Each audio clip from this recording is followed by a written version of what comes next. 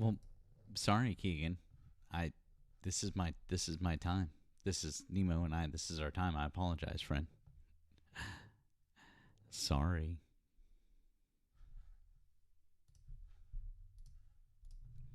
Don't hate us.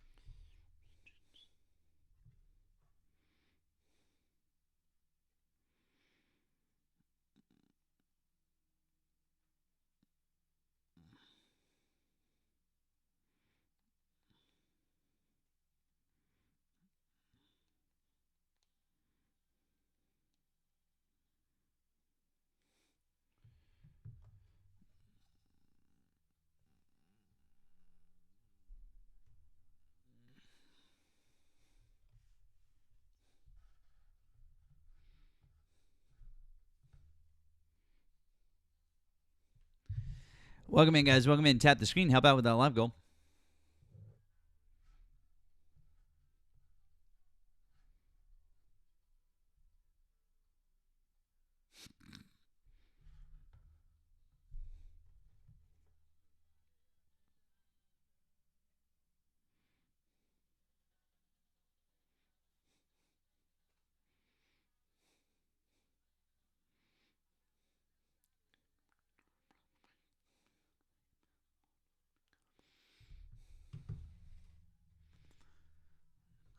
Welcome in, guys. Tap that screen. Help out with the live goal. If you voted for Donald Trump, you're welcome to hop in the box, or you're welcome to call in. Call in.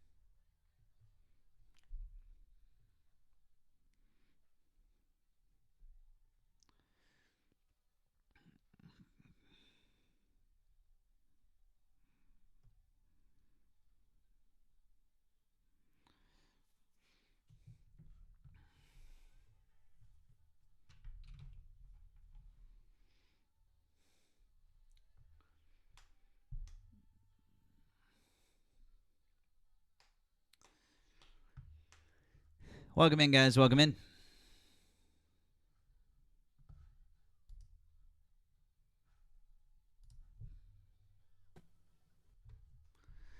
Nemo will be here shortly. We're going to redo that live goal. I want you guys to tap that out again. Help out. Appreciate you.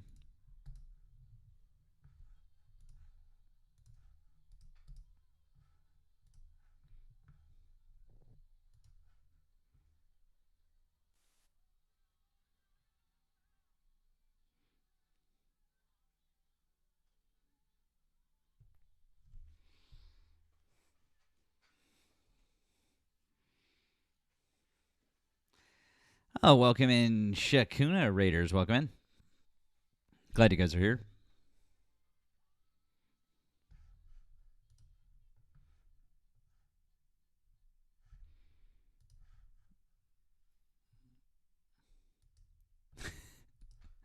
Sea Dog is trash. I mean, you said it, not me. All right, let's see here.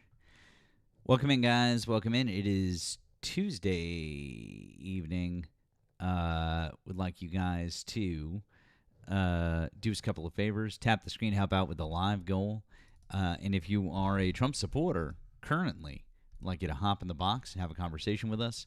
Or you can call in. That phone number is above my head. It's also pinned in the chat over on the tube. Or if you're over on Twitch. Charles, I see there in the queue, but you're a friendly friend, I think. Fairly. Hello. Guys, hi. Are you a Trump supporter? I am. Okay. How old are you and what state are you in? I'm 22 in Florida. Okay. Why do you currently still support Donald Trump? Immigration, wars, etc., etc., etc. Immigration, wars, etc., etc., etc. Okay. Yes, maybe yes, yes, very much.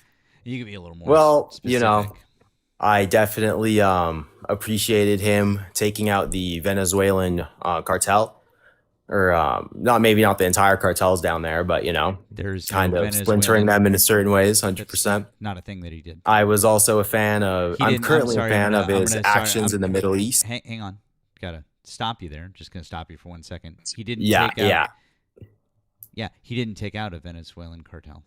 Or any of them. Yeah, that's I retracted that statement. I had to retract that. Yeah. Oh, okay, cool. So, you didn't really though. I did actually. I did. No, you said that he didn't take. I changed the word to sponsoring you have their operations. Yeah. One more time to try and run over one of us. You will. I would never run you guys over. But I think what again. Yeah. You said that he took out part of the cartel. That's not a retraction. I said he splintered their operation. Their operation, which implies that the cartel exists. I don't know if they were specifically the cartel. I know they were affiliated. I know they were affiliated in certain ways. You don't know if the cartel exists, but you know that the operations were splintered. I know that there's probably multiple cartels down there. Oh, so more than one. I mean, yeah, Sinaloa, probably Medellin. Sinaloa cartel is a Mexican cartel. Well, yeah. I said down there. I said down there. Okay. Is Mexico near Venezuela? I'm sure they do some like fucking deals, like once in a while. They're like, yo, man, like I'll scratch your back, you scratch. It's just business, I'm sure cartels do B2B business and shit. Do you know who does business with the Sinaloa cartel? The CIA sometimes. Close. The White House. We let in 17 members of the family, or 17 family members of leaders of the Sinaloa cartel into the United States not that long ago. Also, we pardoned Mr. What's-His-Face, Juan Hernandez, the former president of Honduras. I'm totally fine with that. Yeah, he worked with the Sinaloa cartel to move over 400. Yeah, I'm totally fine with that. And Ross You're totally Ulbricht, fine with that? And, the guy who ran, what's that, Silk Road? I'm totally fine with that, yeah. Yeah? Yeah. Why? Well, I'm sure they did some backhand deals, backdoor deals. I'm sure they didn't just release them for fun because like they thought it would be a funny prank, right? So I'm sure you guys are mature and you don't believe that, the latter is true, or the former rather. What? Huh? They didn't release the Honduras terrorists because they thought it was a funny joke. Okay. They obviously had their reasons. They had their reasons for doing it. Okay. Yeah, I'm sure you all know it. You guys are, you guys are mature people, I hope. Yeah. And I think you know that, right? I think you know that.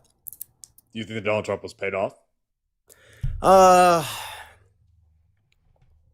Not more than any other politician, right? Now, I think he could be better, but I think all politicians have their holes, Yeah.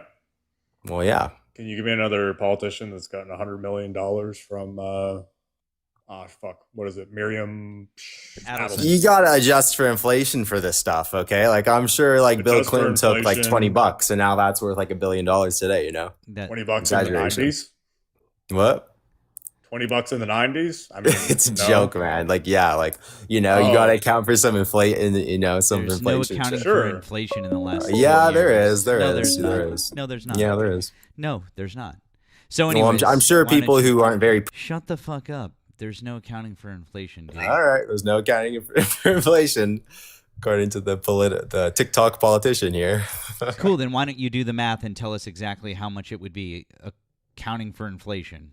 Yeah, it was just a joke, right? I said no, since I thought you were harping on it, so why don't you go fucking figure it out and come back and tell us?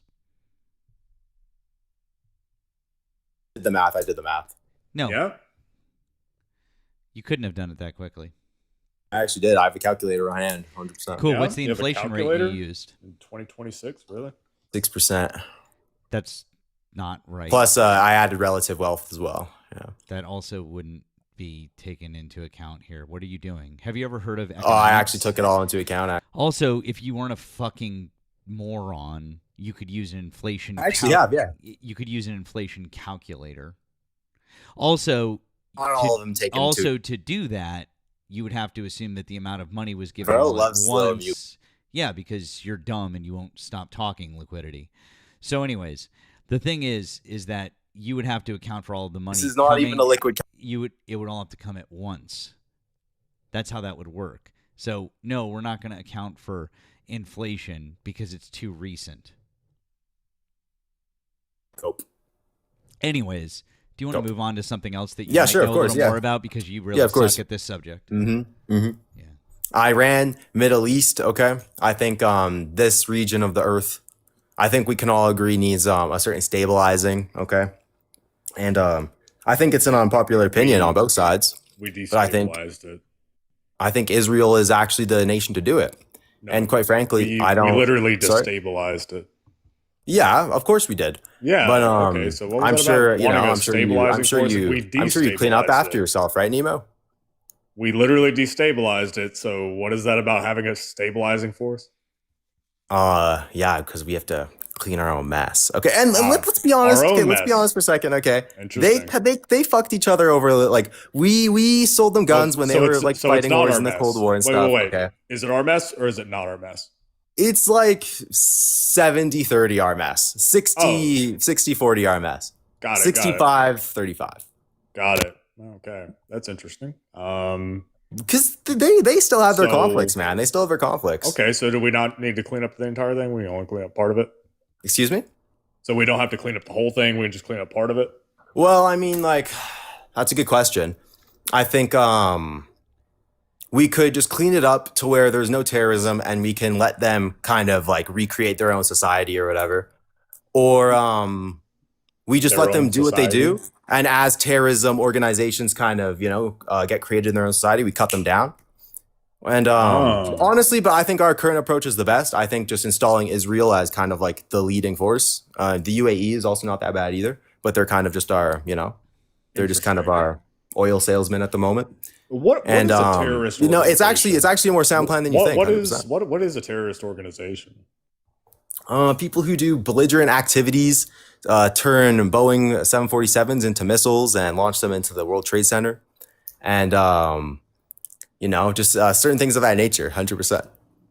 Certain things of that nature. Yeah. Interesting. Answer to no one, think of no one, explode everyone, right? Oh. So Mossad. Yeah. Wow. So you want to put a terrorist organization in charge of? Well, listen. Seems like a terrible idea. Yeah, but the thing is, they're quite sophisticated. You never played Risk, did you? Like that little board game called Risk. I'm assuming you're probably too young for that, right? I haven't. No, Nemo. That explains everything. Yeah. Okay, well, I'll explain something to you. Okay, like you could consider the United States a terrorist organization. Okay. And I think they bring quite a lot of prosperity to certain people, We definitely back a lot of terrorist organizations. And I think that... we literally fought alongside ISIS whenever we were trying to depose the Syrian president, Bashar al-Assad. Well, he was a communist, right? So we have to... Assad was a communist? What the fuck? Yes, he was, 100%. Bro, what the fuck? Yes. Jesus. Yes. Is this kid okay? I'm the most okay, actually. Did he just say that? Did those words really just come out of his mouth? I fucking can't with these people. I fucking can't with these people today. Jesus Christ. You know how they say, Max, you know I'm right. You know how they say, like, so you shouldn't drink if you're pregnant, shouldn't smoke. I don't drink. I'm pretty sure that his mom did some serious bong rips. Like, she's definitely not a drinker. Like a bubbler. Like just went full bore on that shit. Yeah, that's why Nemo said, obviously she's not a drinker. That's why Nemo said she took some rips. Like a bunch, probably. Definitely not that either. Oh, is she a smoker? No. Oh, my God, no. Did she take a lot of Tylenol? Mm-mm. Boofing? What's that? Oh, it's that one. Hoofing? Boofing. What's hoofing? Is that huff and paint? No, boofing. It's what Kavanaugh did. I don't know who that is, man. I'm not that old. Of course not. Of course you wouldn't know who Kavanaugh is. No, I'm just trying to help you guys out, man. I don't think we need to help us out. I don't think we need to be disrespectful for no reason. How are you helping us? Well, I'm trying to educate you guys on how things are, right? And the actions and the corrective actions we should take to kind of secure the Middle East and secure the country by extension. The Middle East, you're fucking insane, dude. No, what do you mean? That's not going to happen. What I mean is that Mossad running the Middle East would be absolutely terrible. Okay, listen, Nemo. Listen. Okay, look at these countries in the Middle East, or these cities in these countries, they're cities and countries in the Middle East. Listen, man, they got what do they have? Okay, they have Abu Dhabi, they have Dubai, and they have the other one that starts with a K, and they have Israel. Okay, those are the only places where you can reliably get food and water and a toilet that flushes. Okay, no one wants to be. Listen, no one wants to be. Okay, well, I haven't been there. Those places. Kind of the biggest one. It's crazy how you just didn't. Okay, but let's be honest, right? It's literally susceptible to bombing. It's susceptible to bombing. It's susceptible to bombing at this current moment. I'm pretty sure so are all the ones that you mentioned just now. Dubai? You know what? You Abu got me on Dhabi? that. I don't think that Dubai has Abu Dhabi. Didn't Abu Dhabi get hit early on in this conflict? I think there was drones flying around the 5M and on Palm Jumeirah and stuff, but they didn't strike or anything. Am I making shit up in my head? Hold on. It was in Dubai, by the Palm. Dude, but the point is, if they start fucking around with them, that's actually United States is gonna they're gonna get involved heavily. You know what I mean? That's a don't fuck around kind of place. You know what I mean? So but all the other ones are kind of free game. Okay, and I just think it's important to actually bring civilization to uncivilized places. Okay, even if it looks civilized on the outside, you have to kind of take an inventory and say, all right, how will this city place stand, or will it? What is an uncivilized place? I don't know, Syria, Lebanon. No. Yeah, I didn't ask you. I didn't ask you to say the name of a place. I want you to define what makes a place uncivilized. Okay, so soon to be rubble, already rubble. No. Yeah. No, yeah. I said I want you to define what makes a place uncivilized. Being able to blow a place up doesn't make it uncivilized. Okay. Explain what makes something uncivilized. Basically, people. I know, Erika. Oh. Conducive to creating. I knew I wasn't crazy. Yeah. Well, of course. Iran fires missiles at Gulf Arab states. 1 killed in Abu Dhabi. This was on February 28th. This was literally the first day. Gotta lock in, dude. Yeah, Nemo was right. Yeah. So, anyways. Yeah, it's one, though. It's one. There's just one. Come on, dude. Seriously? One? You got a whole bomb? You have a fucking flying bomb, dude? I'm getting more than one. I'll tell you that much. Anyways, I'd like you to explain what makes a place uncivilized. I already told you, okay? No, you actually didn't. So what I want you to do is getting the Avengers, dude. Keep it fair, okay? No, what I want you to do is I want you to explain what makes a place uncivilized. What about it would make it uncivilized? A place that harbors individuals conducive to creating terrorist organizations. So, like the United States of America? No, there's Israel? No. Israel. Israel is actually a really good one. No, so Israel's a beautiful. Israel's actually. Yeah. So Israel. Literally, the IDF fits the definition of a terrorist organization, and they're committing a genocide in real time. So I'll caveat it for you. If you want to talk about uncivil, I'm still. I'm trying to help you. I'm in the middle of a fucking sentence. Don't interrupt me. So if you want to talk about uncivilized, then that would be absolutely part of it. Or if you want to talk about people that foment terrorist organizations, ICE is a terrorist organization right here in the United States of America. So if that makes people uncivilized, we're uncivilized. Is that what you were trying to say? I'd say that or is that because you just couldn't figure out what the fuck you were saying and you just said the no, actually, I know exactly. Because you're a fucking chode.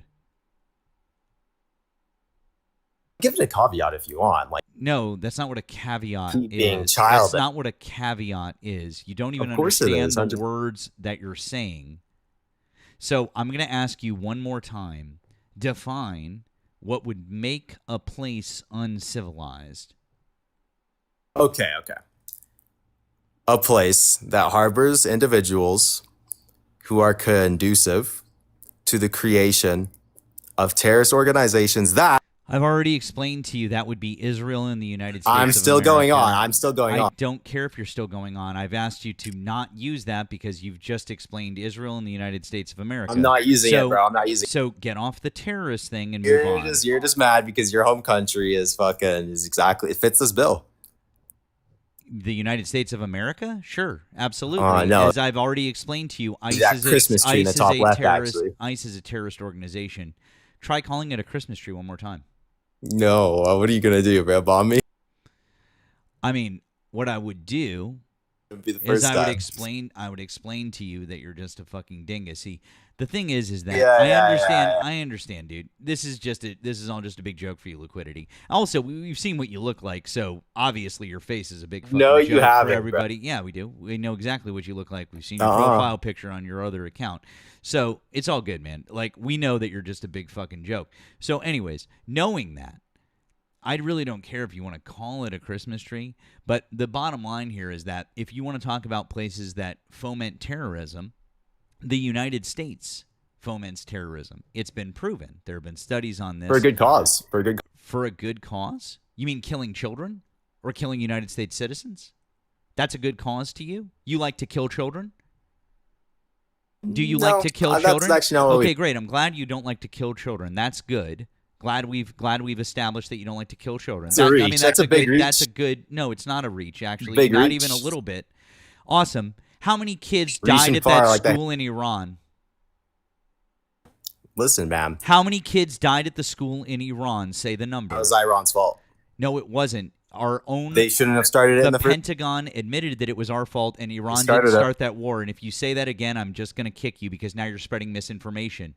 The Pentagon said it. The Pentagon said that it was our fault. Say it again. I'm not saying they didn't. I'm not saying say it. Good. It was our fault. Say it.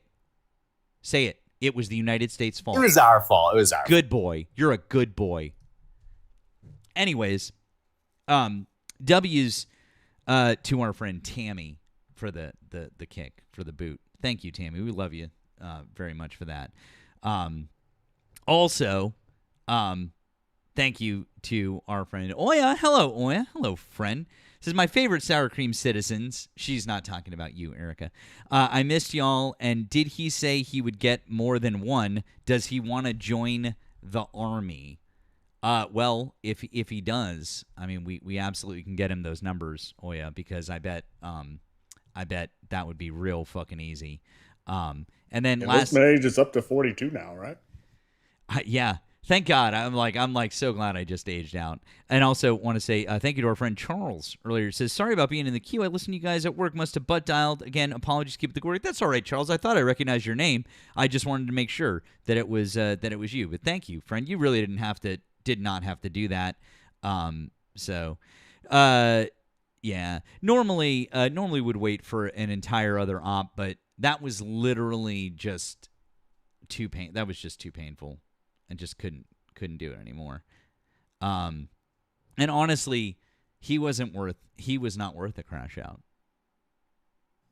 You know that that one friend that you had in college, not really like a friend, like, you know, neighbors, and he's your plug. So you know, all right. And he's just like very obviously consuming entirely too much plant and is speaking entirely through his nose, really nasally, high, kind of high voice like this, really nasally, and for whatever reason has an extremely high metabolism. So homeboy is just skinny as shit for whatever reason. Has made Bob Marley his entire personality, despite not ever leaving America at all. And without ever leaving Idaho. True. Cornhole, I invited you to come on up if you're gonna sit there and chirp in the chat. You should probably come on up and have a conversation. Hi, Erika. How are you, friend? I'm doing well. I was coming to tell you about Gaius, but okay. I mean, I knew it's liquidity. I mean, I knew. I was just we literally had nobody else. Here, I'm gonna answer this real quick. Hi, thanks for calling the stream. Are you a Trump supporter? Yes. Okay. How old are you and what state are you in? 40, New Jersey. Okay. Why do you still support Donald Trump as of August 2026? Because I'm against killing babies. Cool. I'm against killing babies too, but that's not what an abortion is. Yes, it is. They have a heartbeat at 1 month old. That doesn't. So you doesn't wait, make hold them on a second. hold so on. you believe in Excuse abortion me, I'm so for sorry. how many months up do you believe excuse abortion? me, sir. You just said something. Listen to me. Sir, Listen to me, buddy. You just said you something. You believe in abortion because you're a barbarian. Okay, sir. You just probably said also something. believe in sex change operations for minors too, right? Okay. And you think you have some sort of moral high ground? I'll just let you to go for a second. I mean, let me know when you're done. Transvestites and children, and you believe in abortion? Are you done yet? Can I talk now no, on my done. own show? Oh, because no, you're not? Pathetic. Okay, cool. You just keep talking. Keep going, Kenneth. He's on hold. That Lipitor's kicking in. Come on, let's go. Oh, he hung up. Dude, his cortisol maxing. What the heck was that? You know, bro, if you wanted to have a conversation, we could have a conversation. But, like, if you're going to say a couple of things, you have to, like, stop and let us respond. That's everything you just said was wrong. That was why I was trying to stop you. But we could have had a conversation about that. But it honestly, it just kind of goes to show. Yes, Erika, absolutely. See, I was gonna point that out. Our other friend Erika had pointed out to me that at 1 month old, the fetus is actually only 2 weeks. That's how that works. So from a developmental standpoint, that is fucking incorrect. So abso-fucking-lutely not. I know. Yeah. I for one, whenever I get a bag of sunflower seeds, like from the store, you can eat them. I call them sunflowers. Yeah, I just call them sunflowers, and I just go up to I want a bag of sunflowers, and they're like, "Sir, this is a Wendy's. Why are you here to get sunflowers?" Okay, you should probably go to the garden section. I don't even think that they sell sunflowers in a gardening section in Lowe's, but whatever. No, the sunflowers you can eat. Sunflower seeds. Sunflowers, you ignorant person. They're sunflowers. No, thank you. If they can't, they can't tell me where sunflowers grow, then I can't have the conversation about abortion with them. Just how I operate. I mean, we couldn't even get to a baseline with that guy, Erika. I was like, maybe we could start at when he's like, well, they have a heartbeat. I'm like, okay, well, let's I was like, oh, calm the fuck down, bro. Star in the chat, I muted you because you were spamming the chat, number one. But you need to come on up and have a conversation with us. Yeah, that'd be great. Erika needs protection. Ask her why. Oh yeah, from other men, like from men. Oh, I mean, Because today on my live, I was like, I gotta get one of those things they call a man, to do the maintenance stuff that I don't want to do.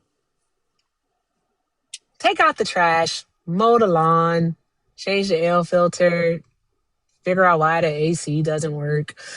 I put like Freon in my car, all that stuff. oh, I'm dealing with the figuring out the AC thing right now. Fucking sucks. I'll say that. It fucking sucks, Nemo. The people are like coming, like the AC people are coming tomorrow morning, and it like I don't want to know what's wrong with it. I just want them to fix it. Just fix it because it's just hot. It's hot. And blinker fluid, yeah, blinker fluid. I don't know what blinker fluid is. Well, in the Northeast, we call turn signals blinkers. It's a joke. So there's no such thing as blinker or turn signal fluid. So That's what the joke is. Oh, yeah. Someone told me that's for my eyes. I need help. I'm sorry that I don't live closer to both of you. I feel like about 85% of that list I could assist with just as a buddy. But sorry guys. So apologize. Sorry. Yeah. But I don't know. Has it been like this for you? Like, cause you ended super early last night, didn't you? I ended really early because I was just fucking tired. That's why I was just like, well, actually, it wasn't super early. It was like 1. It wasn't like crazy early. Yeah, it was about an hour early. Yeah, but okay. Yeah. So, but yeah, no, it's been weird. People have been weird. People have been shitty. Like if that guy that we were talking to a few minutes ago, like, bro, if you could just, we'll have a conversation for you, but like, just like people, if you want to call it, like, you gotta like stop at some point. Like, you just can't scream at us that we're baby killers. Like, it's really not gonna work. It's not how you have a productive conversation. I found myself just like screaming, like, why the fuck won't you shut up? Like, I've screamed that. I can't scream that where I'm at right now, but like, I've found myself doing that quite a bit. It's been fun. I might have screamed a bit earlier. It's entirely possible. A little bit.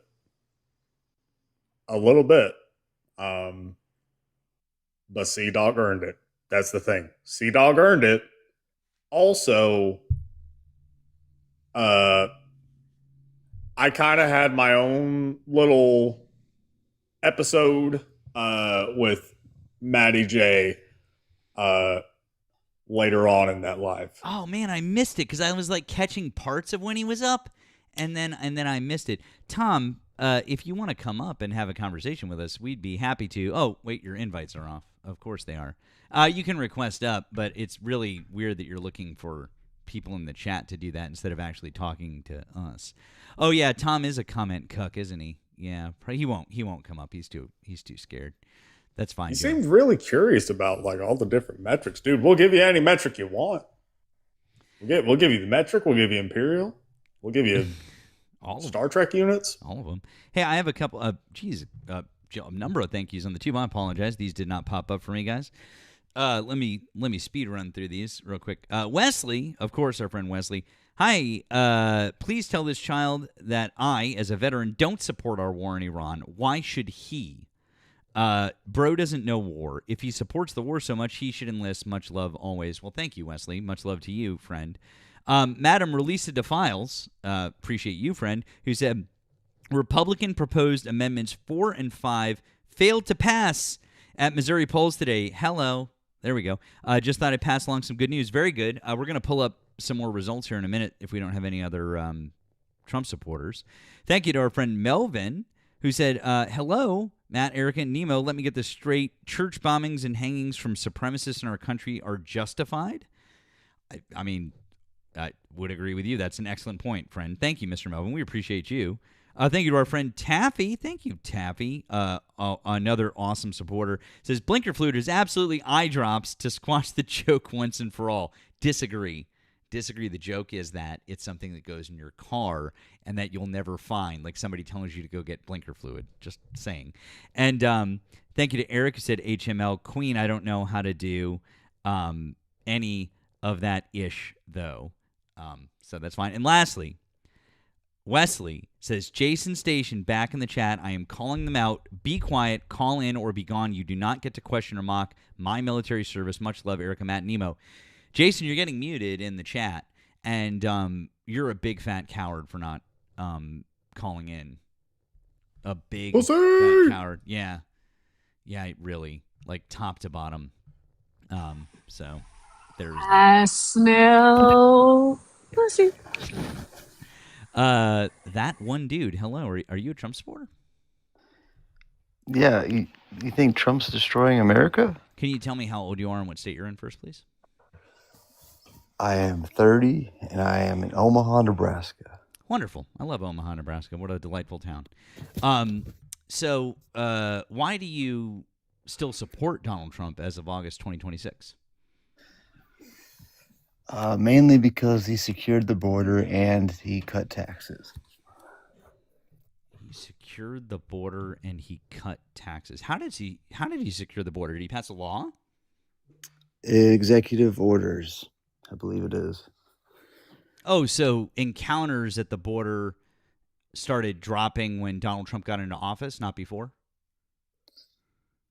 They fell 90% with Trump in office. No. I'm asking you, did they start falling when Donald Trump got into office, or was the majority of them falling before he got into office?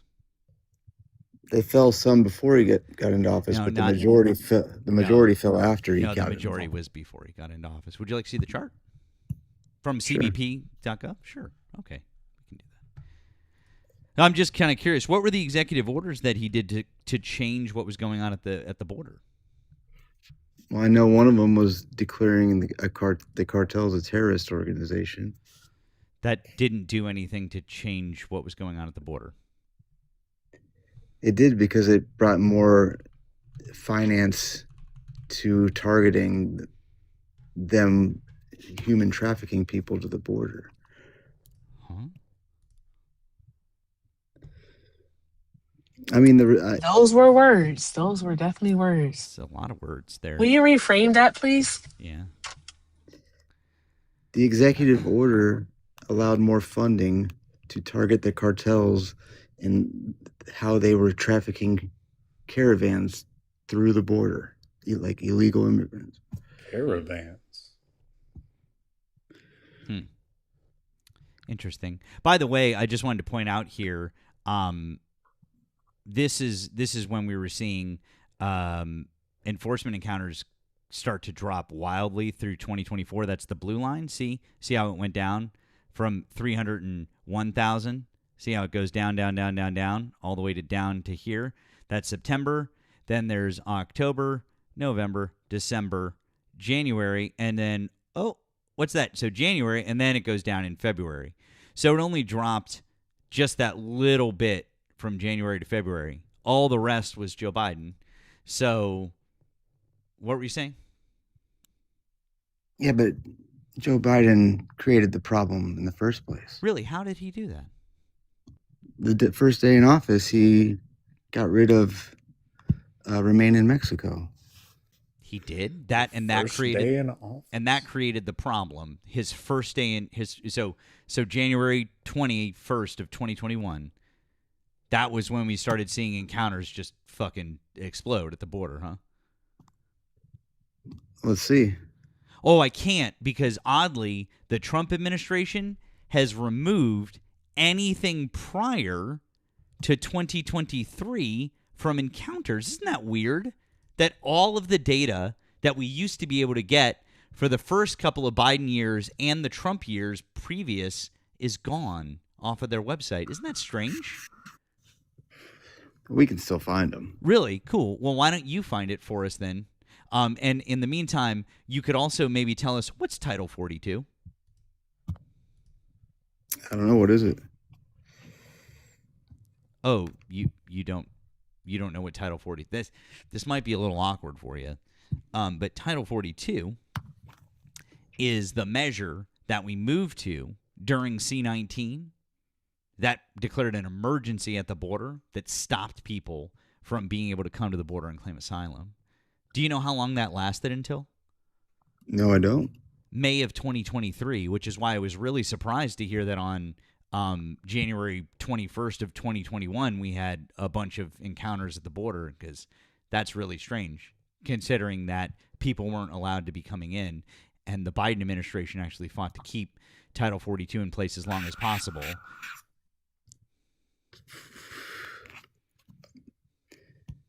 Let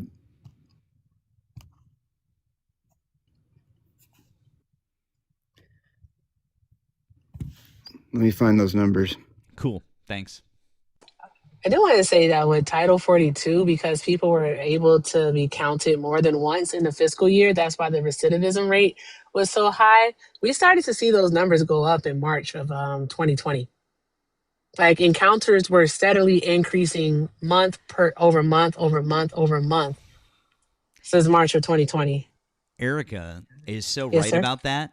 Oh, I was just saying, I just wanted to point out that you're so right about that. One of my all-time favorite things is the chart that Donald Trump showed behind him when it showed the numbers starting to spike in April of 2020. Exactly.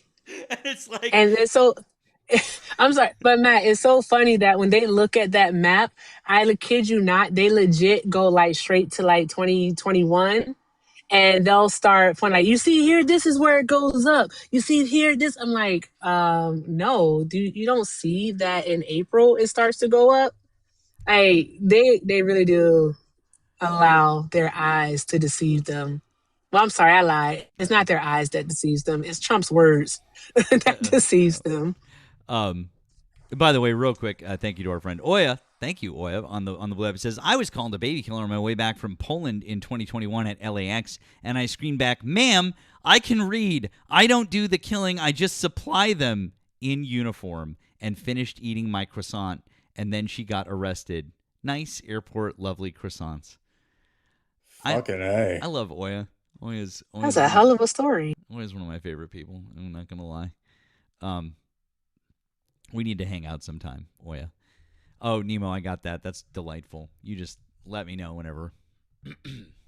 Anytime. Yeah. Yeah. Also, this is from the live I was in before. Nicholas, in case you're watching, this is your question that you sent to me through PayPal earlier. You said, could you or someone on the panel give a good book recommendation on American history that they don't teach in school? I'd like to learn more. I'm in the live right now. Nicholas, I hope you're in this live now as well. So, people's history of the United States, definitely. Resistance history of the United States, also very, very, very good. And indigenous people's history of the United States, also. Yep. Black as fuck history. I also like War is a Racket. Not necessarily like a history explicitly, but it goes through history because it talks about just, oh man, all the things. That one dude. Hey, are you still with us? Yeah. I think it looks like you got to download the old numbers. Oh, okay. Got to download the old numbers. Yeah, it's like an archive file. I'll tell you what. I'll try to download those. We can continue the conversation. So, all right. So there's one thing that you mentioned earlier. You said that, basically, the problem started when Biden got into office. Something like that? It accelerated. Okay. So what did you mean by that? It means the encounters and the gotaways dramatically increased and accelerated. Okay. Were there any issues under Trump's first term? Yeah, but no, not anywhere near what Biden had going on. You sure? Yeah. I don't know. You know those caravans, those things that they played on like Fox News to scare us pale folk. Oh God, one of them caravans from Guatemala. Yeah, that's from 2018. What's really funny is there's a graph somewhere of the amount of times that Fox News mentioned the word caravan in the run up to the midterm elections in 2018. And then it kept tracking it after. And it was just this huge spike right before the midterm elections. And the second that the midterms are over, off a cliff. They don't talk about caravans anymore. So weird. Why? So weird. Could it be fear mongering? I think it is that. Trump also, he declared a national state of emergency, I think, in 2019, early 2019, I think, related to the border.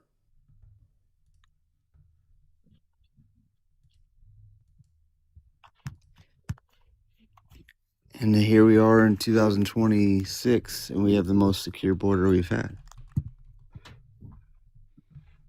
Really? How do you know? The numbers from the CBP. The numbers from the CBP, which are encounters. What is an encounter? When they encounter someone at the border. And then what? And then they decide if they have legal status to come in or give them a case. Or an encounter means that they take enforcement action against those people. So yeah, I'm pretty sure that if it's like an asylum claim, that wouldn't be counted towards that, right? Well, it would be an encounter, but also if the same person comes to the border twice in a day, that person gets counted twice. Right. So encounters don't mean crossings. You think it means crossings, but they don't mean crossings. Encounters just mean we got them. So there's no way to track crossings. So how do you know that the border is secure? Because we don't have all these gotaways. Do you know how we measure gotaways?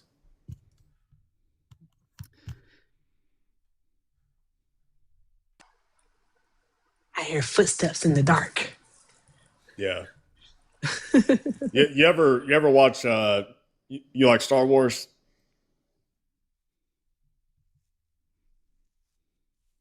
Oh, he went off app. Shit. Hello. You still with us?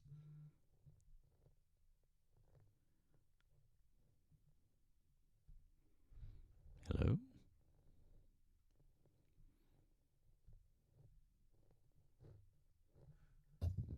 This is fun. Oh no, don't go. Come back. Bye. I was gonna do like a deep cut. I was gonna talk about how Obi-Wan in the original Star Wars tells Luke about how, was it the Jawas that they do single file, so they hide their numbers, but then the others they don't. Yeah. Bryce, hello. Are you a Trump supporter?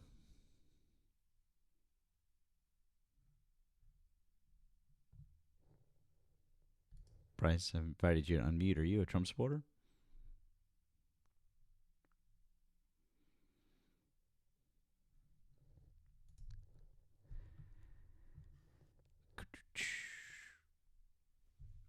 Well, that was a lovely apple, but not what we're looking for tonight. Thank you.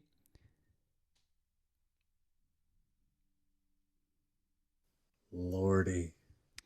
Thank you, Tammy, for the blue app. By the way, we love the TikTok shop. You know how much I love the TikTok shop? I mentioned People's History of the United States earlier, and you guys can grab it from the showcase, my profile. It is absolutely fucking delightful. So I recommend you guys grab it. You should. Let's see what else we got here. By the way, thank you, Tammy, on the blue app. Tammy on the blue app says, tell Tom C that this fat bitch shut his Trump cock holster up. That was for you. Okay. Nice. It's for you, Tom. That's what's up. I just wanted to say, Mr. Melvin, I got your email. I will definitely read it, sir, and get back to you tonight. Politics. I mean, can I get a fucking word in?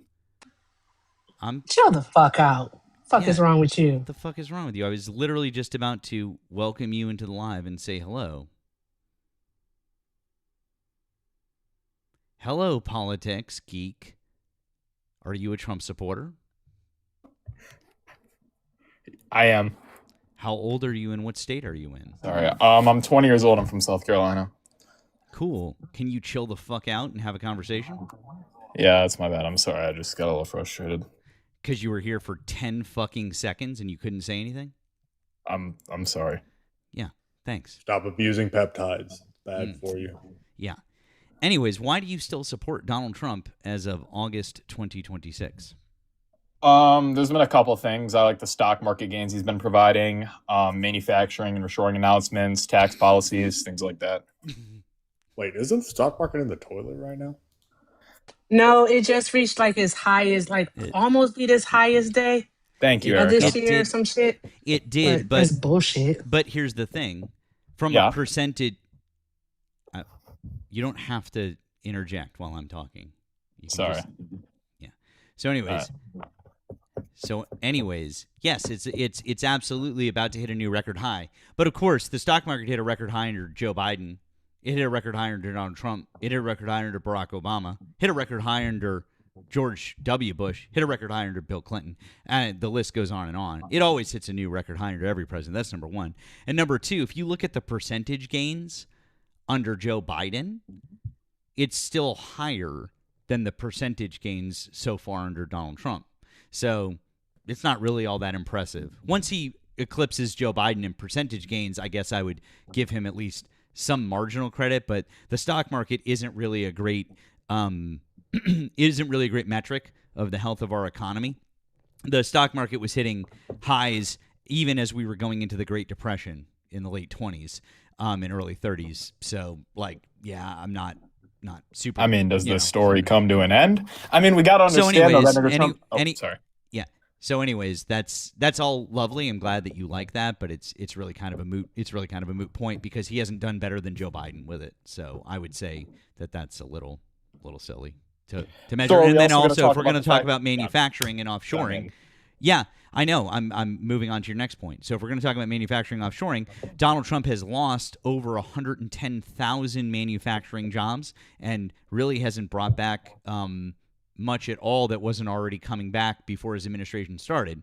Unlike Joe Biden, who did the Chips and Science Act and actually brought manufacturing back to America to the tune of hundreds of billions of dollars, 100 different sites over 29 different states. So what has Donald Trump done? Well, that nigger Trump also provided a lot more funding for HBCUs. I mean, if we take a look at the spending on HBCUs, you'll see a dramatic increase. Why are you pivoting away from manufacturing and going to HBCUs? Is it because you know that you can't defend that point? Well, if you'd stop putting me on mute, maybe I could fucking reply. But did he say that? Yeah. Okay. Yeah. Okay. Cool. I wasn't sure. By the way, TikTok, we do absolutely fucking love the TikTok shop. I couldn't tell. I'm not gonna lie. You said the N-word? Yeah, hard R and everything. Yeah. I didn't hear him. I wasn't even paying attention, to be perfectly honest with you. Yeah. That kid was rage baiting the entire time. It's like, this kid's not serious. No, not at yeah, all. He like slipped it in. He like slipped it. He was like talking fast, It was right before the HBCU thing. I heard it. I was like, wait, did he just say like a word that kind of sounded like that? But then conveniently is talking about HBCUs. Oh no. Yeah. No. And then he started giggling. Yeah. So. Yeah. No. Troll behavior. We're just all about, it's just all been troll behavior these days. So classic MAGA. That's MAGA. We're gonna move on and see who else we've got here. Thank you, Mr. Moment. I got your email as well. I'm gonna take a look at that. Also, thank you, friend. All right, let's see what else we got here. Fax Raid, welcome in, Fax Raiders. Appreciate you guys being here. Thank you. Let's see what we got here. Nick, hello. Are you a Trump supporter? Yes, I am. How old are you and what state are you in? I am 21 and I am in Chicago, baby. Okay. The great state of Chicago. Shut the fuck up, bitch, you fucking faggot. I'm sorry, I'm a little angry right now. There we go. That's the same dude, by the way. I don't know. That could have. It sounded like maybe he was a little different, but because he was in the queue while the other guy was up. So, but I don't know. Hard to say. Anyways, bye, Nick. By the way, also we love the TikTok shop. Yes, we did see that TikTok, and we love the TikTok shop very, very much. That's why we recommend that you go and grab People's History of the United States by Howard Zinn. Thank you so much. Was it the same guy? Yeah, maybe Erika. Erika's got a good. She's got a good ear. Thank you once again to our friend Oya. Thank you, Oya. Said, whoa, is Guest okay? He have enough zins and testosterone? Did his mom not cut his sandwich right? Is he still mad that girl he's been stalking rejected him? W's, Oya. W's all the way around. I think that he's most upset because this time when the girl rejected him, she said, Clint, we're siblings. Go away. Oh, Bruh. That's funny. I'll tell you. Let's see here. Jake, hi, are you a Trump supporter? Yes, absolutely. How old are you and what state are you in? I'm 21 from Wyoming. You got to change your voice more. Also, your profile says that you're from Chicago. Oops.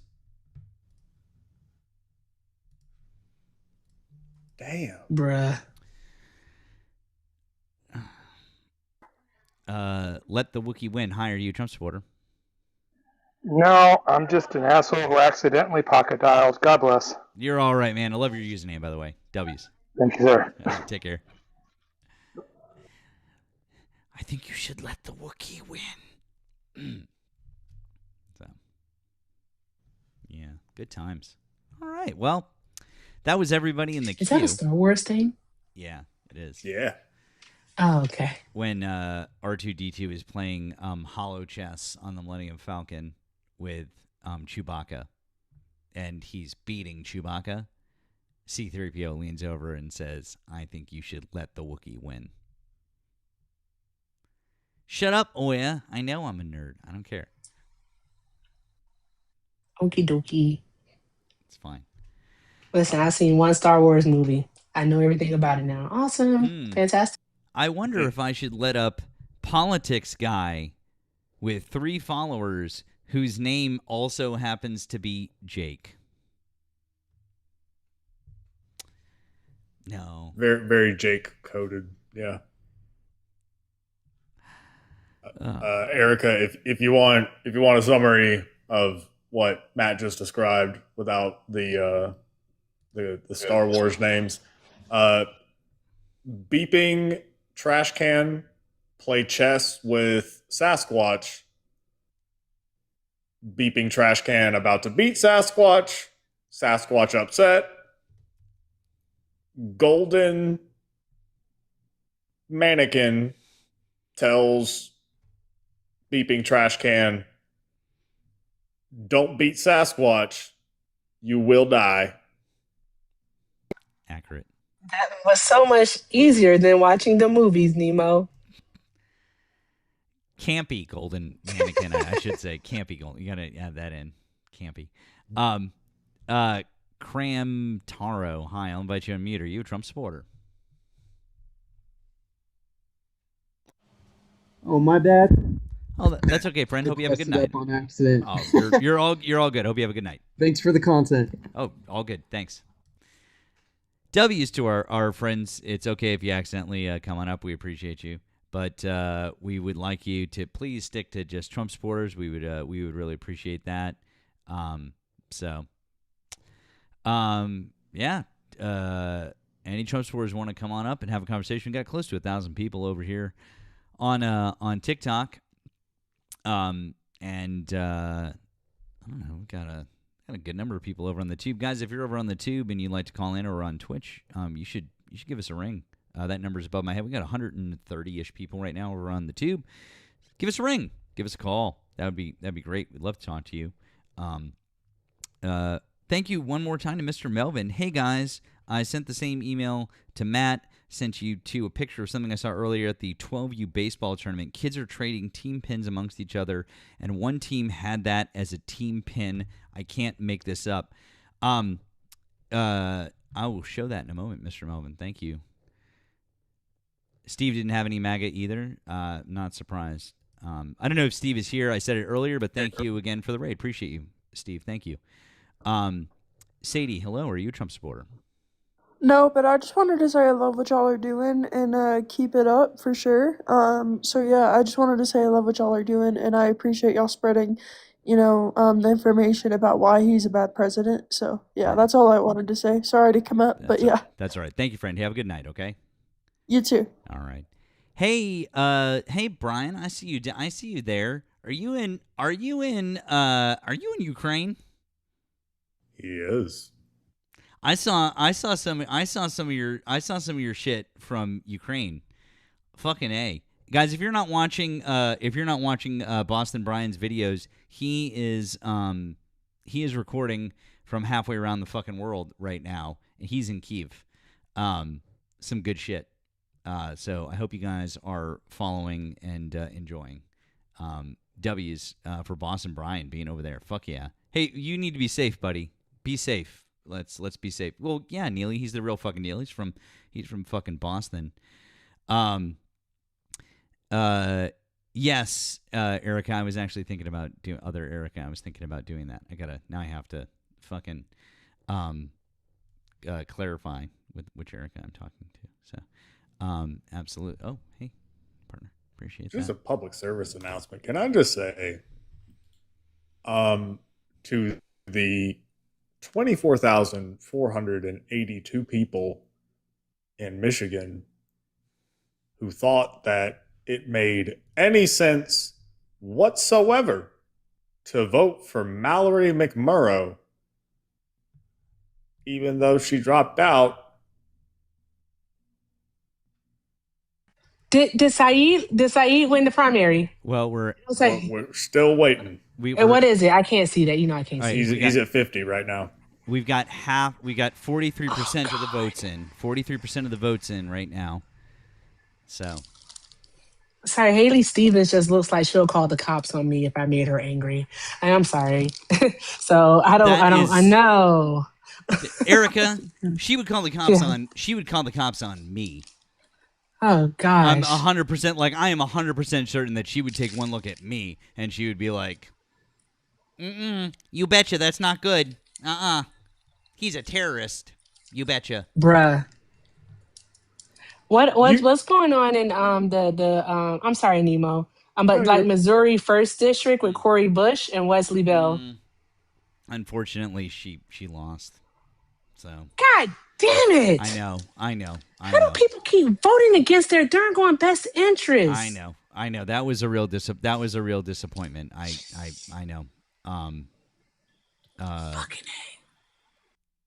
Yeah. But yeah, let's check check some of the other races here. Kansas. There was one in Kansas that I was looking at that I thought was a good. Was it Kansas or Missouri? Who was I looking at? Let's see here.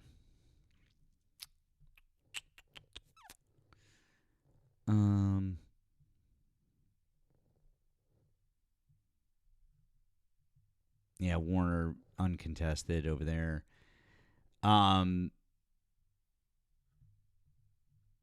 Benson in the Dem primary for Michigan governor.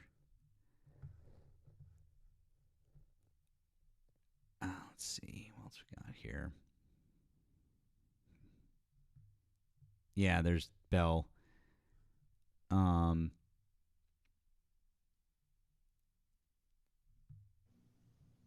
You've seen the viral clip of Haley Stevens, right, Erica? Like the one where she's got the pink jacket on and she's doing some weird ass.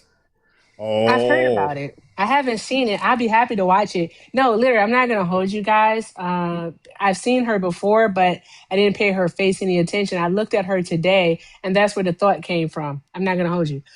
So there's that. If you want to watch it, we can watch it, guys. Yeah, let's do it. Also, is Erika here? British Erika? I'm just a placeholder for the moment. Not going to hold you. I'm British Erika is down in the chat. Yeah. Or she's hanging out. Iskander, I see you there in the request, friend. I'm trying to keep things. We don't want to have too many friendlies up. We really just want to keep it to Trump supporters right now, friend. I see you though.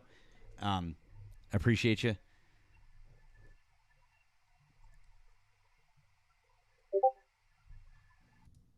So, this is the thing.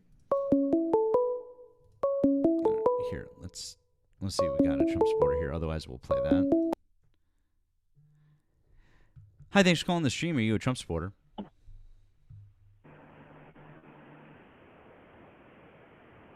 Hello, thank you for calling the stream. Are you a Trump supporter?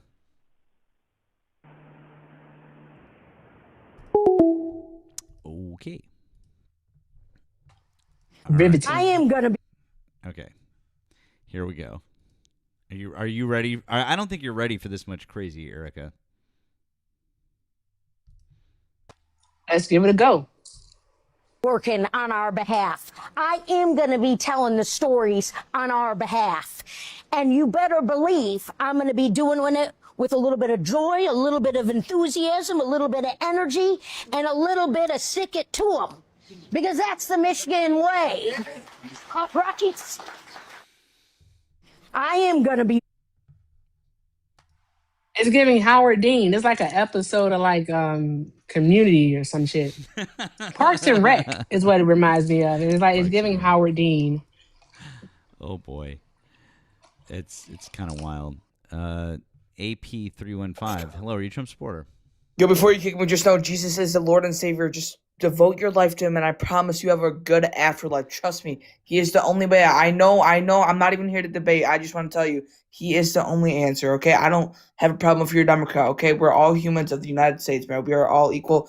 I know we have our different ways, but we are all citizens at the end of the day. Can I give you a little bit of advice? What? How old are you? How old are you? Okay. I'm going to give you a little bit of advice anyways, dude. I know that what you think you're doing is good and what you think you're doing is right, but shit like that, it turns people off. If you really wanted to convert people to God, to Christianity, to Jesus Christ, the thing to do is to go out and act like he acted. If you really wanted to convert people. Now, I'm not going to start believing because you told me to get saved or because I should believe in Jesus. But at the very least, if I saw a bunch of people who were acting in the way that Jesus Christ did, people were going out and they were not trying to be rich, they were feeding the poor, feeding the hungry, helping the poor, taking care of the sick, visiting people in prison, catering and to them and helping, trying to help them and doing all of those different things, welcoming the stranger in a strange land, taking Matthew 25:31-46 to fucking heart. That is something that would, at the very least, it would inspire me to say, like, hey, that's a group of people that I might want to be associated with or be like. But telling somebody that they should just accept Jesus Christ as their Lord and Savior isn't the way to go. I strongly recommend that you not do shit like that because it is an immediate turnoff. And I mean that sincerely. That's some genuine advice I'm trying to give you. Yeah. If you're listening, it's not, I'm pretty sure that what you did there was called Pascal's wager. I have to go back to my atheism skeptic sphere days back when I used to watch that shit all the time. Pascal's wager, very simply, it's a philosophical argument that basically boils down to, well, just in case, you should probably believe, just in case, insurance policy. That's essentially what it is. Mm-hmm. Not a very convincing argument. But I agree with what Matt said. I myself am not a believer or practicing Christian, but I do very much like the stuff that Jesus said. He said a lot of really base stuff. Yeah. Real quick before we move on to our next guest here, and by the way, Nemo's right. He said a lot of base shit. Oya, thank you again on the Blue app. Oya says, to be fair, Matt, without a beard, I'd call the cops on him. He looked like one of them cops off The Wire. You should have seen me with a mustache, Oya. You should have seen me with a mustache. That was a thing. I also have one as well. Chris, Thank you for the 2 on Venmo. You said AP 315. Have you hailed Satan today? And one more from Taffy. Thank you, Taffy. But I saw Jesus' image in a piece of toast. Don't you have faith because of pareidolia? Pareidolia. I can never say that word. Pareidolia. Oh, fuck. Now I'm fucking it up. Now you're fine. I know, right? Fuck. Anyways. All right. Psychro Bob, are you a Trump supporter? Yes, sir. How old are you and what state are you in? I'm 46. I'm from Washington. Okay. Why do you still support Donald Trump as of August 2026? Well, I like a lot of the policies that he's doing. Obviously, the big one that everyone voted for him was the border, so that's pretty good. Many more. I like what Make America Healthy Again is doing in terms of trying to define ultra-processed foods and eventually litigate those out of our grocery stores. I like general conservative values in anyone who's going to be supporting them. I like Supreme Court justices who interpret the Constitution from an originalist perspective rather than, just making up stuff as they go along. They're top to bottom, he's doing a pretty good job. May I just ask one question? Go ahead. Why would you want to live in a society where the government tells people what to eat? Not recommend, but tells them what to eat. You said you want them to litigate like foods out of our grocery stores. Well, yeah, so I think that ultra-processed foods are akin to poison, so it'd be along those lines. Like, name some ultra-processed foods for us. Yeah, anything that's specifically designed and engineered with a combination of sugars and fats and what have you to bypass the body's natural. I think she asked you specifically to name some. Specifically, just anything. It's about 70% of everything on the grocery stores. You name can't name anything specific? Cereals. Like what? Cereals are bread. No, that you're just being general. My friend here asked you to be specific. What specifically should be banned? Yeah. Again, I said cereals. Okay. Cereal isn't specific. Cereal is incredibly general. Captain Crunch. I don't know why do you care? What does that have to do with the? But here's the thing, though: the majority of our food is GMO. I think you just said it right, because you're not going to be able to list like specifics. And I get it. Upwards of 80% of our food, all right, is GMO. So that means genetically modified. It's a combination of all the things that you mentioned: the sugars, the corns, soybeans, all of those things. All right. You would leave us pretty much without many choices. So why do you want the government to regulate what people can like put in their body? Why do you want like fascism, dictatorship, authoritarianism? I'm confused. Why do you want to be controlled? Well, again, I would I put ultra processed foods akin to poison. I mean, there's been studies where they have two groups, right? Where they have one group eating ultra processed foods, and this is the definition of ultra processed foods. This has been a studied, quantity for many decades now. It's not just genetically modified organisms. That's not ultra processed. But they had the one group eating ultra processed foods and the control group eating normal foods, and it turned out that the ultra processed foods eaters, they were eating 50% more before their body was giving them a signal that they're full, and that's directly attributed to our massive obesity problem in the United States. So I think that this has a compounding effect that wrecks our country from the bottom up. So I mean, okay, that's fine. So you're obviously then for universal health care. Well, if we had a healthier population that wouldn't be so burdensome on the healthcare system, then yes. Do you know how you get that? Do you know how you get that healthier population? Yeah, taking out ultra processed foods. No, by giving everybody universal health care. It's proven that if everyone has access to doctors, they're all healthier. That's why everybody else in every other developed nation that has single-payer healthcare or universal healthcare systems is healthier and better off than we are, because they spend far less on their healthcare and they have far better results than we do.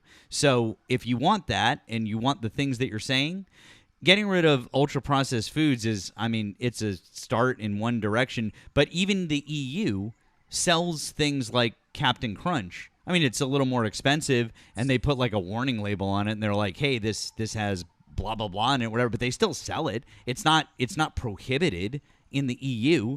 There's a big misnomer that a lot of these things are like prohibited in the EU, and they sell them. They sell a lot of this stuff. They just have warning labels on them and different things like that. But you know what they do have? They all have universal health care. That's why they're healthier than we are, because anyone can go to the doctor at any point in time, and it is proven statistically beyond a shadow of a doubt that if you can go to the doctor at any point in time and you have access to a doctor at any point in time, you're just healthier across the board. So why are you against universal health care?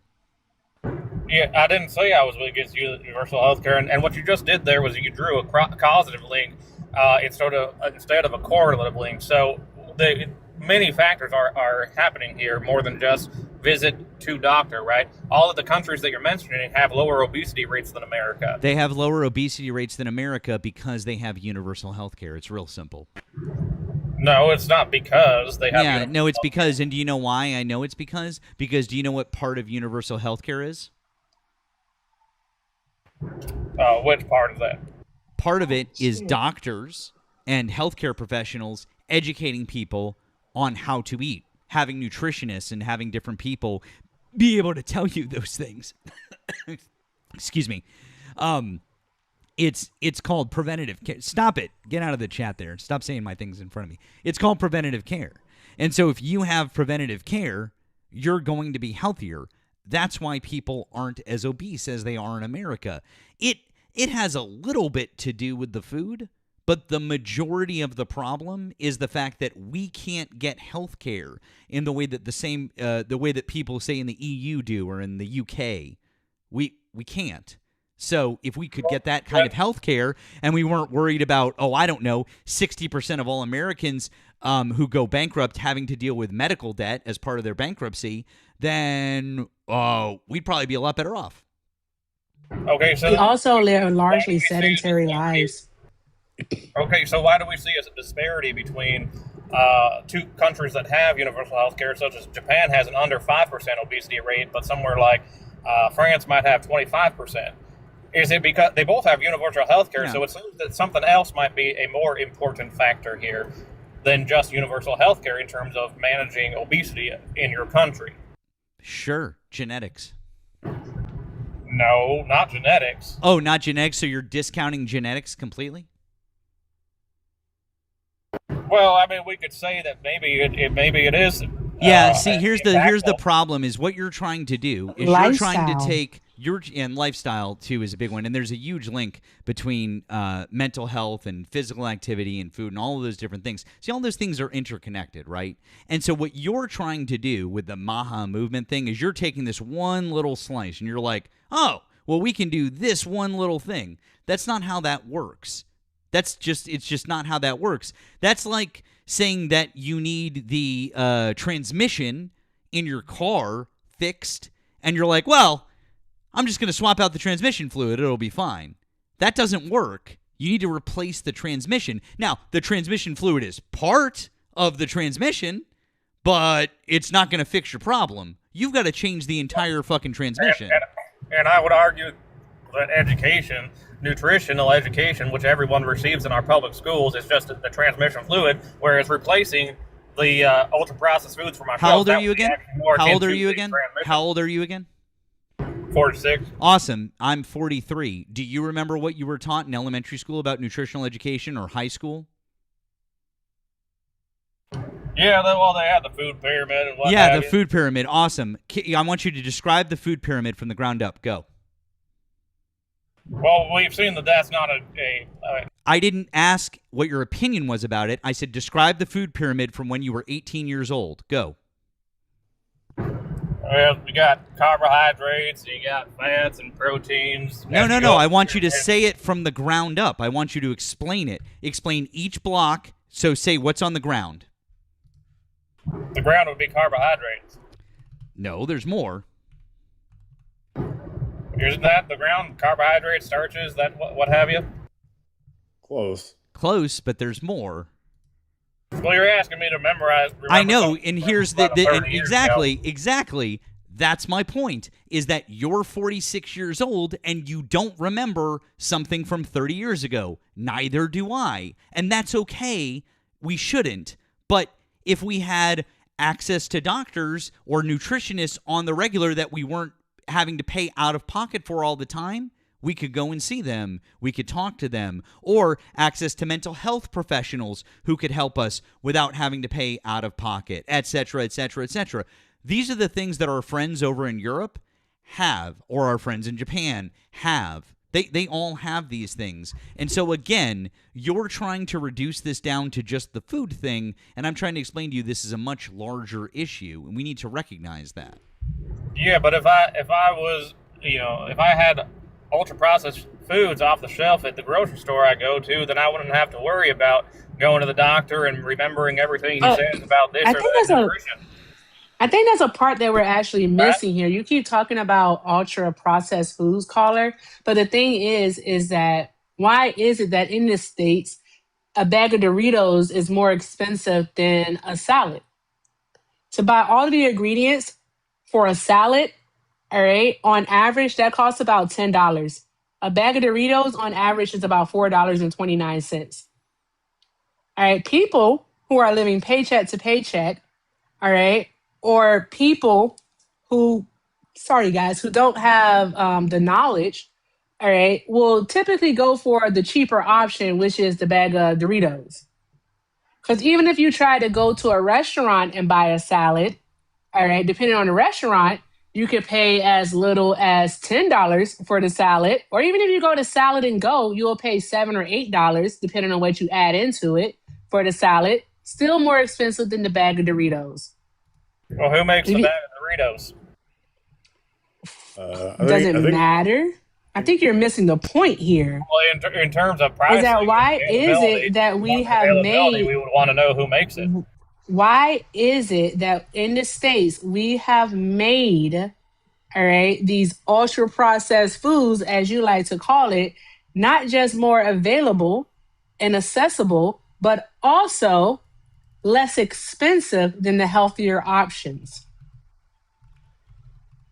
Yeah, well, that's why I was asking who makes the bag of Doritos, because you would have to look at what the ingredients they're putting into it, how available those ingredients are, how cheap those ingredients are. Actually, Erika, it's PepsiCo, which owns Frito-Lay. It's PepsiCo, and okay. yeah, and of course, they donated to both. They donated $1 million to Donald Trump's inaugural campaign. So they're definitely not going anywhere. Nope. So what are you talking about? Nobody's going anywhere until we litigate it. All right, we would have. No, they're not going anywhere because they're huge donors to the Donald Trump campaign, and anyone who donates big money to the Donald Trump campaign, they leave alone. Or did you not see what just happened with Monsanto? Well, I'm glad you brought that up because, the Maha movement that was kicked off by RFK Jr. Right. Now RFK Jr. He does not have a medical background whatsoever. His career was before this. It was a lawyer for like environmental type stuff. And he was successful in that.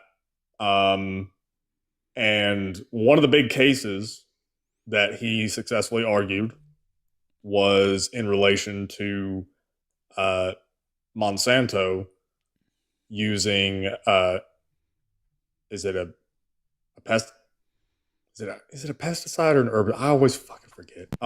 It's a pesticide, right? It's a herbicide. It's a herbicide. Herbicide. I believe it's herbicide because it's for weeds. It's a weed killer. Yeah.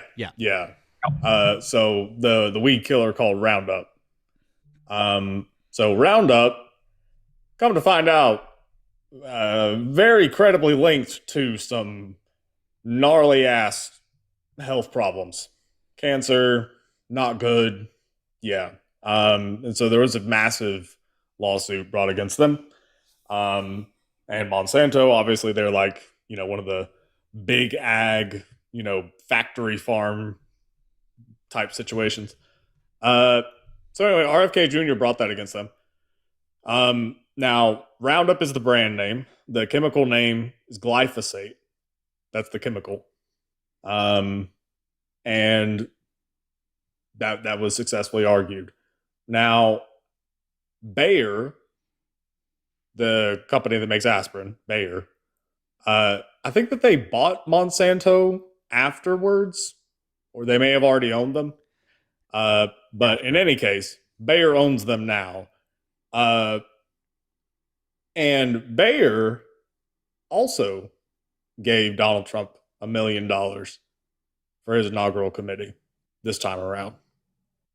And Donald Trump signed an executive order February of this year. Title of it is Promoting the National Defense by Ensuring an Adequate Supply of Elemental Phosphorus and Glyphosate-Based Herbicides. Now, elemental phosphorus, okay. All right, I can see that. Glyphosate-based herbicides, how about no? Why? Because that's Roundup. And Bayer had the patent for that. I think they still do. They still might.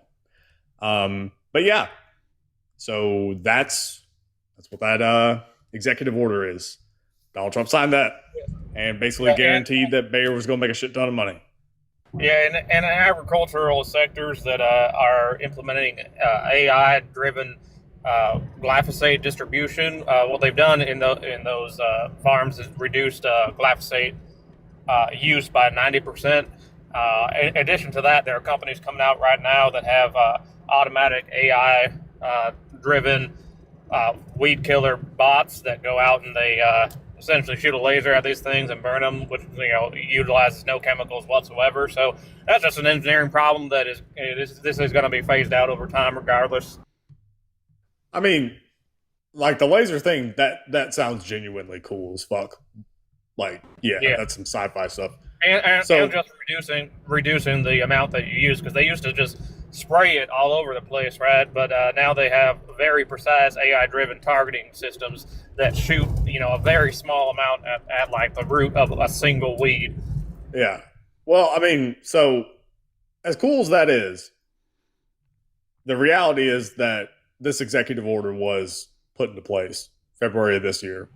So it's a stopgap to keep things running as we implement these new technologies across the agricultural sector. Well, I mean, that it kind of runs counter to the whole "Make America Healthy Again" thing, right? If we are going to increase the usage of glyphosate, which that's what this is about, that seems completely counterintuitive if we're trying to make America healthy. Because, like, I agree with you that there's absolutely like little wonder chemicals in our food, right? It happens. Artificial sweeteners, yeah. And high fructose corn syrup, yeah, no thank you. But glyphosate, that's the other end, right? That's the chemical side of things. Like not even related to, I guess, trying to make the food taste good, just trying to cultivate the food, right? And that's what I'm saying is as we implement these technologies that are drastically reducing our chemical dependency in the agriculture sector, as we do that, the demand for these chemicals are going to rapidly decrease, potentially putting these companies out of business before we fully transition. So the executive order, as far as I understand, will just be making sure that this is available as the industry itself is essentially dying in America. Except for the fact that I just looked it up, and there's no evidence that the industry is dying. And in fact, the most commercial farms are not reducing their glyphosate use at all, because it's still the lowest cost and most highly effective tool for weed control. And that comes from the National Institute of Health and their study on this. So that's not actually happening. So no. What I'm saying, I'm not saying that they're like pushing a mass thing to get everyone's equipment modernized overnight. That's not what I'm saying. But why wouldn't the Trump administration, if they cared about this, and if this was something that the Maha movement cared about, and RFK Jr., who literally litigated this, as Nemo said, why wouldn't they be making moves to force farms to stop using it or reduce its use instead of doing the exact opposite? Well, again, we would just want to have them available as. I'm asking you. I understand what you're saying, but it doesn't make any sense, because if you care about people being healthy, you care about those things, why wouldn't we at least be trying to move in the other direction instead of just, fuck it? What? That doesn't make any sense. And we're already moving in the other direction. No, we're not. We're not moving in the other direction because farms are still using them at the same rate, and there is no legislation, and there's absolutely fucking nothing happening. That's not the Trump administration literally just rubber stamped it. That's what I'm trying to explain. You're just saying things that just aren't true. Like, these are things that are made up in your head. Well, you think that the AI-driven bots that are targeting these weeds, do you think that's just made up in my head? Oh, no. I'm sure that that's real, but nobody's really using them. I just looked it up because people are just how still... long does it take for them to adopt this technology? Well, I don't know. It would probably be a lot fucking quicker if they knew that they had to. But they don't, because there's no incentive for them to. What incentive do they have to stop using it? Well, eventually... No, not eventually. Right now, what incentive do they have to stop using it? What has the Trump administration done to stop farms from using it? The incentive to integrate AI-driven There is no incentive. So the answer you're looking for is none. The answer you're looking for is none.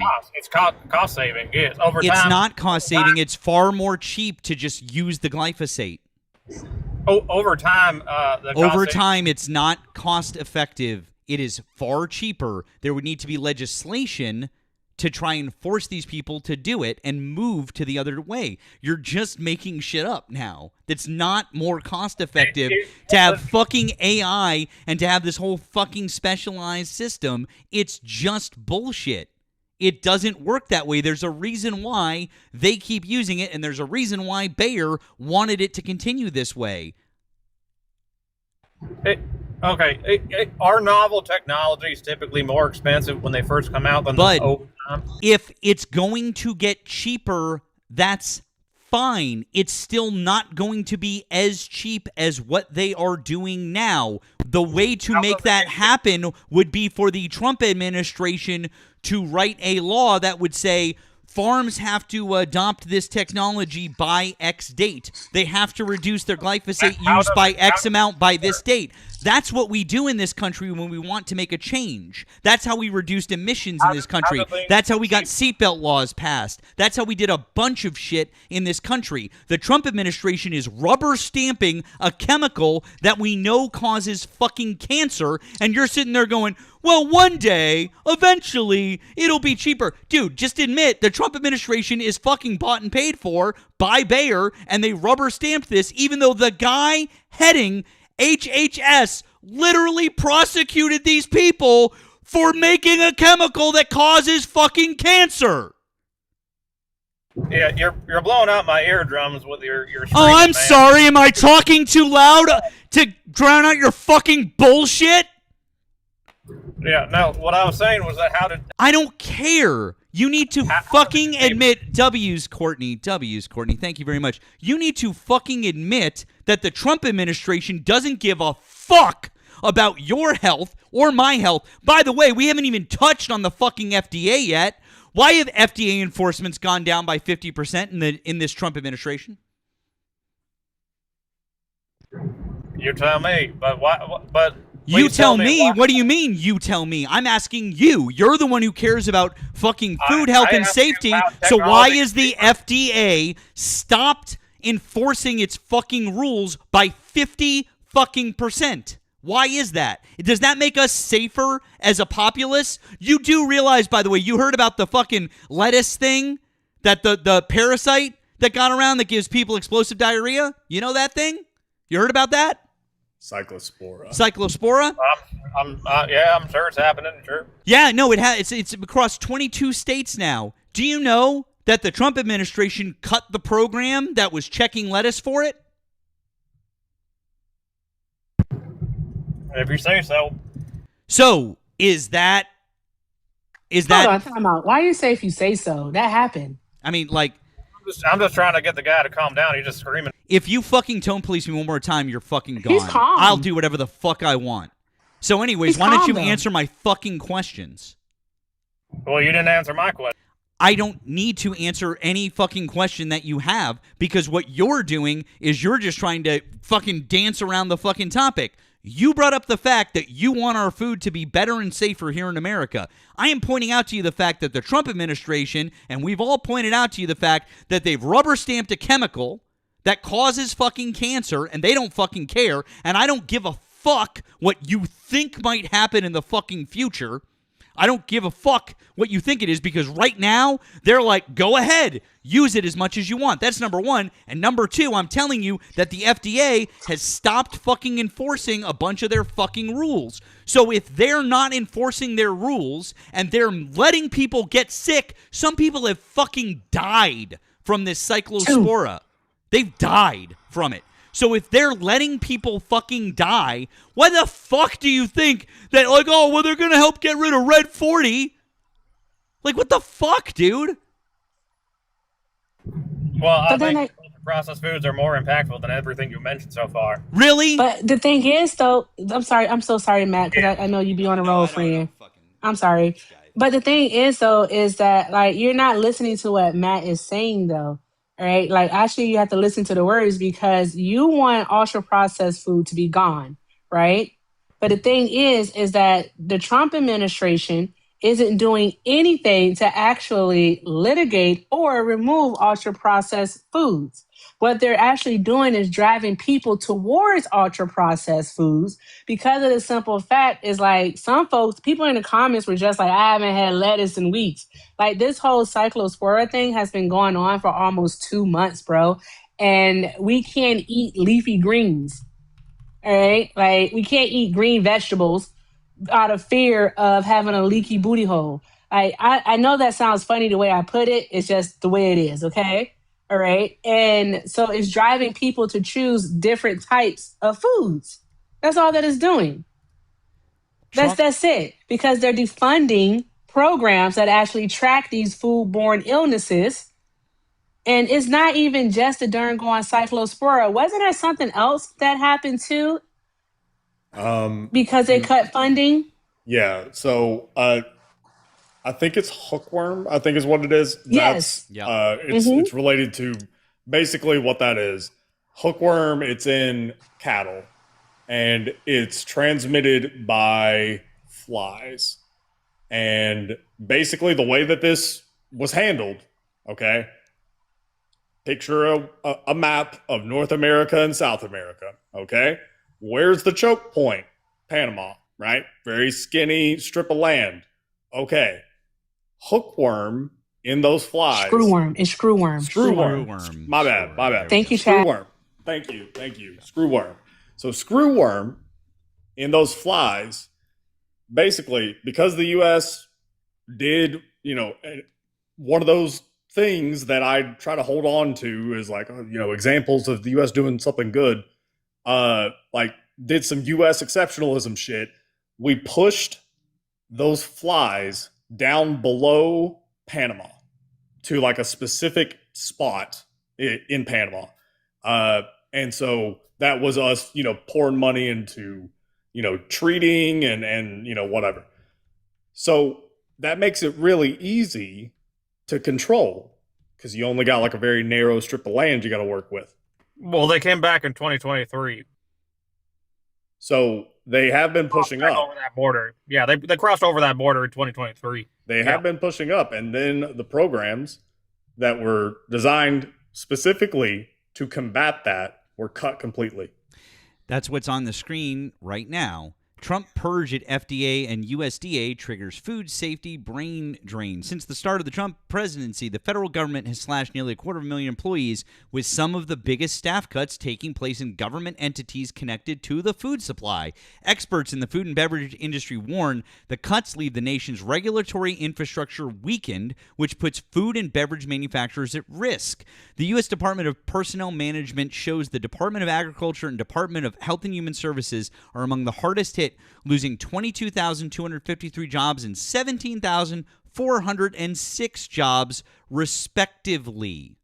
And then it goes on to explain what the FDA does and why this is important, etc., etc. By the way, this is back in February. This article is back from February, and looks like we're seeing exactly the results of what they're talking about. And so once that gets into cattle, I'm pretty sure that they have to basically cull them. I'm pretty sure that's what has to. I don't know the specific. I'm pretty sure it renders them bad. I don't know. Well, what did we do prior to 2023 that caused them to break back through that barrier that you're talking about? So part of the reason that they broke through the barrier was shifts in climate. So there's the unstoppable, steady rise in temperatures that our lives are just defined by. Just welcome to being a millennial. It's the hottest year of your life so far. But yeah, the steady rise in temperatures has contributed to flies being able to push through that. Nemo, well, I don't think it's unstoppable. Just to check this, because I didn't know the answer either, but you don't have to necessarily call them. Sometimes you do.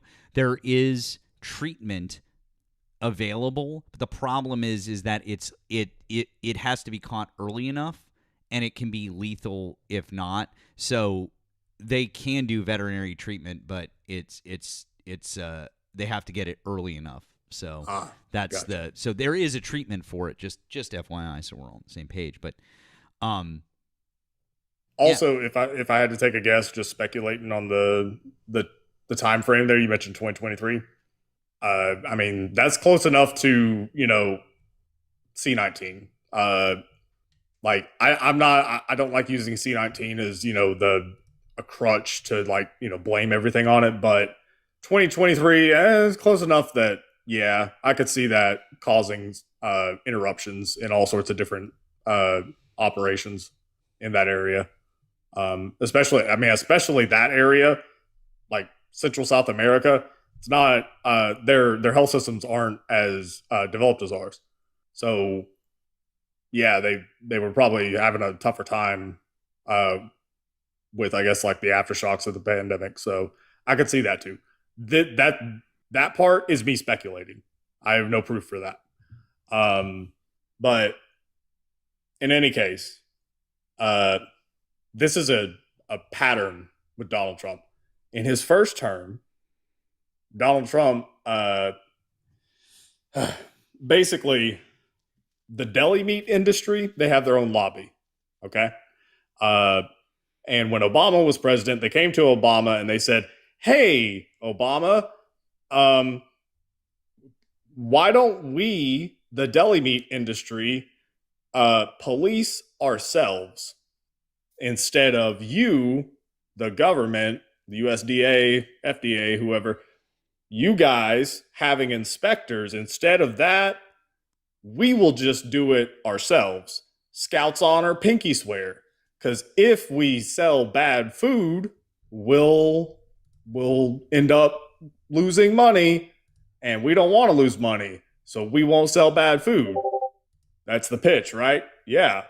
So Obama said, let me be clear, fuck off. And so that happened. That they said, okay, never mind. Then Donald Trump came in and they said, "Hey, what, can we do that?" And Trump said, "Okay, let's do that." And so he let them police themselves. So he deregulated, he reduced regulation on the deli meat industry. So that pertained to chicken and other deli meats. The number of inspectors for factories that do that shit went down, and then the clock started. Fast forward a couple of years, and there was that outbreak in Boar's Head deli meat. Yep. And it killed a few people in the US, which is just crazy. Like, it's deli meat in America. We got people dying and this was in, I think, like 2023, 2024. Like, really? This is where we're at? And I mean, fast forward to today, you've got Cyclospora. Like, wait, you're telling me that if I eat a salad, I'm going to have exorcist screaming diarrhea for the next however many days? Is that what you're telling me? In America. You probably eat it with some garlic extract. You might be okay. Possibly. No, not really. But. Haha, dad joke. Yeah. So, that's one example. Now, on to another example. Kind of darker. This one's not so much the food side of things. So, in 2025, okay, we have, looks like 3 confirmed deaths in 2025 from measles. It looks like 2 of them were unvaccinated school-age children in Texas, 1 unvaccinated adult in New Mexico. This is the first time that we've had measles deaths in a decade. That was last year. This year, which we are only a little ways over halfway through. Ongoing measles situation in the U.S. explicitly. No measles deaths reported so far. And yeah. But the thing about it, though, is that the anti-vaxxer movement has been going on since the 90s. It's been gaining momentum ever since. And this coincides a lot with also antitrust in government, which, both sides have fueled. And, you can't cleanly place this on any one administration or any one political party. But it's also an engineering problem. We would have to find a way to bring trust back into vaccines, and I would argue that the vaccines and cures for these diseases being generated and is synthesized. there one party that absolutely promotes distrust in science and is literally bringing our top doctors in front of Congress right now to question them as if it were The Hague? No, it's not distrust in science. No. Then why? It absolutely it literally is. They don't understand the science. It's distrust in science. Why is Donald Trump the person who championed the shot to begin with, and then all of a sudden did an about face on it? Doesn't make any sense. The science didn't change at all. What changed? About the measles shot or about the COVID shot? We're not going to say the whole word. You can just say C-19, but yeah, C-19. Oh yeah, you could also talk about the measles thing, because the measles thing, quite frankly, that's been safe for fucking 70 years and no one's had an issue with it. We've been measles was eradicated in the United States of America in 2000. Year 2000. I know. I'm saying the vaccine has been considered safe. The vaccine has been considered safe for 70 years. Yeah, you're right, Erika. But I'm saying the vaccine has been considered safe for that long, and then all of a sudden, in the last, whatever it is, 10-ish years, it's gained this huge amount of steam because some people have promoted the baseless study that the author himself retracted, that there was a link between that shot and autism. Yeah, Wakefield is the discredited doctor. He's a monumental piece of shit. He had monetary incentives for publishing a flawed study that was also dog shit with its sampling and all that stuff. The dog shit methodology, dog shit hypothesis, dog shit motivation, which was he was trying to make some money from a competing product. Fuck Andrew Wakefield, fuck Jenny McCarthy, and fuck RFK Jr. for amplifying the distrust in this, because there simply is no reason whatsoever to distrust these things. They are basically miracle level medicine. I'm going to say something. Here's the thing. The thing is that the fever around his saying that the measles vaccine was linked to autism. All right. That got a lot of push. That was really loud in the media. All right. That got a lot of people's attention to the point where people stopped trusting the vaccine.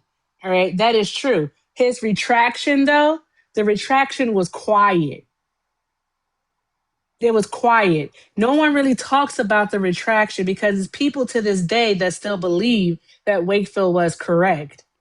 And what we are seeing in the United States of America, all right, is that even though we eradicated a disease, all right, 26 years ago, because that's when it was declared gone from the U.S., within the last 2 years, including this year, we have seen more cases of measles than we did in the first 24 years of this millennia, this century.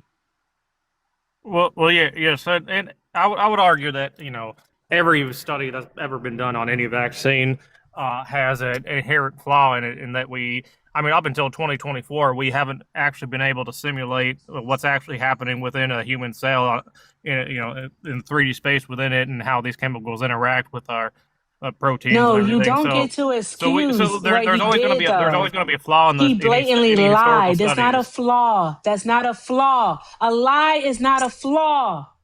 Well, no, He it's not a flaw. lied. No, you understand what I'm saying here is that the flaw in I the know. methodology, because we've been operating That's not under a flaw, though. He lied. no, we've been operating under, the vaccines equal safe because we don't observe bad thing. That's how we've been operating, and that the flaw there is that we're not actually understanding what's happening at the cellular level in the interaction. That's not a flaw. That's not a a flaw. Well, that is a flaw. No, That it's is a not. flaw. No, it's not. No, it's not.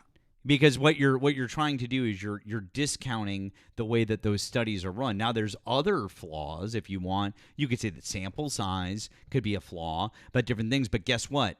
MMR has one of the largest fucking sample sizes that's ever been studied with a vaccine. So no, we can take that out of the. We can take that out of the. No, they haven't. They haven't had problems with MMR. Oh my god! Literally haven't. Show me the study then. Pull it up.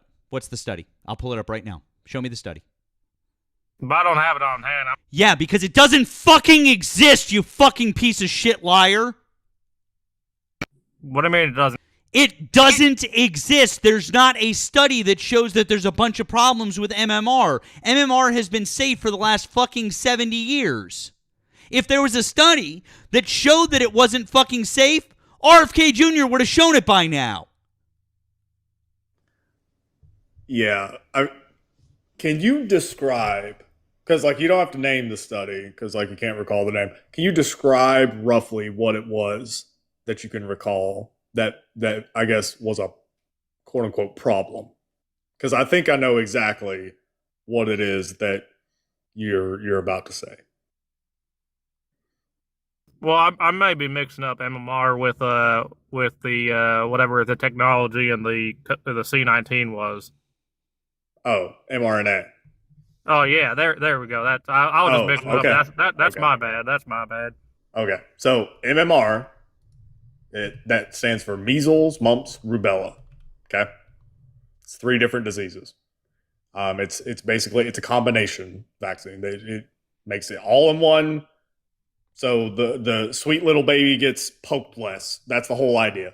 And yeah, it's well studied. It's completely safe. There was some fervor in the early 2000s. This was probably related to Wakefield. When Wakefield was discredited, the way the conspiracy theorists work is they just double down and try to find another thing to latch on to basically keep the conspiracy going. And so it went from, this causes this because of this, to, this causes this because of the preservative that is used inside it, which was called thimerosal. Okay? To keep it really simple, thimerosal has 1 atom of mercury inside it, and people freak the fuck out because mercury bad. Now, I mean, I think that's people just kind of being kind of reductive with their understanding of chemistry. If you were to put raw sodium into your hand, it would burn you. If you put raw chlorine into your hand, it would burn you. If you put sodium chloride on your hand, that is table salt. So, there is absolutely, more complexity to it. But whatever. Well, thimerosal was eventually removed. Hold on. With the MMR, have there been cases of fevers following the administration of the MMR vaccine to newborns? Has there been what?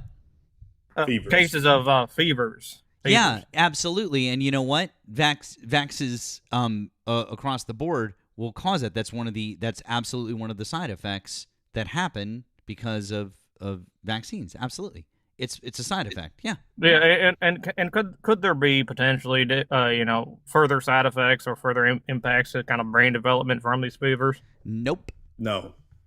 It's impossible just because the study said? I didn't say that it was absolutely impossible. You absolutely could hit the 1 in a million side effect that something happens. You could take Advil tomorrow and die because you hit the side effect. There's like some crazy thing that happens with your body, and that happens. It doesn't mean that Advil is unsafe, does it? Well, it doesn't mean that Advil is unsafe, does it? No, that it would doesn't not mean that Advil is unsafe, does it? I'll just answer. And do you want me to answer or not? I want you to say it's a yes or no. No, it's not rhetorical. It's a yes or no question, because unless there's a study that proves what you're saying, we're just being hypothetical at this point in time. So get the fuck off of the vax thing, because you're not going to win unless you show us studies that prove your point.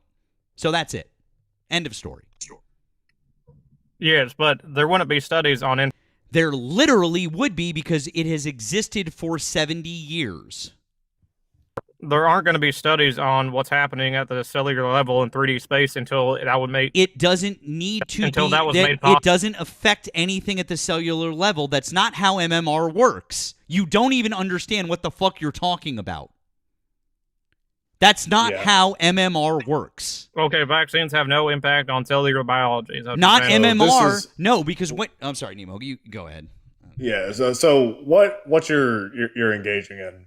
It's I guess it's a rhetorical fallacy or logical fallacy. I guess it's sometimes called the nirvana fallacy or the perfectionist fallacy, which is that well, a study doesn't account for the movement of the electrons that are held within valence or covalent bonds between two different atoms in a specific molecule, and because it does not monitor those movements of those orbitals, we cannot possibly say that sugar is sweet. Like, that's it, it's that kind of thing where... Well, no, it would be whether or not sugar is harmful.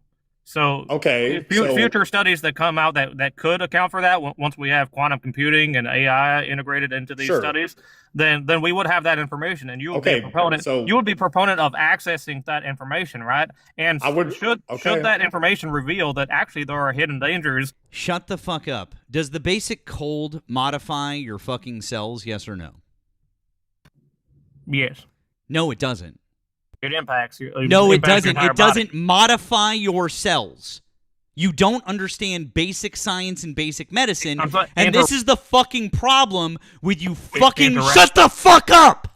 I'm not fucking done talking, and I will fucking drop you. Do not unmute yourself one more goddamn time, you stupid fucking piece of shit who doesn't know fuck all about medicine.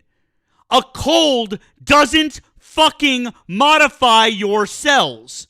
The MMR fuck you. The MMR vaccine gives you a fucking immune response. It doesn't fucking modify your fucking cells, you fucking imbecile. You don't know fuck all about science, and you're up here trying to say shit that is just fucking word vomit. You don't know what you're talking about, and it is this kind of shit that gets people fucking killed. This gets people killed because people like you say shit like this, and then other people fucking listen to it. MMR literally is just a way to elicit a mild immune response in your fucking body. That's it.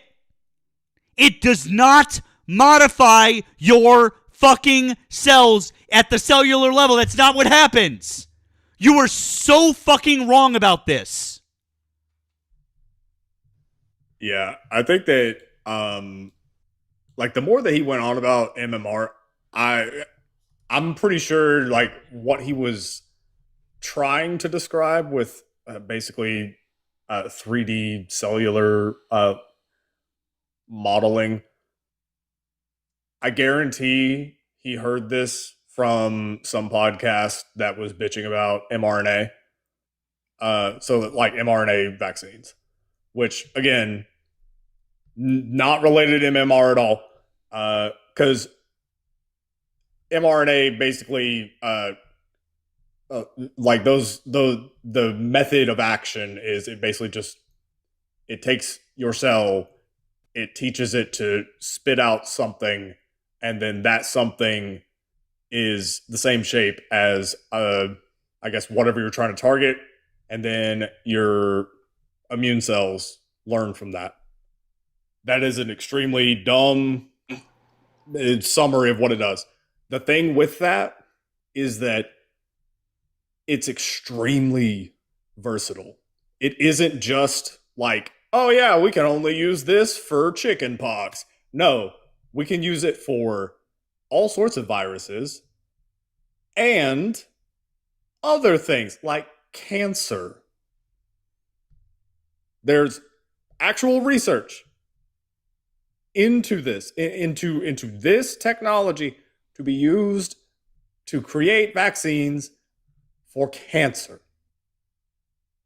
That is like a feasible on the horizon thing if we just embraced science and stopped listening to chucklefucks like RFK Jr., somebody who consumes methylene blue for health benefits, which, by the way, when you consume methylene blue at the levels that he does, it literally changes the color of your brain to a bluish tint.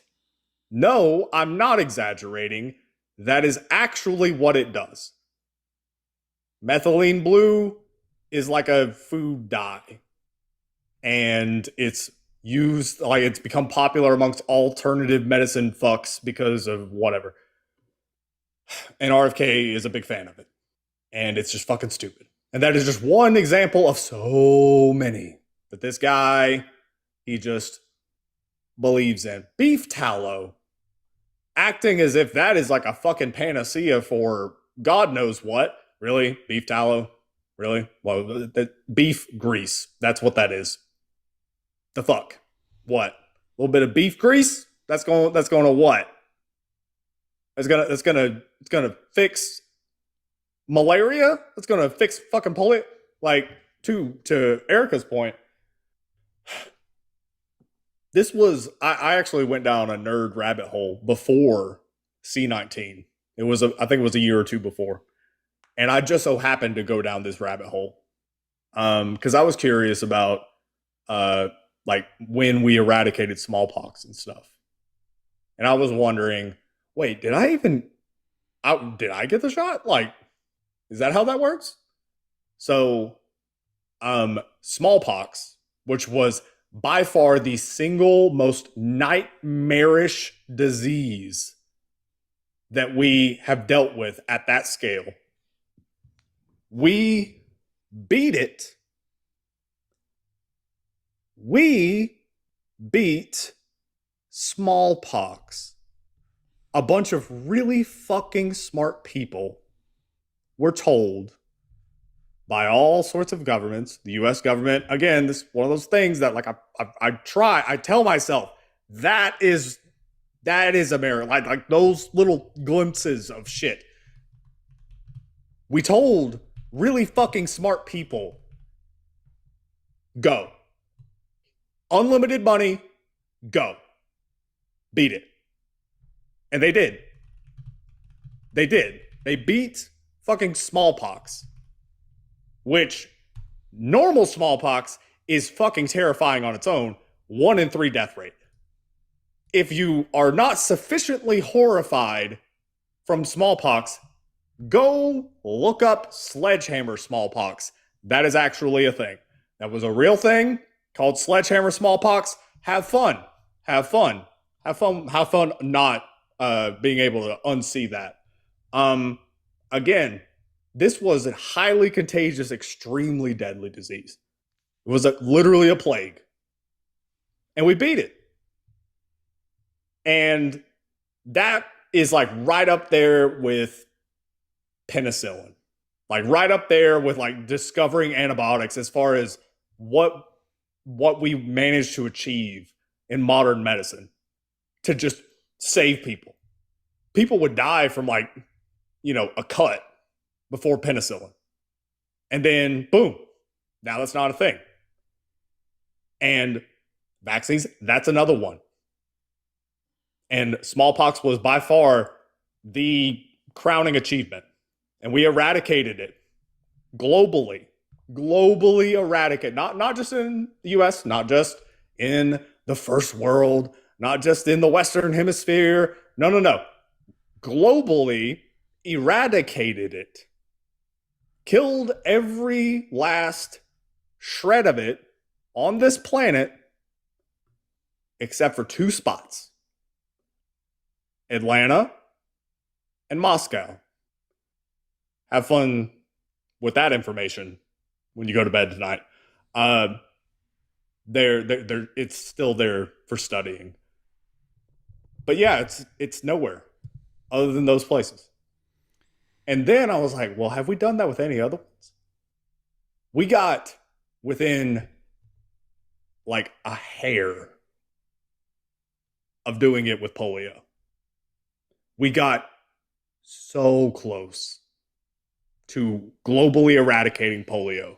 We had already gotten it. We had eradicated it in the US. We had eradicated it in like North America, I think in the Western Hemisphere. Like we had eradicated it in large swaths of the world. We were so close to globally eradicating polio, which, I mean, go look up iron lung. Go look up, what polio does to a kid. I think that because the U.S. hasn't seen it in so many decades, we just don't even know. And we were so close. And then, shit hit the fan. And polio's back. Polio is back in the USA. It's back here. Back, baby. It is back in the USA in Donald Trump's America. Polio is back in the United States. We know this. It's confirmed. We know for a fact polio is back in the United States, which is fucking insane. And this is Donald Trump's America. This is the distrust of science. This is the anti-intellectual bullshit of, what about the study? I don't know, but did you do the modeling with, I don't know. Wait, what do you mean you use that? I don't understand how that math works. No, you're lying. Because I don't understand how statistical models work. We legit have people believing that Tylenol can cause autism. That is the fucking dumbest thing ever. That's what we have in this country. I hate RFK. Like, so RFK Jr. to be exact. I hate RFK Jr. If I've ever have the opportunity to be face to face with him, I hope I have bill money. I got you, friend. Appreciate you, friend. Real quick, I gotta say thanks to a couple of people. We were on with that guy for a while. Thanks to Anna on the Blue App. Says, so MAGA is now concerned about processed foods in America, but damn it, evil Michelle Obama will not make our kids eat healthy foods in schools and exercise more. Make it make sense. I didn't even want to go there, but yes, 100%, abso-fucking-lutely. We don't need that with this. What is this? My plate. When I was growing up, we had the food pyramid. Ain't nobody tell me what to. Yeah, nobody tell me what to eat. And now I don't like your circle. I like my triangle. All right, with grains at the bottom doesn't make any fucking sense at all. But yeah, okay, I like that. Thank you, Midwest Progressives. Says, thank you for crashing out on guests. I'd rather eat diarrhea lettuce than listen to Philbro Hank Hill. Okay, bruh. Okay. Damn it, Bobby. Thank you to Pamela on the Blue App. Matt, I really enjoy you schooling. I enjoyed you schooling that cuck today. Will you split this with Erika? I can't find her Venmo. Going to bed soon. Have to get shots in my lower back in the AM. Fun? Not. Of course I will. But I know her, guys, anyone who is curious, her links are in her bio. I know that for sure. And Nemo's links are in his bio. So I would definitely like to hear those fine folks read some things out. Also want to say thanks once again to our friend Wesley over on the tube for the 50 to mute Drake Robertson says, call in or learn the real lesson of capitalism. No one is truly irreplaceable. You fail to contribute and just troll my friends in chat. Call in or be gone. Much love as always, except for these MAGA dumbasses. Well, much love to you, Wesley. We really appreciate you, and it's very generous. Thank you, friend. So, good times. Good times. Damn, Wesley. W's, Wesley. W's. I know, like, my experience with, I don't know, just the generational amnesia was, I don't know, I was a kid. I've definitely told this story before, but I was a kid. I was, I don't know, 11, 12, something like that. And TV was on, and I don't know, it was going through commercials. And then all of a sudden, commercial ends, new commercial starts, and it's a baby coughing. But not like, a baby coughing, like a baby violently coughing. Endlessly. Like for a solid 10 seconds of uninterrupted just like just yeah. And obviously that like is unsettling, and I'm like, what in the fuck is this? And it's like, what is on the TV right now? And my mom was like, that's whooping cough. I said, what's whooping cough? And she had to explain to me what whooping cough was, because I didn't know the fuck that was. That's because most people nowadays, whooping cough is not, today, not so much, but at the time, whooping cough was relatively rare because guess what? We have a fucking vaccine for it. It's called pertussis. We beat it. And by the way, this isn't just one of those things where it's like, oh, well,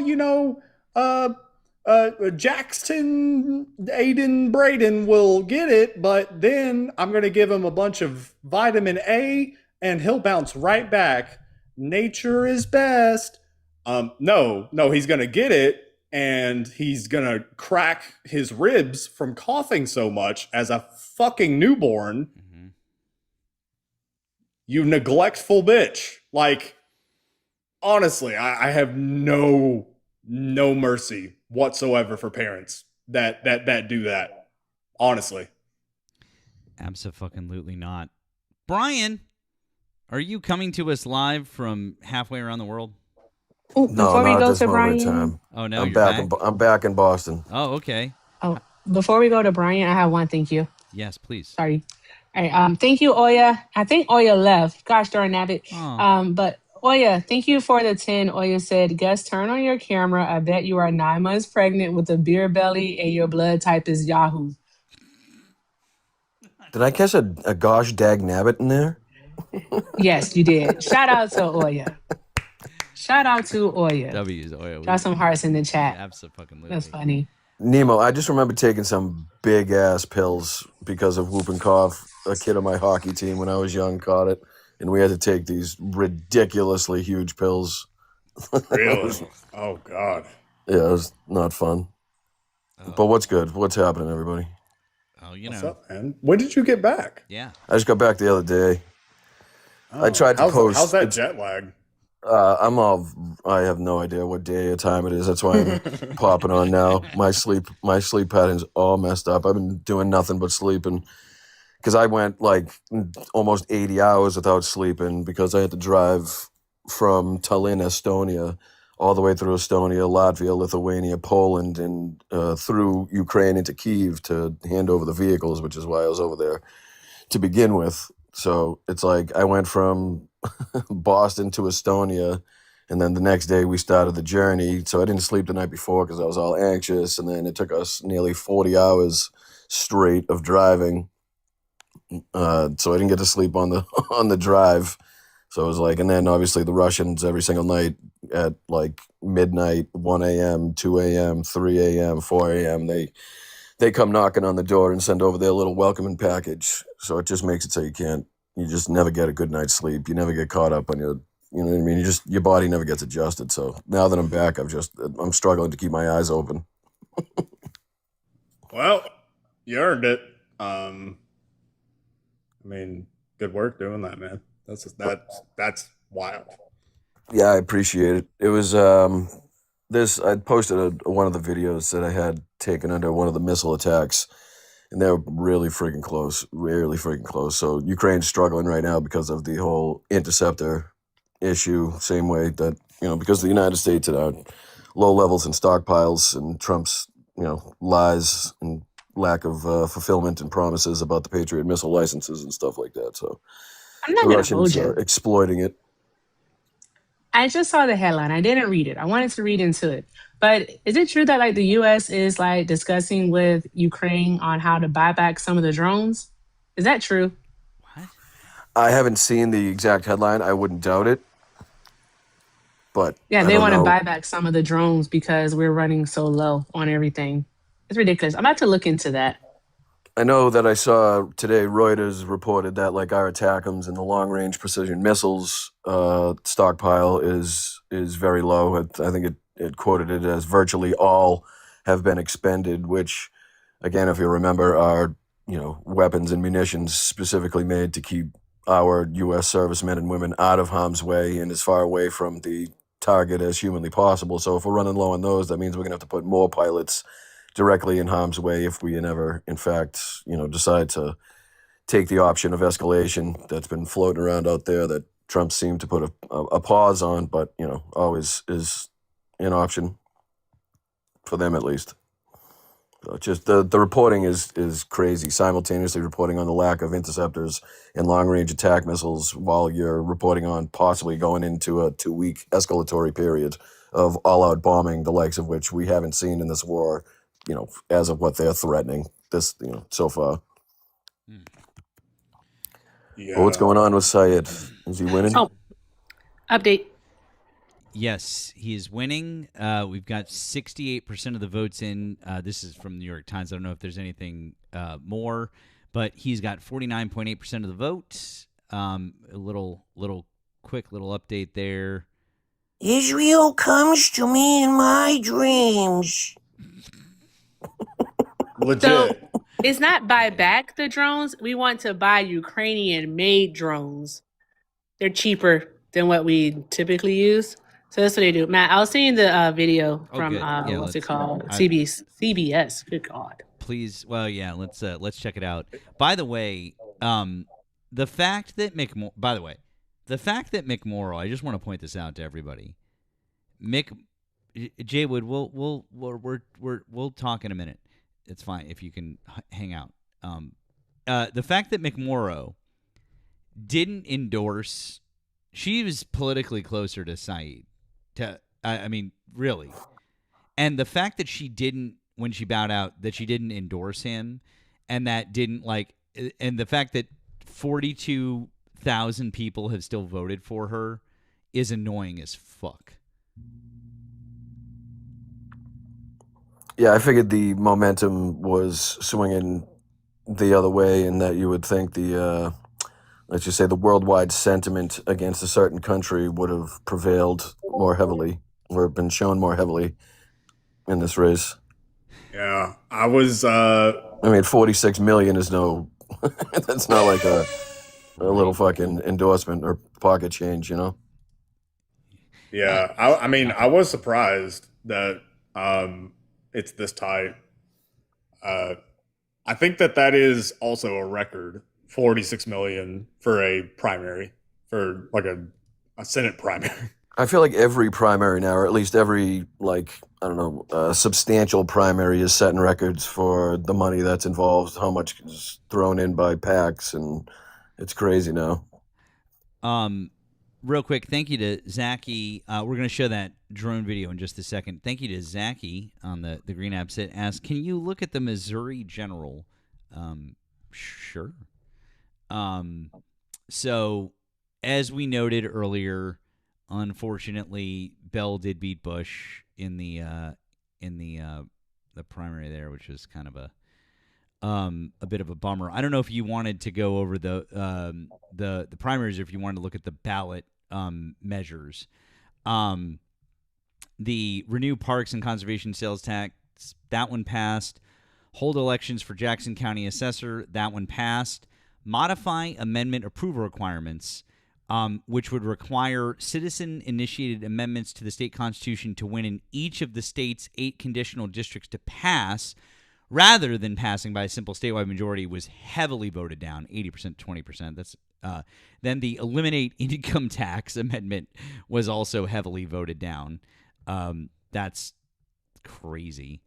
So, and then we've got State Senate, Shumway versus Sinclair, Schroer, who won uncontested, Mitten over Butz, Salcedo won uncontested, and Vogel over Veit on the State House. Farnan won uncontested, Scott won uncontested, Fox over Griffin, Lubering won uncontested, and Mosley over Caraway. It's crazy how many people we have in this country in the state of our political affairs, and people are running unopposed and uncontested. I mean, even in primaries, you would think they'd be just, you'd have to tell people not to run at this point in time, because there'd be so many people trying to step up. I think it's crazy. So let's watch this real quick. So this is about the U.S. says U.S. wants to buy these drone interceptors from Ukraine for the Iran war. So that is how you stop an Iranian drone. That's the Ukrainian-made Sting the P1? interceptor drone that flies over 300 kilometers per hour. Whoa. That's exactly the same interceptor drone that the Pentagon and the U.S. and its Gulf allies have been lining up to buy as Iranian Shahed drones have hit U.S. military bases, civilian centers, and oil tankers across the Middle East over the last several weeks. So right here you can see how these drone interceptors work. They take off just like a normal drone and they can hover here, but then as soon as the pilot sees the target that they want to intercept, they can reach up to 300 kilometers per hour just leaning forward in the air, just like that. One of the main reasons why the U.S. and its Gulf allies want these drone interceptors is that the Ukrainians have mastered the art of making these very cheap to manufacture. This drone right here costs about $2,000 to make. That's compared to the $4 million missile interceptors that the U.S. and its Gulf allies are currently leaning on to take down much cheaper Iranian drones. Flying these drones require combat-tested, very experienced pilots. These could be some of the ones that are called upon by the U.S. and its allies to help defend their military bases. But until the Ukrainian government changes the official policy to allow these drone interceptors to be exported and their pilots to be sent over, these Ukrainians will remain here defending Ukraine from Russian drone attacks. Wow. The only problem that I have in what he's saying is he was kind of combining drone interceptors with missile interceptors. So the problem right now is the ballistic and the hypersonic missiles that Russia, China, North Korea, Iran have right now. I mean, obviously Shaheds and drones, obviously a problem, and we need things to take those out as well. But right now it's the hypersonics and the ballistic missiles that are a huge problem. And those, unfortunately, are not going to help mitigate against those. And he was just referencing like the cost difference between those and obviously a Patriot or a THAAD or anything alike is obviously going to be incredibly different. But those are definitely important, definitely useful. And I think the United States has failed thus far to recognize how beneficial it could be in a direct partnership and utilizing the technological advancements that Ukraine has seen throughout this war. Yeah. No, I mean that's crazy. Also, I love that somebody in the chat said that if Zelensky was like Trump, he'd make him grovel for them and like beg for the beg for them. But of like course, in the 3 weeks I was in Kyiv, I didn't hear or see a drone. You know what I mean? It was specifically ballistic and hypersonic missile attacks that's going on. Russia has they know the weakness. They know about the low levels. They know that Ukraine can't possibly defend all of their important areas and cities because of the low levels of stockpiles, and they're exploiting that. The only thing that's really helping Ukraine, or I don't want to say saving Ukraine, it's the wrong way to put it, but it's the fact that Russia can't produce them fast enough. So they're going basically hand to mouth with these missiles. They're going straight from the factory and where they're built straight to these missile launch sites to try to get them up, which is why you see sometimes like 2-3 days in between the Russian attacks, because they're trying to resupply. They don't have the necessary stockpile to send as many as they want, as much as they want, into Kyiv or into other cities, which is, kind of right now the only thing that's saving them. Yeah, that makes sense. I've joked before that I don't know, if I was president, I would totally like do a proclamation or like an executive order that created like a special visa for anybody in the Ukrainian military that had to do like logistics or like any type of mechanic work, because those motherfuckers are some of the most valuable people in the world at this point because of how many different vehicles they've had to touch, because it's like it's not standardized. Like they have to work on Leopards, and then they have to work on Abrams, and then they have to work on Leclercs, and then they have to work on Challengers. Like they have to just go all over the fucking place. Yeah, the ingenuity is absolutely incredible. The first time I went to Ukraine to deliver vehicles, I had the opportunity with like Ken Harbaugh, Harry Dunn from the Capitol Police Force, Ken Casey, lead singer of Dropkick Murphys, to tour some drone facilities, some defense contractor sites, some really like we had to sign NDAs and can't talk about where it is and anything like that, can't show pictures. So like sites like that, and the things that they were doing in buildings that OSHA would shut down in a fucking heartbeat in the United States. Like they wouldn't even walk in these buildings before they'd shut it down. You know what I mean? But to go inside them and see what they're doing with like old Soviet tools, and they're taking apart like just old Soviet equipment to see how they could utilize some of the components, some of the drone facilities and the things that they were using. And like we were getting a tour by this 22-year-old kid who must have been the smartest kid on the fucking planet, because the things that they were doing were just incredible. And at that time, they were just trying to figure out how to like decouple from China and Chinese components so that they could make them all in-house, so they didn't have to rely upon obviously outside sources and anything like that. So politics couldn't get in the way. But they were already making those robotic ground drones that you've seen. I know United 24 has done a couple of videos recently on this where, they can go in and extract wounded civilians or wounded soldiers with these robotic ground drones and not put anybody else in harm's way. Well, those were just being kind of worked on, produced, built, thought about when I was there the first time, and then they're already being put into use by a year later, when I was there the second time. So it's crazy how quickly they're, advancing technologically, utilizing any and all resources they possibly can, the things that they can do. Like they can do so much with so little. It's fucking insane. Yeah. We're also seeing like the inverse of that with Iran, where so Iran's like it's an odd one. So they have just like an infinite stockpile of ballistic missiles because they've just been building them for decades at this point. And then they have Shahed drones that, for people that don't know much about, military hardware, it's sometimes called like a flying lawnmower because it kind of sounds like a lawnmower and it's really cheap to make. And I mean, it's designed to basically just, do kamikaze drone type shit. And it's the V1 reimagined for new warfare, basically, the doodle bug. Yeah. And I mean, look what they've been able to do with just that. I mean, I said a little while back that Iran doesn't even need a nuke.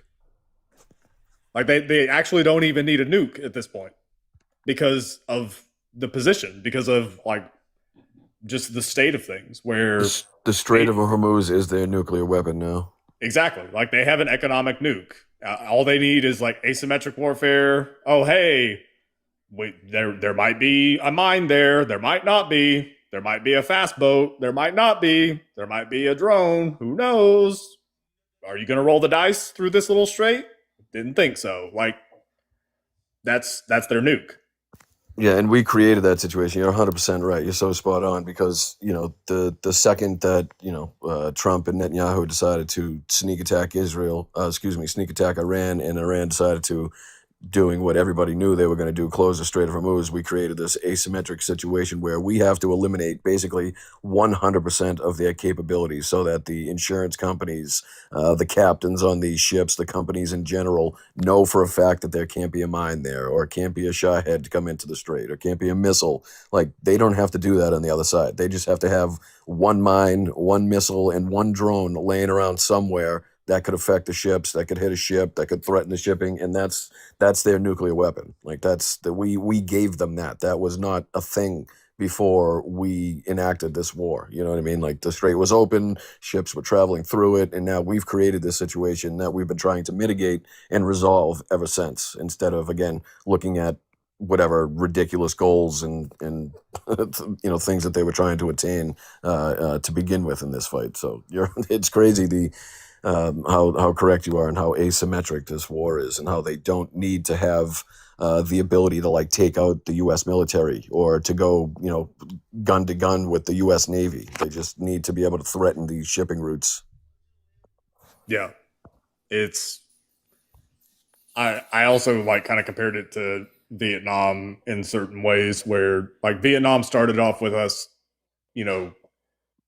saying, "Oh, this is just going to be air superiority. We're going to do air warfare. Like that's all. No boots. No, we're going to fly over this shit and blow it all to hell."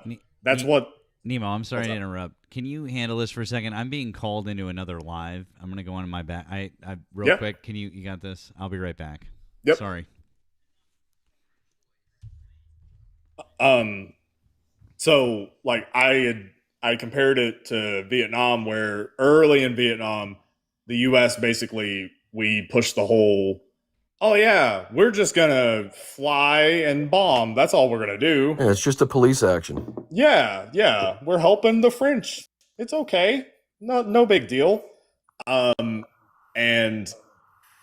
I think that a lot of people bought that because, I mean, I guess, if you don't know that much about war, okay, that kind of makes sense on the surface. Like, yeah, okay, you're just going to fly and bomb everything to shit. Yeah, that makes sense. You don't need boots on the ground, except that you do. And yeah, I mean, ultimately in Vietnam, the U.S. lost because it's not like the Vietnamese were like some super advanced military. They were guerrilla warfare. Like all that they had to do was outlast. They just had to sit there and wait and make it more and more and more and more painful for us being there, because we would be spending ridiculous amounts of money on the regular, and they're just hey, I figured out how to make this crazy ass booby trap with rubber bands and a plank of wood, and this is going to maim someone, and okay, here we go. Why is it a good asymmetric warfare? What's the point of the hypothetical? Yeah, it's the whole thing's kind of insane, especially like I said, when we got no off ramp, no route to end it, and we're talking about the limitations of our stockpiles already, and we're supposed to be able to conduct, project power in multiple theaters on the globe if in fact something were ever to kick off. So we're talking about, in this one theater having a problem with stockpiles is definitely, got I'm sure some bad actors around the world fucking foaming at the mouth, just waiting for our stockpiles to deplete to a certain extent to, who knows, go after Taiwan or attack South Korea or, I mean, like the China thing, that is... I have a question. Yeah. I have a question. Sorry, Nemo. So, quick question. Do you think that the United States used too much power in the beginning? Like, we overdid it, dropping, like, all those bombs in the beginning? Or will we have always faced this problem of low munitions, even if we, let's say, went at a steady pace in Iran? You know what I'm saying? Did they, like, do too much in the beginning, or... I'm actually surprised by the numbers on the stockpiles pre-war level, to tell you the truth. Because if you look at the graph or the chart that they show, looking at our THAAD and Patriot stockpiles right now, like we only had something like 2,500 or 2,700 Patriots pre-war, like pre-Iran war, and that just seems very low to me. I mean, when we're talking about a ratio, I mean, it doesn't always take one Patriot or one THAAD to take down a missile. Sometimes it takes 1, 2, or maybe even more if there's a malfunction, if one misses, something like that. So you want the ratio to be as high as possible as far as our interceptors to whatever enemies that we have, their missile stockpile. So if we look at what China has, what Iran has, what North Korea has, go down the list of our enemies and what they have, it's thousands and thousands of these missiles. And you would think that we would have a ratio much higher than, say 2 to 1 or 1 to 1, something like that. It just, that kind of struck me. And we're at, obviously a lot lower. I think we've expended 60%, somewhere around there, somewhere around 60% of our interceptors.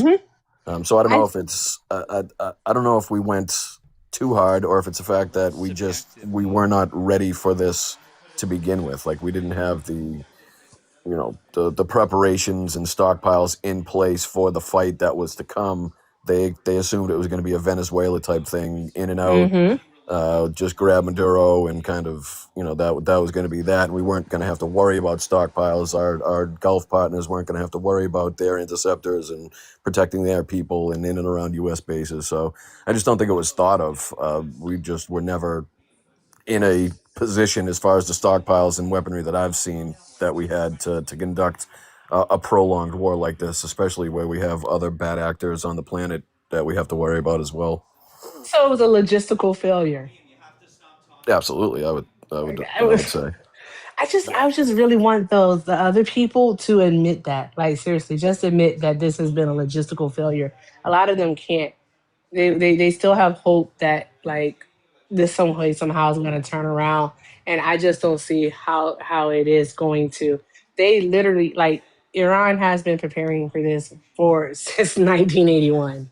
All right, they have been, and I feel like even if it's not a boots on the ground campaign, the one thing that we should have learned from Afghanistan is that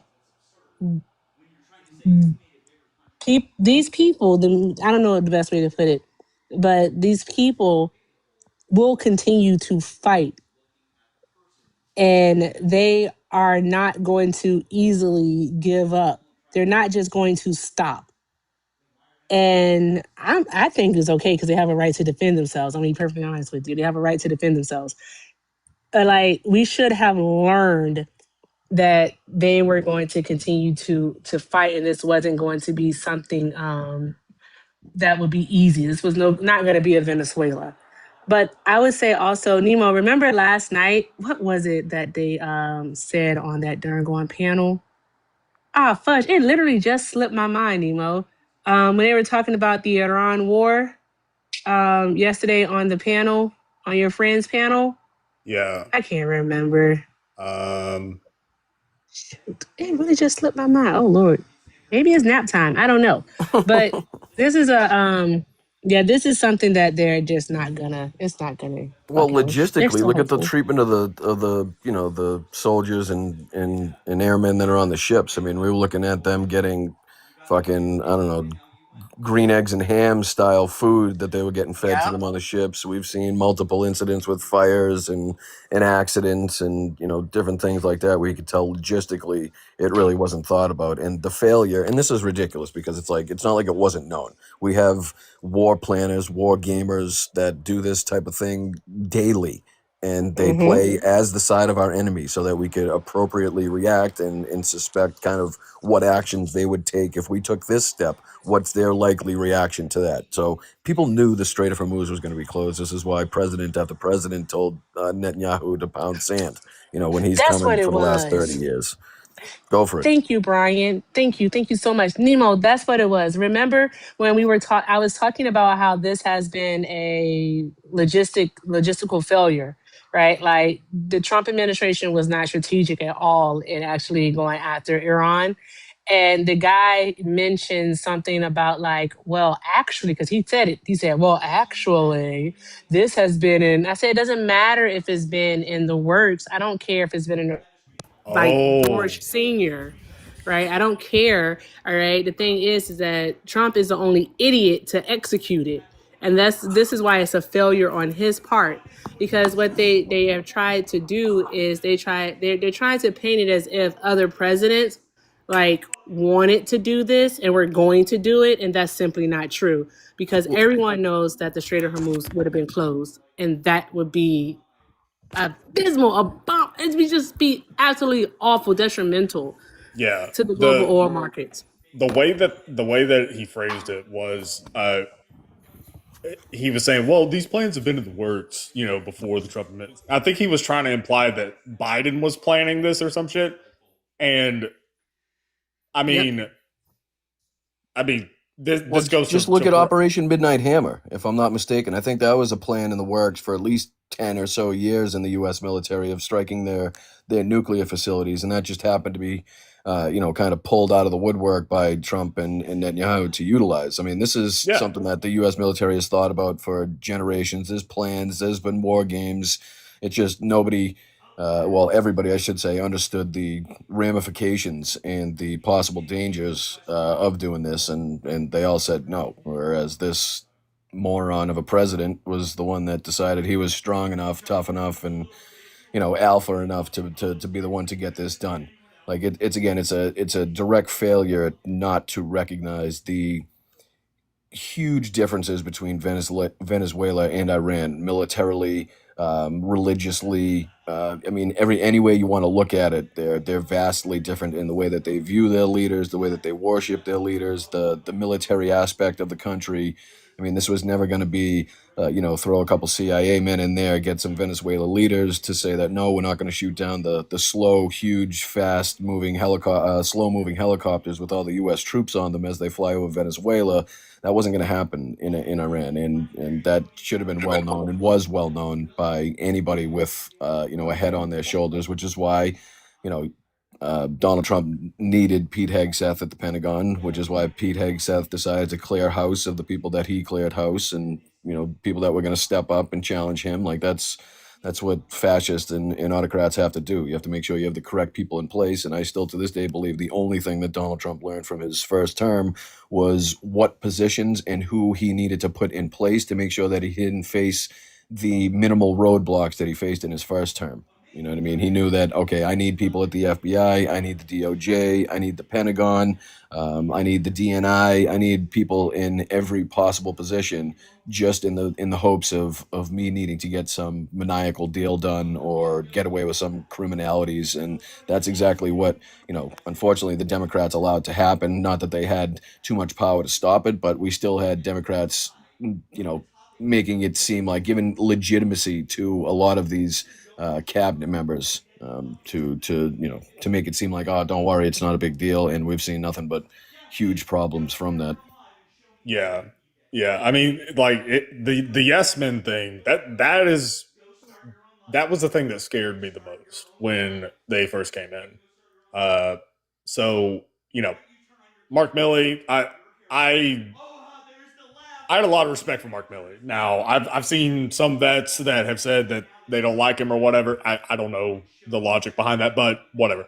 Mark Milley, from what I saw, honorable guy, right? Do you know the story of how he went to the White House when Trump, he got an order to withdraw U.S. troops from 3 different nations without any prior planning, no logistical planning whatsoever? And Milley literally went to the White House and was like, what the fuck is this? He was talking to Trump's chief of staff, Mike Pence's chief of staff, and nobody knew what it was. Nobody at least admitted that they knew what the order was. I mean, this is an order from the president of the United States to withdraw all U.S. troops from 3 different nations. 3 different nations with no prior planning, no, working with the governments of whatever country to make sure that whatever power vacuum is left gets none of that. So it's fucking, it's wild. Yeah. Milley really, I mean, I guess Pence to a lesser degree. Milley and oh shit, who was the other one? Was Tillerson in there at the very end? Rexy? Yeah. I'm not sure. I forget now. What about Mattis? Mattis was. Mattis was in there until the end. Okay. So I think Millie and Mattis were probably the ones that, like, the brass side of things that were just like, okay, listen, motherfucker, we're not doing this insane thing that you're saying. I mean, I know that there were a lot of red hats who were saying, oh, Millie committed treason because he called China and said, hey, we're not going to nuke you, and we shouldn't be calling China and saying that. But what if the president wanted to nuke China? Like, really? And yeah, so obviously he retired, which, you know, he earned it. Then there was CQ Brown. He was in there for a minute. And then the current guy, who is, I think his nickname is Raisin Kane. I think his last name is Kane. Dan Kane.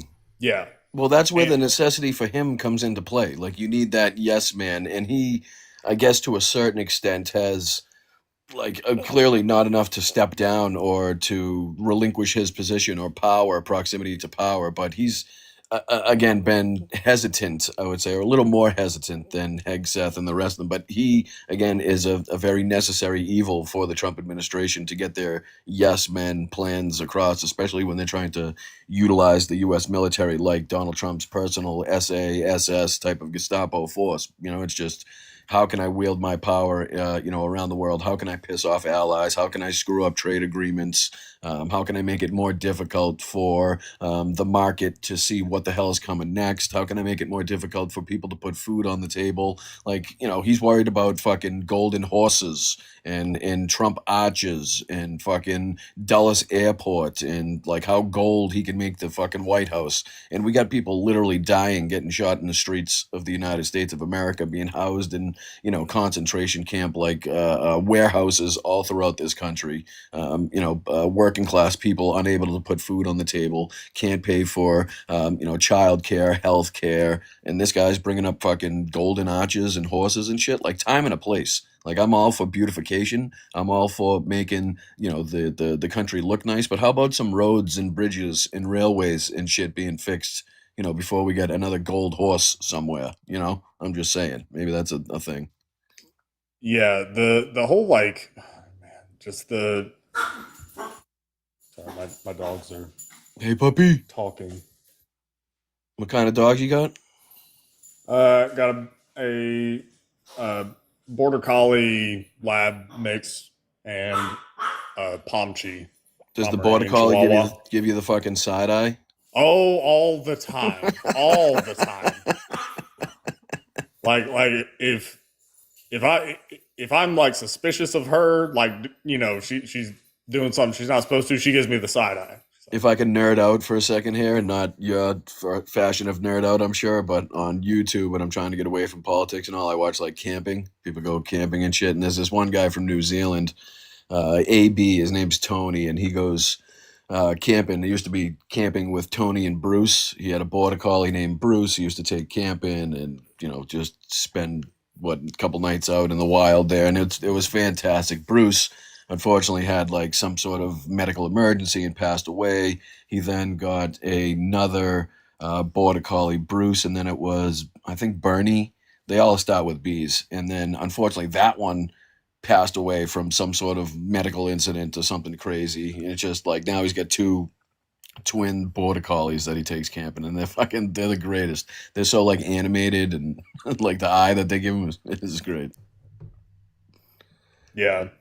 Honestly, like the Border Collie, I mean, it's a Border Collie, so it makes sense. She's smart. Like, I can say things to her and she'll just figure it out, go lay down over there. Well, they're used to working on a whistle, right? You should be able to go. Exactly. The Pomchi, though, holy God. Is that a small dog? Yeah, a little poof ball. Hold up, let me see if I can get her. Does it have big dog syndrome, or small dog syndrome, I should say? Sodom and Gomorrah. Yeah. So it's religious based. Yep. This is where many people in the chat find out that Nemo has legs. Come here, devil dog. Come here. Come on.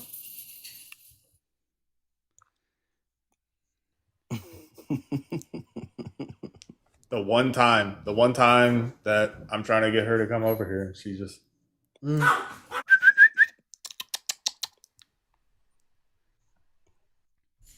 Besides the several times that I've been bitten, I have good luck with dogs. I get along better with dogs than I do with humans.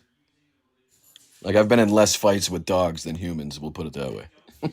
To the people asking, yes, I'm wearing pants. It's shorts. It's just the angle. Dude, I'm telling you, these people in the chat don't know. I think I went a good 3 years of being on live with Nemo almost every single day before I realized he had legs. Like I thought he was in a wheelchair the whole time or something. And then one day he got up to do, I think you were doing pull-ups, I think one time, and I was like, I almost fell off my seat. Oh yeah. I was like, holy shit.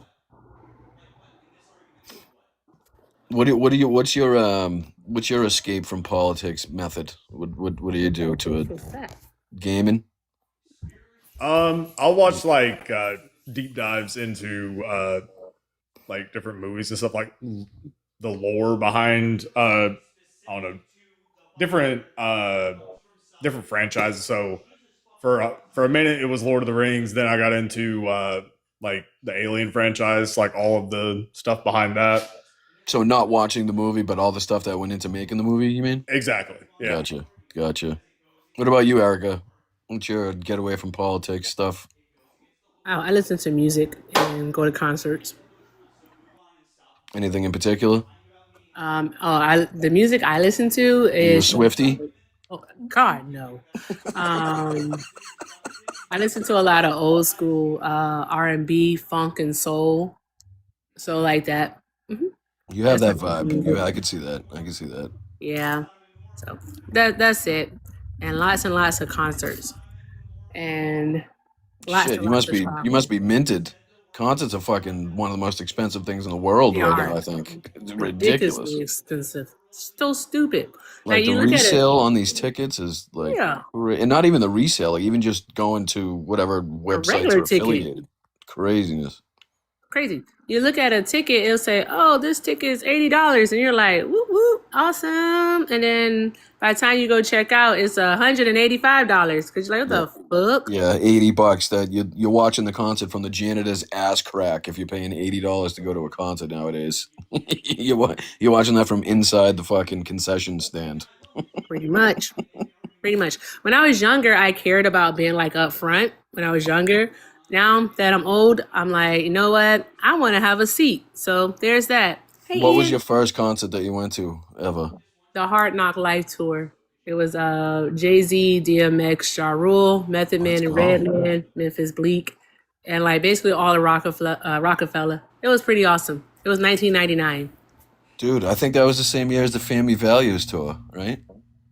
I don't know what that is. What's that? It was like oh shit! Family Values was Korn. There's a ton of bands that were involved. I'll probably forget every single one of them, but I'm sure the chat. Like Limp Bizkit in them. Yeah, like that shit. So I think that was probably one of my Deftones. I think the Deftones was one of my first concerts. Yeah, that would make sense. I was back in that shit. Yep. But recently I saw Nas in California with it was Nas. Who the fuck else was he with now? I don't know. I'm so tired. I can't think of anything. But it was good. Dope. I like those small. I like the small venue things now instead of, big stadium concerts and shit. The Up in Smoke tour. Word. That was dope. I think those are all like the same year. I feel like, unless I'm just all remembering everything that happened at once. Up in Smoke was early 2000s. Cause that's Eminem and Dr. Dre, right? 2001. Yeah. Yeah, that was early 2000s. Yeah. I think the last concert I went to was Miguel. I don't know. I've been to a lot of concerts. I'm trying to think. Ooh, I love me some Miguel. Yeah, I think it was Miguel. That was a pretty awesome concert. So yeah, that was fun. I've been to a lot of concerts, and I will travel for a concert. I don't care. Who's talking about Marshfield in the comments? Who knows Marshfield? Hey, I do don't you know have? what Of that course, is. I know levitate. I don't know I what that is. should. Caesar in the comments. Marshfield is just What? a local town, South Shore town, and in and around Boston. But yeah, I golf in Marshfield, Green Harbor. Nice beaches in Marshfield as well. They get hammered with storms though, kind of like Situate and Hull.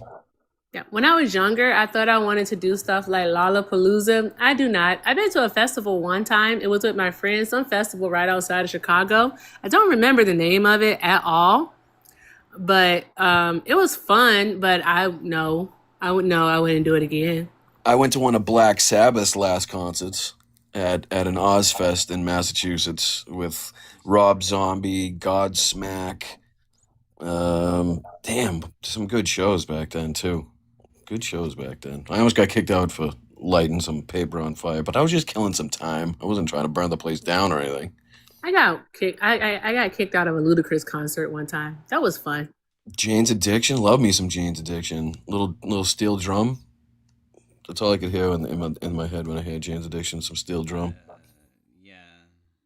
Anyway, man, old music is just so much better than new music.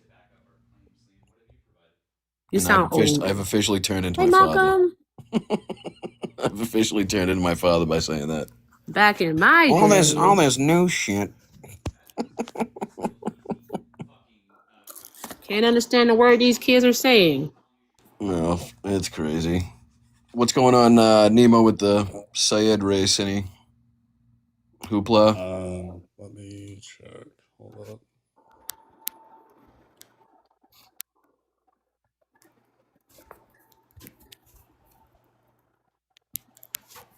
%78% in. He's got 49.2%. Haley Stevens has 46.9. So he's leading her right now by just shy of 30,000 votes, looks like. We gotta try to come from behind there, Michigan, there, A, don't we? We're gonna stick it to them. That was one thing that I didn't notice until today. So the crazy clip of her, right? The little bit of enthusiasm, little bit of joy. That one. So we showed that to Erika earlier. And did you think that she said stick it to them or sick it to them? It's gotta be stick it, right? You would think, right? Normal people would think stick it to them, right? No. If you play the clip again, she says sick it to them. I think she lost her train of thought, if you ask me. I think she kind of trailed off, which is why she was like, and she had that moment where she hit her hand to try to, she had to buy herself a second to try to think of something. Sick it. What do you mean pushing 40? I am 40. I just had a thought. Dream concert, because I pretty much have scratched everyone off of my bucket list for the most part, because you can't see dead people because they're dead. So I would say Celine Dion. She's performing in Paris, actually, and she's performing at a residency next year, but it's already sold out. It's just sold out in the first 2 seconds. But if I ever get to see Celine Dion, then just bury me. Life is good. I've come for what I needed, and that's to see the greatest singer ever. That's the Whitney Houston. Sing a song. We're gonna have to resort to holograms. No. I have to see Celine Dion in person. I have to hear her sing a song. Because she's amazing. Have you ever heard Celine Dion? You know how many times I've seen Titanic? Please. Hey, Celine Dion is the best singer. Matter of fact, I think I'll listen to Celine. I'll listen to some of her tonight. That'll be fun. I just know I'd rather listen to her sing than talk. That's fair. Maybe it's because I was basically a toddler when Titanic came out, because what was that, 97 or 98? 96 and 97, I think. Yeah, I was born in 93, so I was an itty bitty one, and I remember I do have a memory of us. When were you born? 93.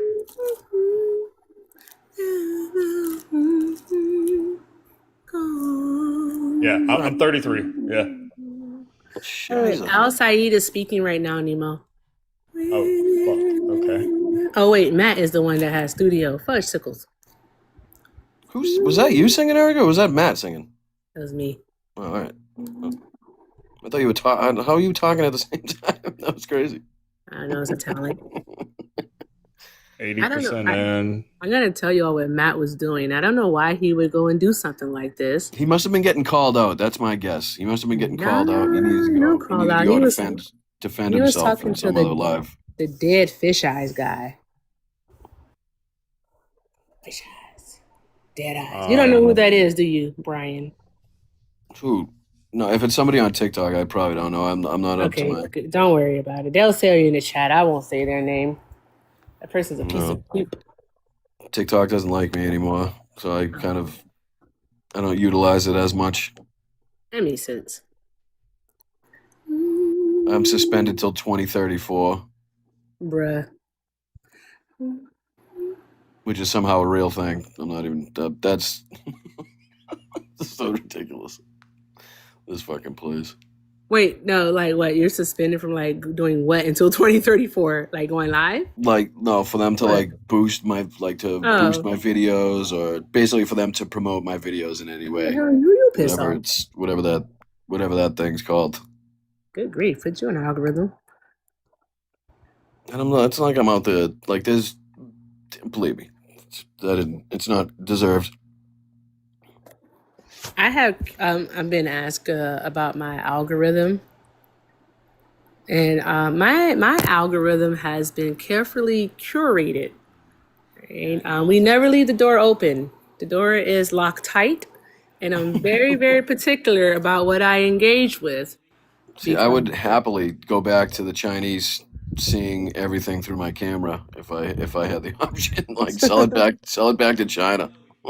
I was good with it. Like if they got something they want to see what I'm doing in my life, fucking that's their problem. Let 'em. It's their problem. This app was so much better 2, 3, 4 years ago. Like Nemo, when we were doing our lives every single day, and like that TikTok era was when it was good. It was fun. It was enjoyable. I felt like there was a ton of people always on, a ton of people to talk to, a ton of people making content. People were getting views. Like now it's, if I see 300 on the view mark with 250,000 fucking followers, I'm like, let's go. 300. I try to figure it out because I finally broke through on Instagram, right? And like one of my videos on Instagram has like 10,000 likes. But over here on TikTok, that bitch got like 110 likes. And I'm like, and I have well over 10 times, almost 20 times the followers on friggin' TikTok than I do on Instagram. I hate it here. Yeah, I feel like the other, I mean, it's just not easy on any platform, but to continue the momentum is difficult. Even if you do have one of those videos that pop off and get a shitload of likes, like to continue that, it seems difficult. I don't know. It's just the whole social media space has gone to shit, really. Between Twitter, TikTok's downfall, Blue Sky kind of sucks, if you ask me. Blue Sky. I'm not a fan of like the Twitter like format, so I knew Blue Sky wasn't gonna work for me.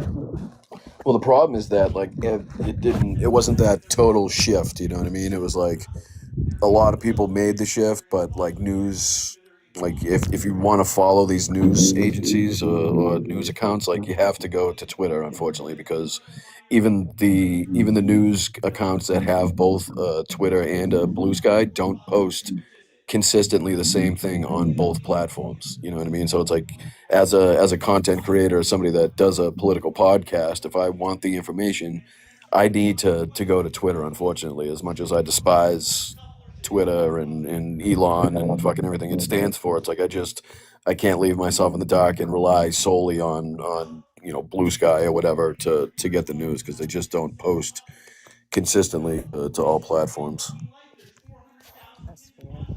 The chat says that MySpace is coming back. MySpace 40. was the shit. It was a shit, but I'm 40. I don't have time to sit there and start coding and deciding who the hell is going to be a top 5. Or was it top? It was top 8. Oh, no code. Believe me, I am the 8. most untechnologically savvy person in the history of the world, and I had a fucking banging profile background and songs and shit. Like that was MySpace was the shit. Adding colors and all that jazz and little cartoon figures and whatnot. See, Nemo doesn't know about that. It's okay, Nemo. It's okay. You'll get to experience it now. Just think of Facebook where you could like design your own background and have like a song play to people when you got onto your profile. Like you could have a theme song play and your background designed for your page, the entire thing in MySpace. So I got like right at the end of MySpace, so I never got super deep into like building out like my page and stuff.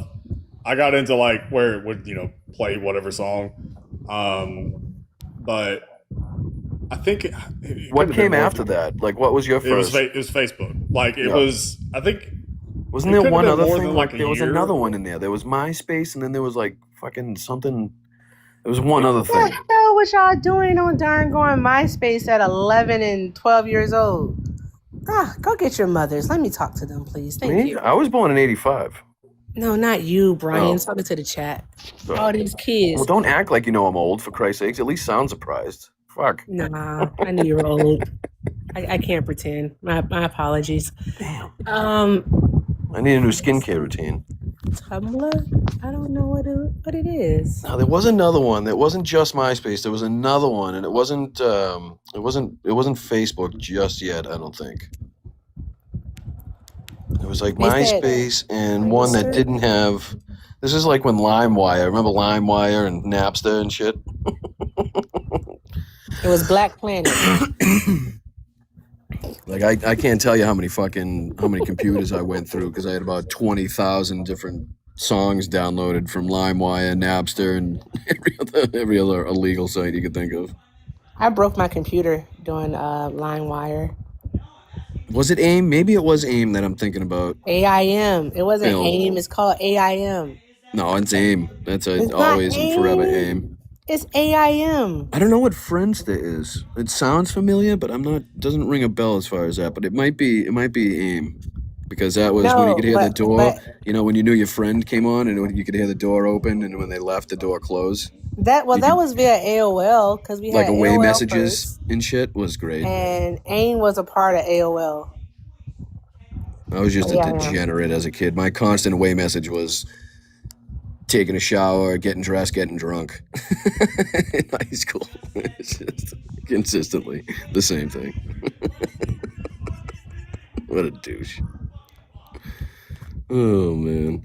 And it used to be like you'd message your buddy that just came on and you'd immediately hear that the door shut of them signing off before they respond. And you're like, what the fuck? Oh man, those were the days. ASL. Oh, Hannah, same mine. ASL. I remember like a few years ago they tried to say ASL meant as hell. And then like all the older millennials were like, ASL, what? Age, sex, location? It was like, no, as hell. And it's like, that doesn't mean as hell. That means age, sex, location. Oh shit, that's right too. God damn. Took me a second on that one. ASL, that's crazy. That sounds so creepy now. It does. It really does. How old are you? Where are you? Imagine asking someone that ASL. I mean, what's kind of funny is that we kind of asked a similar thing on here. We're like, all right, age. Yeah, how old state, are you? Where are you from? Who you voted for? Yeah, Fair right. point. Fair enough. I feel like you get the same, amount of information. Yeah. Like you can tell based on that. That's a good point, Nemo. Really good point. I'm just gonna start asking ASL, and if they can't answer that question, they're too young for me to debate with. See, my brain immediately went to sign language. Nope. I'm like, ASL, please. I wait for Matt to come back. I'm gonna ask him his ASL and see what he does. He's chilling up there. He's rocking and rolling. I don't know if he's still debating or not, though. He is a master debater. Oh, Nemo, have you ever noticed that anyone who comes around with like master debater in their name or like debate champ or debater or some stupid shit like that, they always suck. Oh yeah, every time. It's so funny. It's just so funny. They're just really bad at it. And it's like, oh my gosh, you suck at this. Yeah. So how long do we think? What's the next steps with Iran? Where do we go from here? Tis the question. I was trying to remember. I thought I saw something earlier today. Mr. Global was talking about it. Shit, I'm trying to remember what he was talking about. But basically, it would result in us pulling out, and Trump pretending like, oh yeah, we totally won, and Iran just benefits. Oh, I remember what it was. He said that Oman and Iran are basically going to negotiate. Like one side gets inbound, the other side gets outbound, mm-hmm. And I think like some other things, and then that would be it.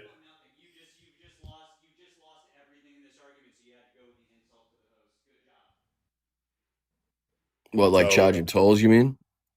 Well, I don't know if it's charging tolls. I think it's just like controlling inbound traffic and outbound traffic.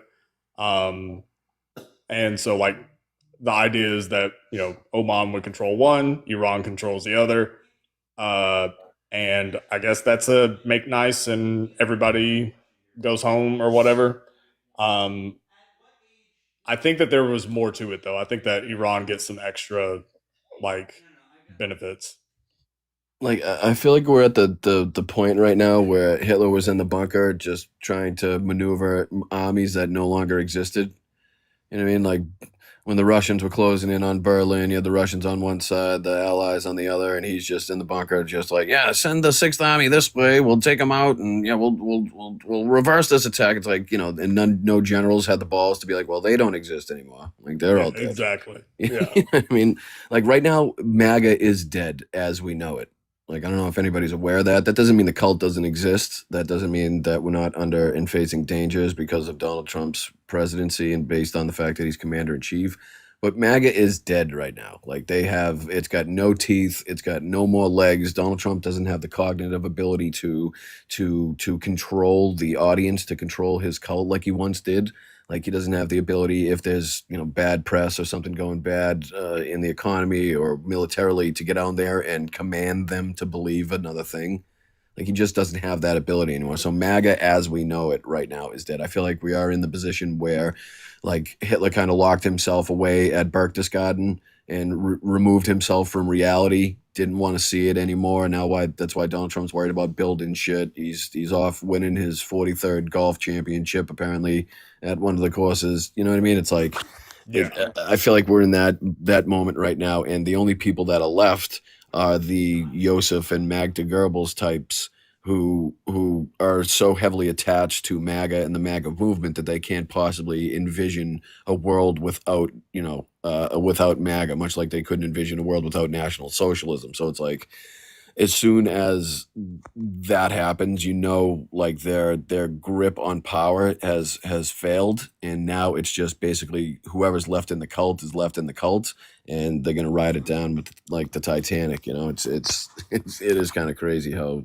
the historical comparisons do relate, because Donald Trump building his goddamn ballroom. I know it's not going to be complete by the time he's supposed to be out of office, but who knows if it's going to be complete to a point where he decides to lock himself away for weeks at a time because he doesn't have to deal with the economic disaster he's created with the wars that he started and just all of the other tariffs and everything else. It's crazy. Yeah. Right now, it's I was trying to think of like a parallel with like the uh, the Chucklefuck Brigade, the Third Reich. I was trying to. So it was Goring, and who ended up becoming the was it Reich minister? Basically, who took over for Hitler after he offed himself? The head of the Navy. Why can't I think of his name? He was basically like a no name. Not Raider. No, afterwards, the one that it filtered down to was why can't I think of the name? The head of the Navy, for fucking Christ's sakes. Submarines. Why can't I think of his name? Good Lord Almighty. As somebody that studies World War II, I'm embarrassed, but I'm also exhausted, so I'm giving myself a break. Yeah, he did the surrender. Donitz, thank you, Neely. Admiral Donitz was who it ultimately went down to. Okay. Because Goering, it was supposed to go down to Goering, but Goering wrote a letter to Hitler while he was in the bunker, basically saying, "We've lost all communication with you. We can't trust that you're safe. I'm basically taking over power." Based upon, it was written in German law that Goering was to take over if anything ever happened to Hitler. But then Hitler, Bormann, his little assistant there, got hold of the letter and basically convinced Hitler that it was a plan for Goering to take over. And then that's when Hitler basically ordered Goering to be put to death. And that's when they kind of went down the chain and rewrote who would get the, who would take over after Hitler. And then the same thing kind of happened to Himmler. Himmler got found out that he was trying to communicate with the Allies to create a side deal as well. So it's like, it's kind of like the Janine Pirro aspect right now. So no matter, how heavily involved you are in the cult, no matter how much you defend the cult or support the cult or make yourself look like an idiot for the cult, if you don't do it the way that they want you to do it or as much as they want you to do it or lie like they want you to, then you're going to find yourself like on the outs like Janine Pirro is right now, where Trump's shitting all over her because she wouldn't go along with these ridiculous prosecutions with the reflecting pool.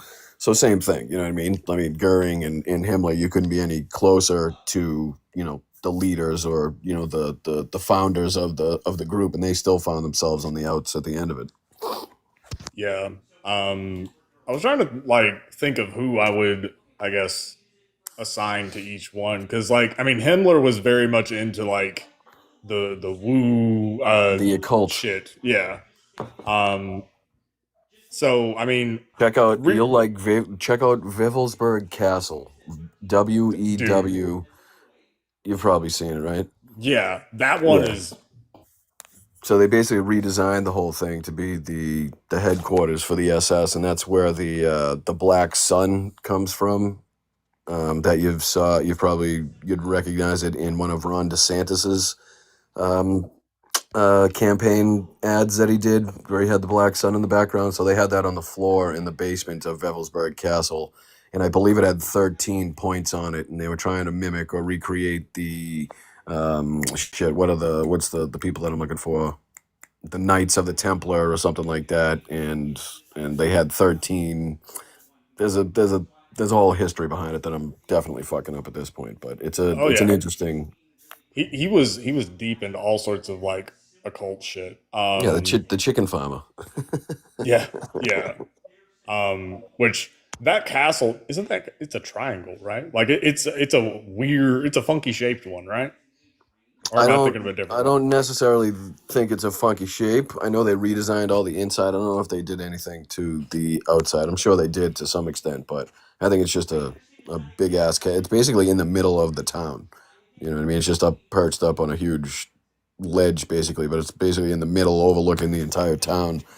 But yeah, they redesigned the whole place to their, to the occult and the Black Suns, and they had all mystic bullshit associated with it, and they sent people all around the world actually during their reign to go look up the chalice, or to look up different artifacts that have been mentioned in history to try to steal them, much like they stole all the art and history in Europe. Basically all of the stuff that the Nazis were doing in Indiana Jones. That was them actually doing it. Like, oh yeah, no, we actually are going to they Norway really to did find send Thor's hammer.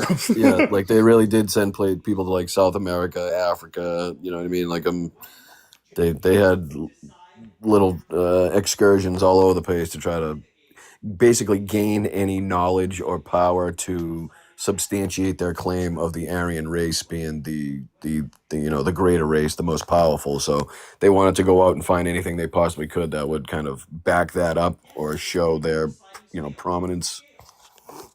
Yeah. And obviously any other interest that they had. I think Himmler kind of did that on his own a little bit. Like, I don't think that was so much a German government thing as much as it was a Himmler SS type of thing. Yeah. Himmler was he was really into the mysticism shit. But it's crazy, the comparisons, because the same way in which the German government functioned at that time is so much like how our government functions. Like, the leader not giving direct orders, because after the T-34, or was it the T4? Like I said, I'm exhausted. I think it was the T4 euthanasia program in Germany was their first attempt. T4. Yeah, it was their first attempt at kind of like mass killings, if you will, of people that were mentally or physically disabled, gay people, anybody like that had some sort of deformity, anything like that. That's what they originally started, and Hitler put his name to it. But the reaction from the German citizens was not a good one. Like, they were not happy about it. So that was when he found out that he couldn't put his name attached to anything like that in the future, which is why you'll notice that Goering is got the signature. It's his name on a lot of the like Holocaust documents or anything affiliated with that type of thing. It wasn't Hitler after that, but like he didn't give direct orders. He would sit around and they'd talk for hours, and he'd talk about what he wanted to see done and what he believed, and then basically Himmler and Goering would take that information and they'd try to like interpret it, or anybody that was vying for power would be like, okay, I heard Hitler say this, so I'm gonna go do this so it will get me closer to him. He'll really love that I did this. So it's like, that's what we have now. Trump will go out and say something, and then Pete Hegseth will what was the situation where Pete Hegseth was trying to remove troops from Europe? Remember that, when Trump came out and he was like pissed off at Europe because they weren't helping us with the Strait of Hormuz, and he was mad at NATO and all this. And then right after that, Pete Hegseth put out an order to remove or withdraw U.S. troops from, I think it was Germany, if I'm not mistaken. Yeah. And then Trump had to kind of like reprimand him for being like, well, what the hell are you doing, type of thing. And it was like, that's how this government works. It's idiots like Marco Rubio. It's idiots like fucking Pete Hegseth and Tulsi Gabbard and Janine Pirro that hear Trump say something, and then they try to act to try to get on the inside the best interest of Trump, like to get the closer to him the better, the most proximity to power, which is kind of how the Nazis ran their government. There was no like, everybody was fighting each other for a position of power. Like, Hitler would specifically pit a bunch of generals together, or a bunch of corporations together, or a bunch of people within his government together to try to come up with a plan, and they'd fight each other to try to come up with the best plan, and then they would be the person closest to power after that. So it was like, there's so many parallels and similarities. Of course, calling the immigrants disease-ridden parasites, saying that they'll poison the blood of our country. I mean, there's a direct correlations to Mein Kampf specifically. And then you put that together with the knowledge of the only book apparently that Donald Trump's ever read was a night table book with Hitler's speeches in it. I think his ex-wife said this in one of her court filings in one of the court proceedings. Was like, yeah, he had a book of Hitler's speeches as a fucking on his nightstand every night. What's crazy is that book had a title. So I thought that it was Mein Kampf for a while, and somebody corrected me, and I think it was me and Matt. It wasn't that long ago. So, someone had corrected us and said, "Well, it wasn't Mein Kampf. It was this other book. It was the speeches." The name of that book, I think it's like My New Order or something like that. It's some shit like that.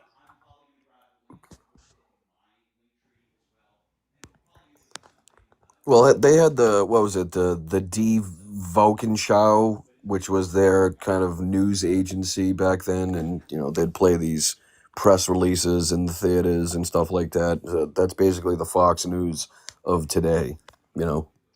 That's how they got their propaganda out there. That's why today so many people think that the German military at the time was so motorized. But in reality, the vast majority of their military got around by horse and buggy or by their own foot, as opposed to, mechanized brigades. But anytime you see a documentary or anytime you hear somebody talking about blitzkrieg or anything like that, they're talking about the mechanized units, which is just, it's kind of like a misrepresentation of history, if you will. What's the butterfly effect there? The fucking...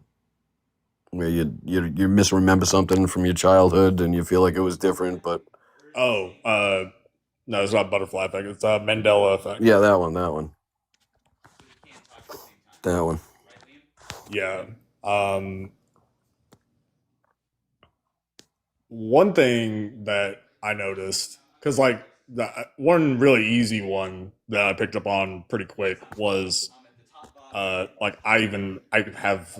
it's the first thing on my little list that I made, was fake news and Lucan Pressa.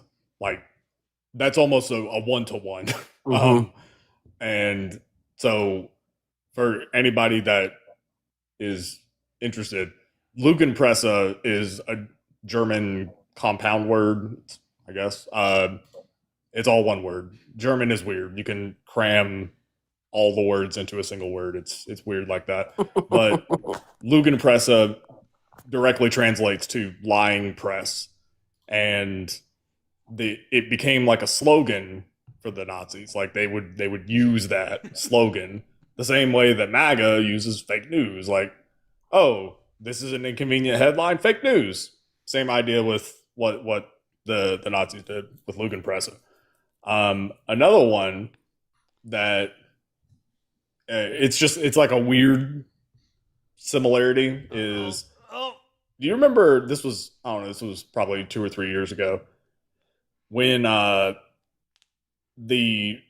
were like copies of the DOD or DOD copies of basically the medicine cabinet in the White House. So the White House doctor, there was like these lists of like medications that were ordered, and it was like all the shit. Just it was like fentanyl. Yeah, it was like the oh, do you want the uppers? Do you want the downers? We're got What's name the doctor's brands. name again? Dr. Pill Papa? It was Ronnie Jackson. Yep, you got it. And it reminded me of so Schindler's his personal doctor. I can't remember the dude's name, but basically, what are you talking about? Pervitin? No, you just talked the cocktail that Hitler was on. Yeah, Morel, Dr. Theodore Morel. That's was it. His name. Morel. Yeah. So, when Hitler was still like up and coming, he met this guy. He met Morel. Hitler was a vegetarian, which it's like a random thing about him. He was a vegetarian, and he was big into like eating raw vegetables, like uncooked. And that meant that he had serious gas, like serious problems with gas. And he, dealt with that. And that was like a thing that people would talk about, related to him. And he was complaining about it one day with that doctor when he first met him, Dr. Morel, and he prescribed Hitler essentially like a probiotic, more or less, and that fixed it. That helped his gas. And Hitler then went like, oh, you are now my doctor for everything. And the thing is that Morel was also a fucking quack, and he believed that the best way to administer any medication was intravenously. So he started giving Hitler like all of the things that I guess people have heard about over the years. So Pervitin, aka the Breaking Bad, the woo speed shit. Surprisingly, I don't think Morell came into the picture until later in Hitler's political career. They might have, I'm pretty sure they knew each other. You can fact check on this one, but I'm pretty sure he came in later in the picture. I might be misremembering now. No. I think you're right as far as him knowing him beforehand. And I think you're absolutely correct on the reason in story in which why he became so close to Hitler is because he absolutely did prescribe him things that seemingly to Hitler fixed his ailments. That's absolutely true. I believe he came in later into Hitler's or became his physician later in his political career. But you're absolutely right on everything that you're saying and the parallels too. I mean, just even the flatulence comparison to our president, everything that we know about him and diapers and shitting himself and everything else. But yeah, I mean, the cocktail that I'm sure Trump is on, I mean, we see the bruise on the back of his hands. Long time people have suspected that that's from, an IV or injections that he's getting or, whatever is going on. But, we can only suspect because of the lack of transparency, obviously. Yeah. But I mean, the parallels are there. The drugs may not be the same, but the reasons in which and the attempts and what they're trying to do, they're trying to, control his lack of sleep, control his outbursts, control his slurring. I'm sure he's on a whole cocktail of shit. Yeah, there's been like a lot of speculation about, what it is. I think that most people have settled on he definitely had a stroke at some point not that long ago. Like, within the last couple of years, he had a stroke because his face, like, there's one side that kind of droops a bit. And his walk is here because Danielle's odd. Is like he favors one leg. So it wasn't like a catastrophic stroke, but it was, I guess, like a mild stroke or whatever. What? And he also more than likely has Alzheimer's because Fred Trump had Alzheimer's. Go right now. So his dad right now. I'm watching her. had I Alzheimer's. got her live on the other. Like he died from it. Go. And Go it was so bad. Go like now. Fred Go Trump, right now. it was You so said you had bad multiple requests. at Go the end right of his now life and prove us all wrong. Go. that like he refused to be put in like a home or anything like that. Can we just I'm sorry to interrupt. Can we just pause for a second and look how animated Matt is right now? Go over there. Go. Like I can read his lips and he just hit the other person he's talking to with a oh. Yeah. Sorry. Same. Same. So fuck. What was I saying? Yeah, my bad, dude. Sorry. We were talking about Fred Trump. Correct. And yeah, Trump's health and mental state. Yeah. So Fred Trump, it was so bad at the end of his life. He I guess he refused to be put into like a home. He refused to be like hospitalized or anything. So basically, and then I've got a bunch. They had to come up with some kind of jerry-rigged system where he was like 15 monitored by nurses constantly. But the nurses would, I guess, dress up like there were 50 people in this room his when secretaries I came here. or his employees, and his room would be like his office, and it had a phone, and it would when he picked it up to like dial a number, it would go out to his secretary or whatever.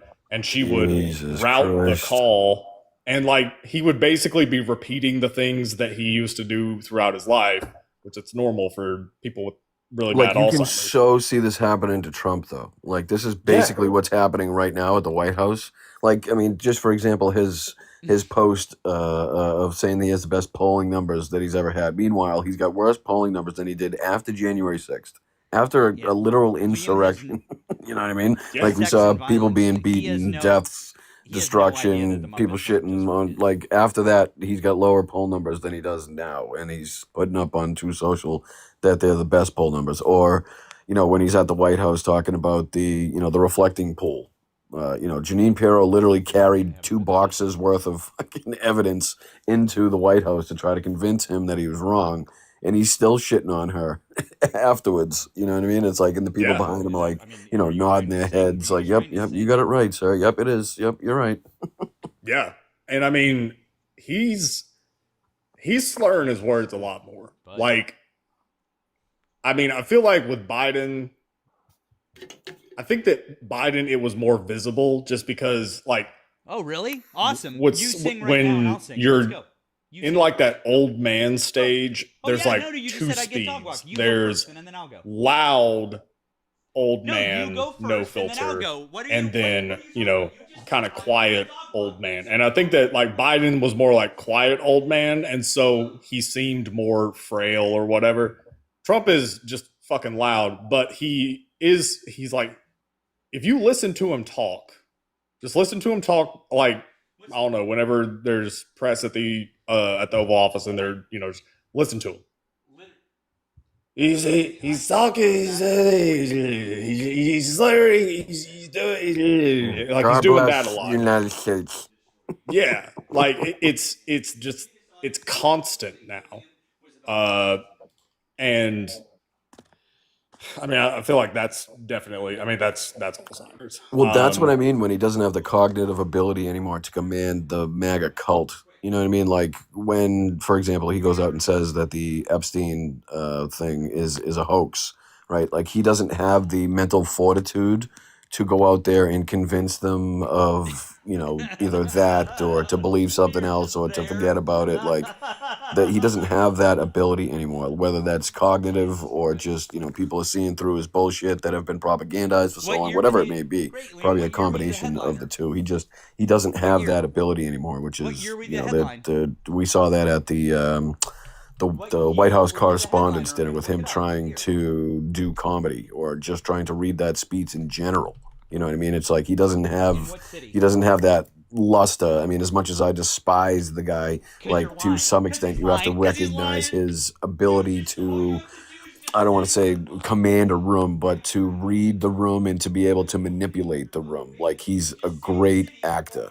Like that's what the what was his, I can't think of his name now. What was the guy, his mentor's name? The guy that loves Cohen. Was it Cohen? No. Cohen. Roy Cohn, correct. Roy Cohn. So basically what he taught him was to just steamroll ahead no matter what. Just if you lose a court case, tell everybody that you won. Call the judge an asshole. Say it was corrupt. Say it was this. Like that's what Roy Cohn taught him. Like there's no such thing as bad press if you can manipulate the media.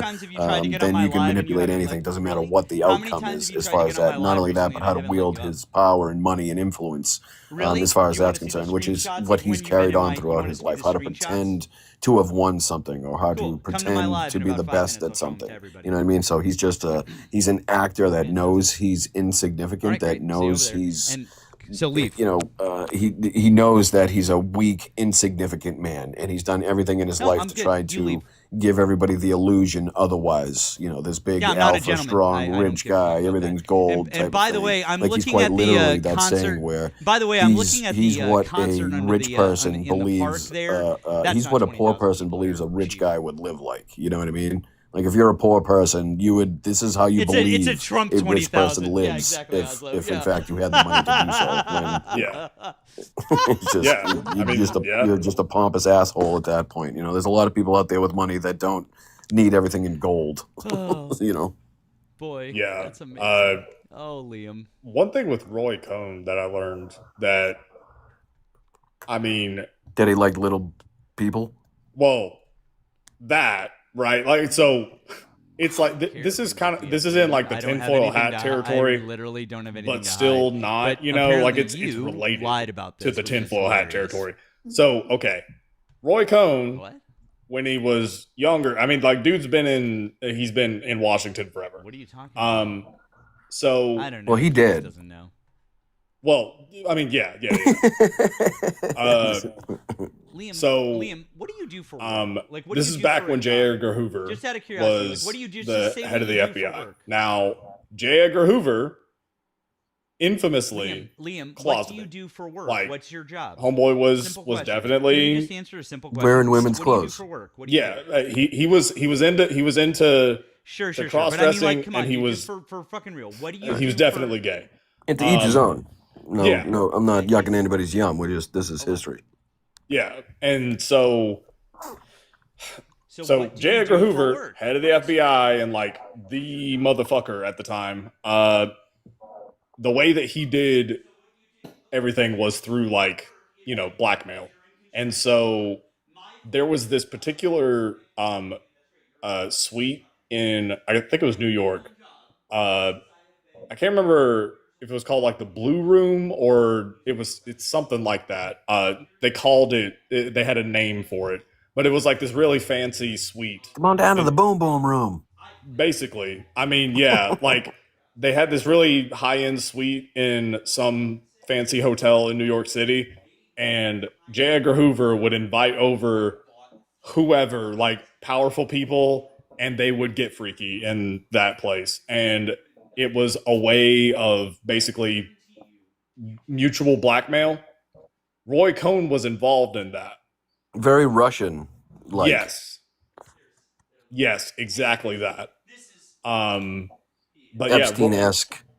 Yeah, I mean, it's ultimate. Like it's what the Russians do with honeypots. It's like what Epstein did. It is that, but before that was really a thing, and yeah, Roy Cohn was heavily involved in that, and that always just kind of blew my mind. I don't think this gets talked about enough either. Is like the fact how close they were, the fact that Trump never had a relationship with his parents, and that he basically, used Roy Cohn as that father figure for so long, and that's why he believes and does and is the way that he is so much today, is because of that. And if we look back on that person, and you can see exactly why we have the outcome we have today with Trump. Yeah. How'd you do, Matt? Oh my God, it was fucking. You're muted. No sound. Oh. Hello. Sorry. Hello. Yeah, it was fucking stupid because it was Liam. So it was just. You looked animated. Oh yeah, I was just having a great time. I think a few people from here came over and yeah, and Liam was just Keegan, you guys know Keegan, and Keegan is a friend of mine. I know Keegan in real life, and Keegan's boyfriend needs some assistance the right dancer? now. What's that? The dancer? Keegan? The girl dancer? No. He's trans. Keegan does some political content on the app. Used to do some other stuff. But anyways, I'm friends with him and his boyfriend also. Like, they've stayed at my house. Like, they're good kids. They're young.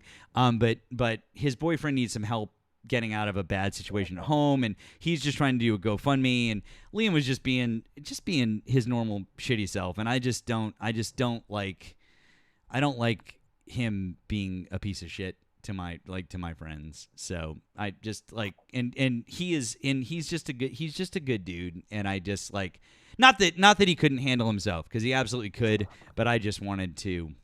How long did it take for the men and women sports conversation to come up? He didn't even get there. He couldn't concentrate on the fucking topic. The topic being, without using religion, tell me why being gay is wrong. Finally got him, after 20 minutes, got him back on the topic. And then he's like, well, sodomy. And we're like, that's Sodom and Gomorrah from the fucking Bible. Can't use that. And he's like, that's not how that works. And we're like, bro, that's literally that's that. And then he's like, we all know that you're Oslo. And then Oslo showed up, which was delightful. So whatever. That's Liam. But I came back because I know that we do actually need to wrap up here. And I'm sorry that but I never do that. I apologize to you guys, but I did. Oh, all good. Stuff, so seemed like a necessary. Seemed like a necessary thing. Every once in a while. But I left poor Nemo hanging. I'm sure he wants to wrap up, maybe go to Danielle's or not or whatever. So we're gonna let's wrap things up. So we were just given a history lesson, so I appreciate we were just bouncing all over the place with the history. I love that. I mean, everyone fucking Liam loses arguments with the mirror. Can you give us one final update on Syed before we leave? Yes, absolutely, I can. So I checked it just now.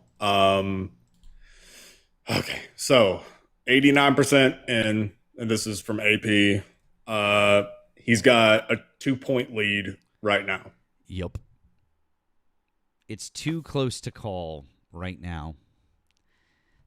Again, if crazy to me. If he loses, if he loses, I like fucking McMorrow, because McMorrow should have given the fucking support and should have handed it over. Why is she diluting? I really think that because she's out of the wait. They just projected. Whoa. Was that a check just happened? That's a check that just happened in real fucking time. Whoa. Whose side are we looking at here? I can't see. This is NBC News. Word. NBC called it. Come on, AP. Come on, spit it out.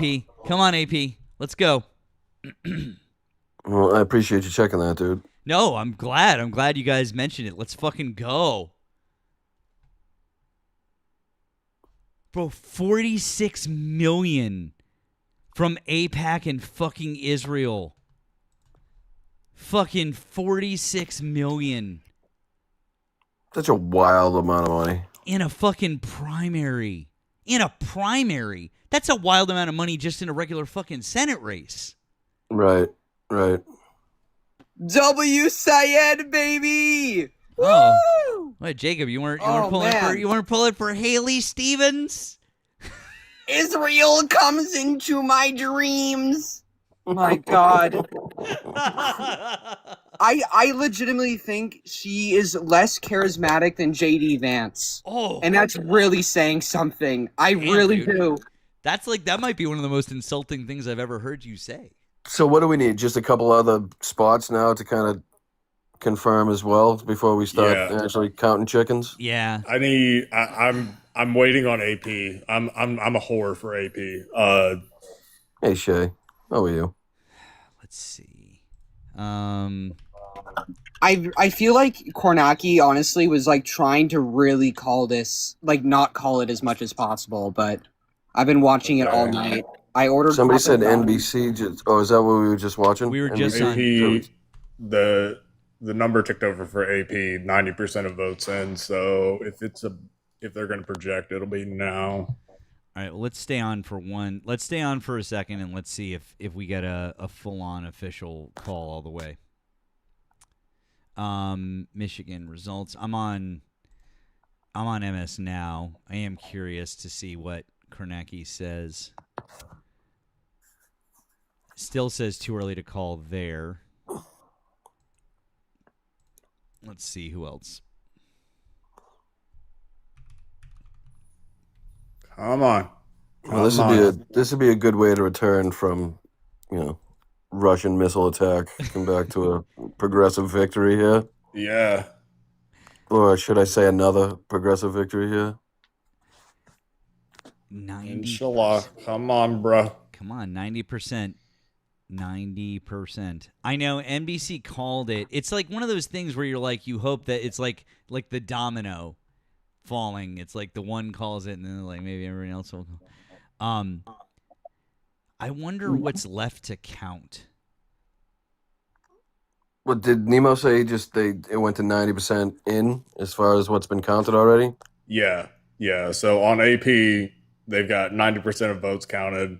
AP also has a section for uncounted votes, and it shows on the map like where those would be. It looks like the majority of the uncounted ones are in. Somebody says Wayne County and Macomb County are the biggest that are left. Yeah, Wayne County, Macomb County, Genesee County, and Oakland County. I'm not I'm not seeing any votes from Gladwin County on NBC or CNN. Is there a reason for that? There's like no votes counted from fuck Gladwin County, man. I mean, everybody knows that. What is going on in Gladwin? 0% in. Is it one of those counties where there's like two people that live there and it's like they're both married and they're probably out to dinner or something? They're like, fuck this, we're counting tomorrow. Genesee, is that how you say it? Genesee?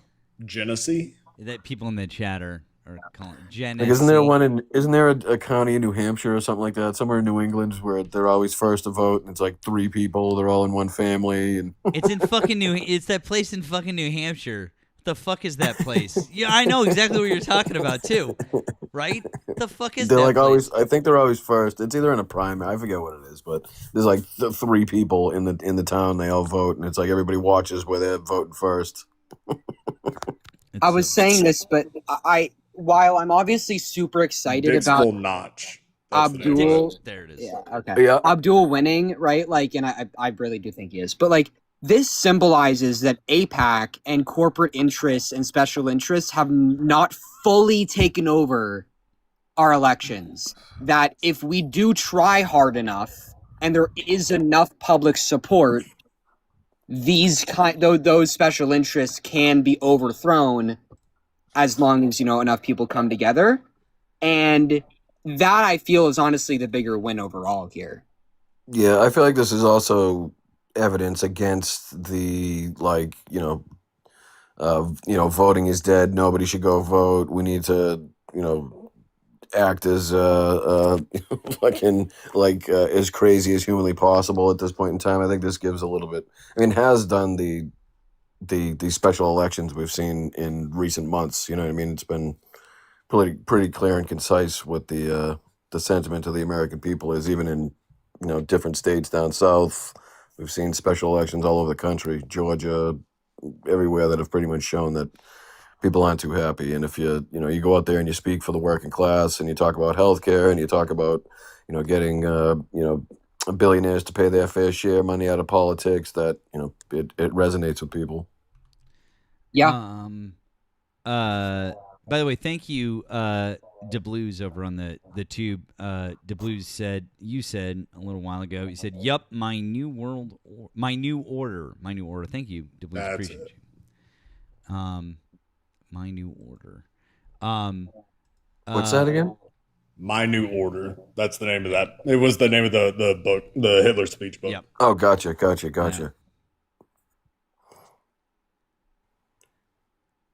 Yeah, I mean, between Roy Cohn and the fact that that's the only book Trump ever read, it's like you wonder, you can quickly understand why we're in the position that we're in. Erika, I 100% agree with you. There is no fucking reason that Cori Bush should have lost. That should have been another fucking win. She was her fucking platform, everything that she stood for. Like that should have been a fucking win.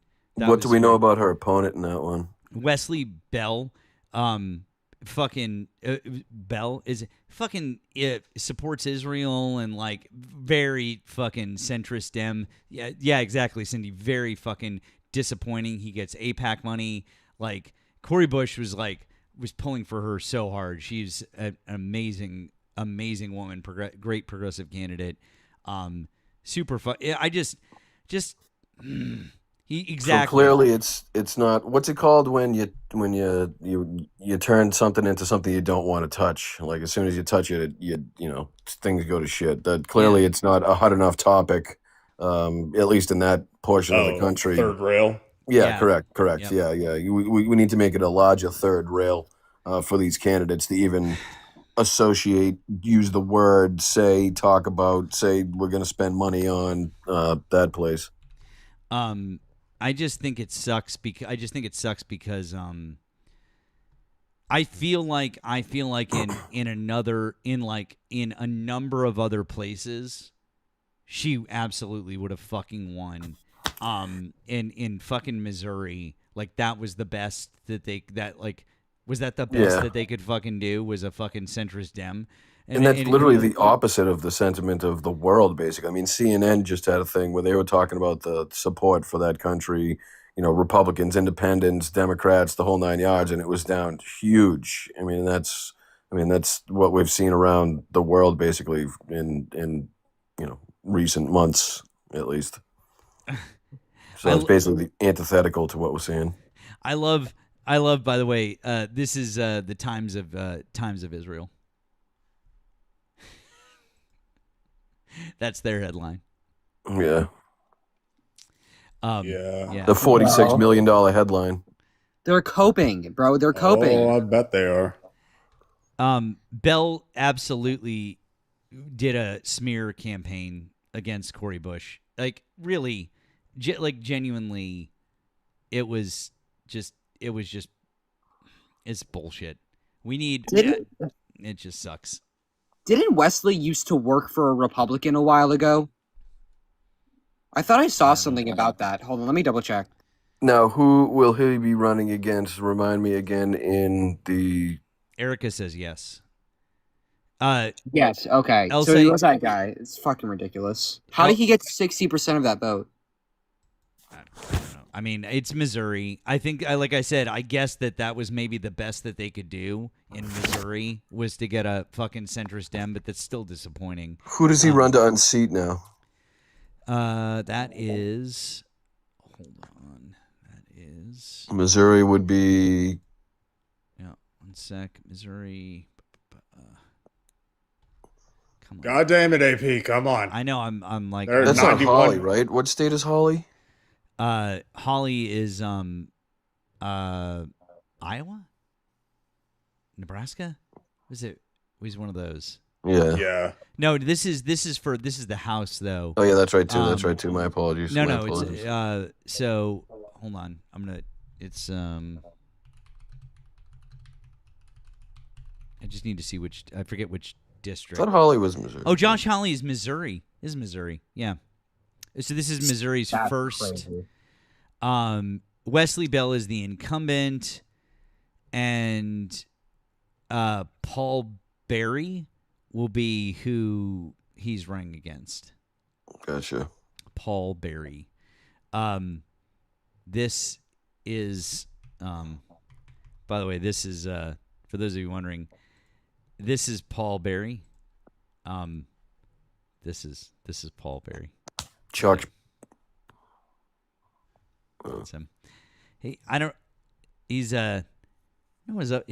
His eyes freak me out a little bit. I don't know why. They freak me out a little bit. It's giving like Charlie Kirk. It's giving Charlie Kirk smile to me. Remember Beetlejuice on Howard Stern? No.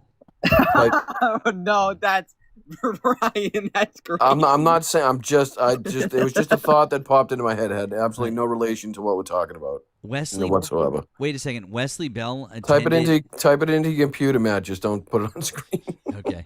Wait a second. Wesley Bell attended events with George W. Bush. Ugh. Brutal. So, I know we were talking about Josh Hawley.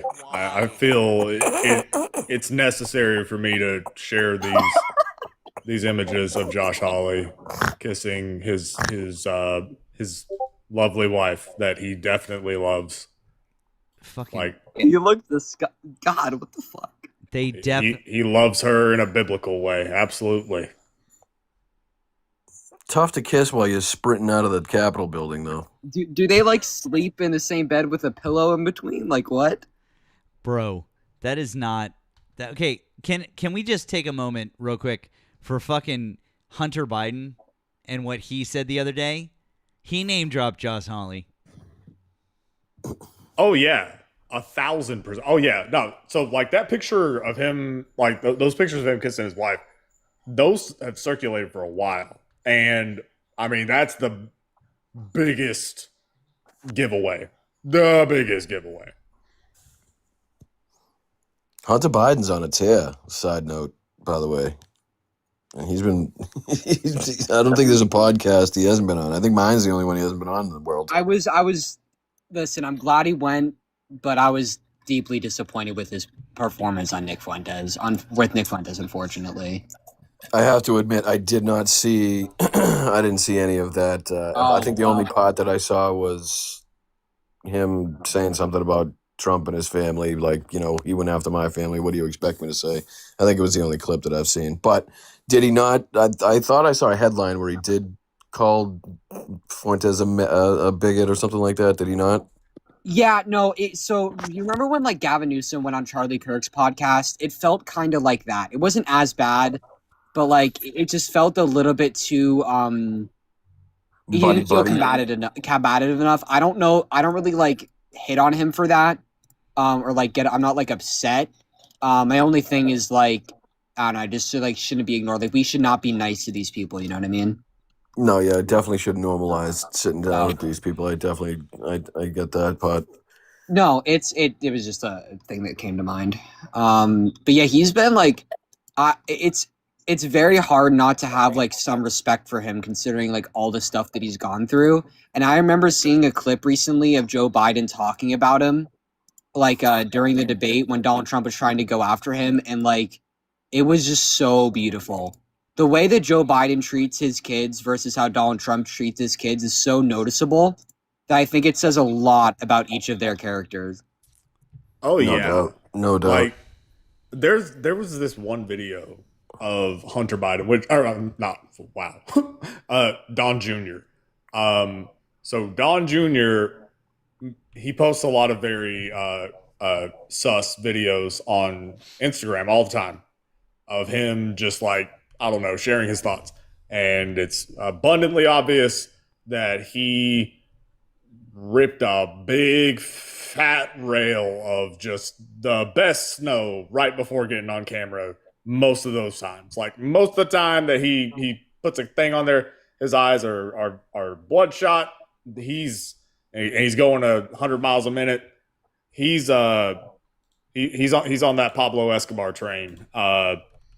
And there was this one video where he was talking about something, and I guess that Trump had said, I can't remember what it was that he had said, but basically Don Jr. was saying, it's nice whenever the president says that he's he loves me, or that he's proud of me, and like there's like a little wobble in his voice, like there's deep-seated like trauma there's some deep-seated well, there was a known issues. time period where Trump and Don Jr. didn't speak to each other, right?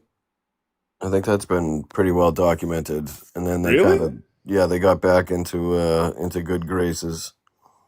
I don't know if it was necessarily that long, but there was definitely a time period where they were on the outs. Oh shit! When he was, I don't know how old they were. I don't think it was any time recent though. Yeah, it was real clear just in that, I don't know. It was like he slipped for just like half a second, and you could see it. I don't recall that $620 million Pentagon contract that Hunter Biden got from Joe Biden, or the $25 million Pentagon contract that Eric got. I don't remember that ever happening to Hunter. That's what I've been like doing now, is whenever they try to, I don't know, bring up Pelosi or Biden or like Hunter Biden, I'm like, okay, give me your best number. Your biggest number, like whatever number you just, I'll take it. Give me your estimate for how much money you think Nancy Pelosi has made in her entire career from insider trading. And we're going to assume every stock trade is insider trading. Give me your number. And the real number is somewhere in the neighborhood of like, I think 200 million ish, which, I mean, Pelosi's been there since like, I don't know, the fucking Plymouth Rock. So yeah, it makes sense. But Plymouth Rock is a scam, by the way. It really is. Yeah. We can all attest to that. Everyone took that fucking field trip as a kid, and you're like, what the Plymouth fuck? is a beautiful place. Don't get me wrong. You can go visit there, and there's lots to do, and you can have a great fucking time. But just don't go for the Rock. When I was young, I legitimately thought that the actors there were real, and I was very disappointed when I figured out it wasn't. Yeah, it's the Plymouth Pebble.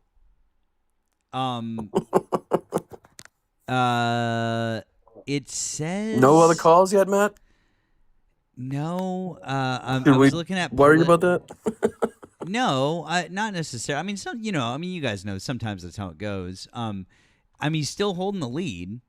I'm just waiting because it said that he was going to talk soon, and I'm hero shots. If Plymouth Rock landed on you, it wouldn't even hurt. You could throw it back at the person who threw it at you. Okay. I mean, I gotta look. This is. I'm gonna show you guys. Okay, look. This is. Okay. Don't get me wrong. I got a picture of it. Yeah. Well, here. This is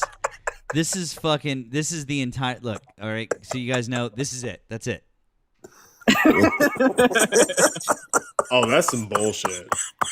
And somebody inscribed 1620 on it at some fucking point in time. You're like, why? You couldn't find a better rock? So fucking. It's so what the. I mean, like, it's not like there were a shortage of rocks back then. It's like undeveloped land. Yo, There's rocks all over the fucking place. I've seen rocks 10 times that size trucked in to fucking shore up the shoreline in my town. Right? They could have done. And do you see done better than that. Like the people standing there, like the fucking scale. It's yeah, the disappointed Europeans. Like, we came for fucking this. Like, have you seen the Rosetta Stone? Like, I mean, that's a decent size one, you know? And really. We just killed Massachusetts tourism. Yeah, right. We're gonna fucking Maura Healey's gonna give us a call. Brian is gonna be like, "What the? Hey, fuck! Fucking stop it!" Shit. It's kind of like the Mona Lisa.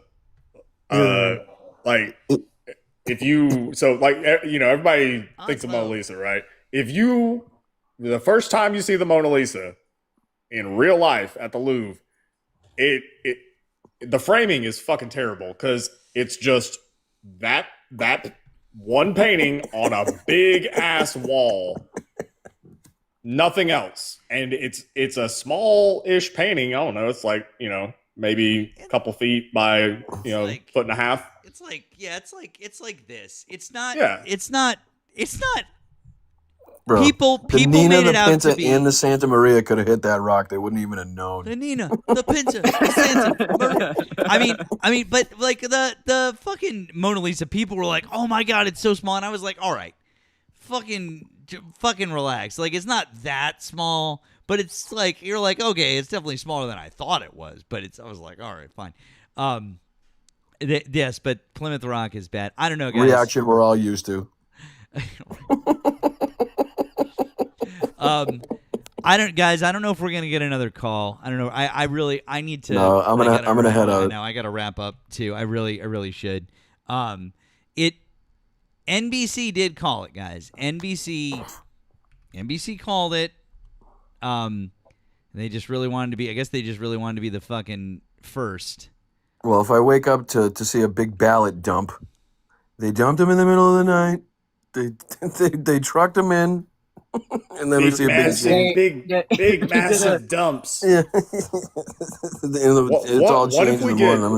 I'm gonna be pissed. What if we get like a rehash of 2020? What if a recording comes out of Haley Stevens like talking to the Secretary of State, being like, I need 11,000 more votes.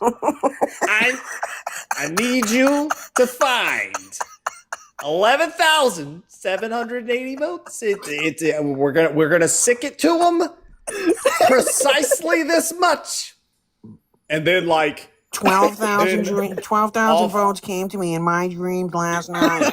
Off to the side, you just like hear this guy just off there, just like what the fuck, and then it's like Listen, this is Bibi Netanyahu. Count You are all the going to Israeli declare votes. victory? Listen to me carefully. Voting is anti-Semitic. We are going to appointment only. That was more Bernie, but close enough. Is it, your Netanyahu does shift New into England Bernie, but it Netanyahu. doesn't matter. It doesn't matter. It's fine. It's good. Okay, in his defense, they do have like relatively similar cadences. No, at I'm times. saying it's pretty. Like I like it. I'm in. So we're all going to bed hoping we dream at 12,000 votes. Yeah. All right. We're gonna wrap things up.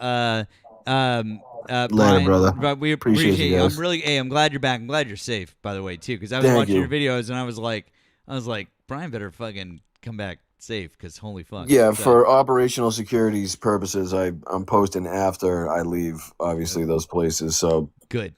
Brian, I had a question, and I DM'd you also on TikTok. Do you work with an organization, or are you just do this independently? No, yeah, this one was with NAFO, so the 69 Sniffer Brigade, NAFO. You've probably seen online people that call themselves fellas as it relates to supporting Ukraine. In conjunction with them and Help 99, this is the second campaign we've done with my YouTube channel to raise 20,500 euro for a vehicle to go to the front line. So the first one was for the 72nd Operational Battalion. This last vehicle was for the 3rd Operational Battalion, which is an artillery platoon.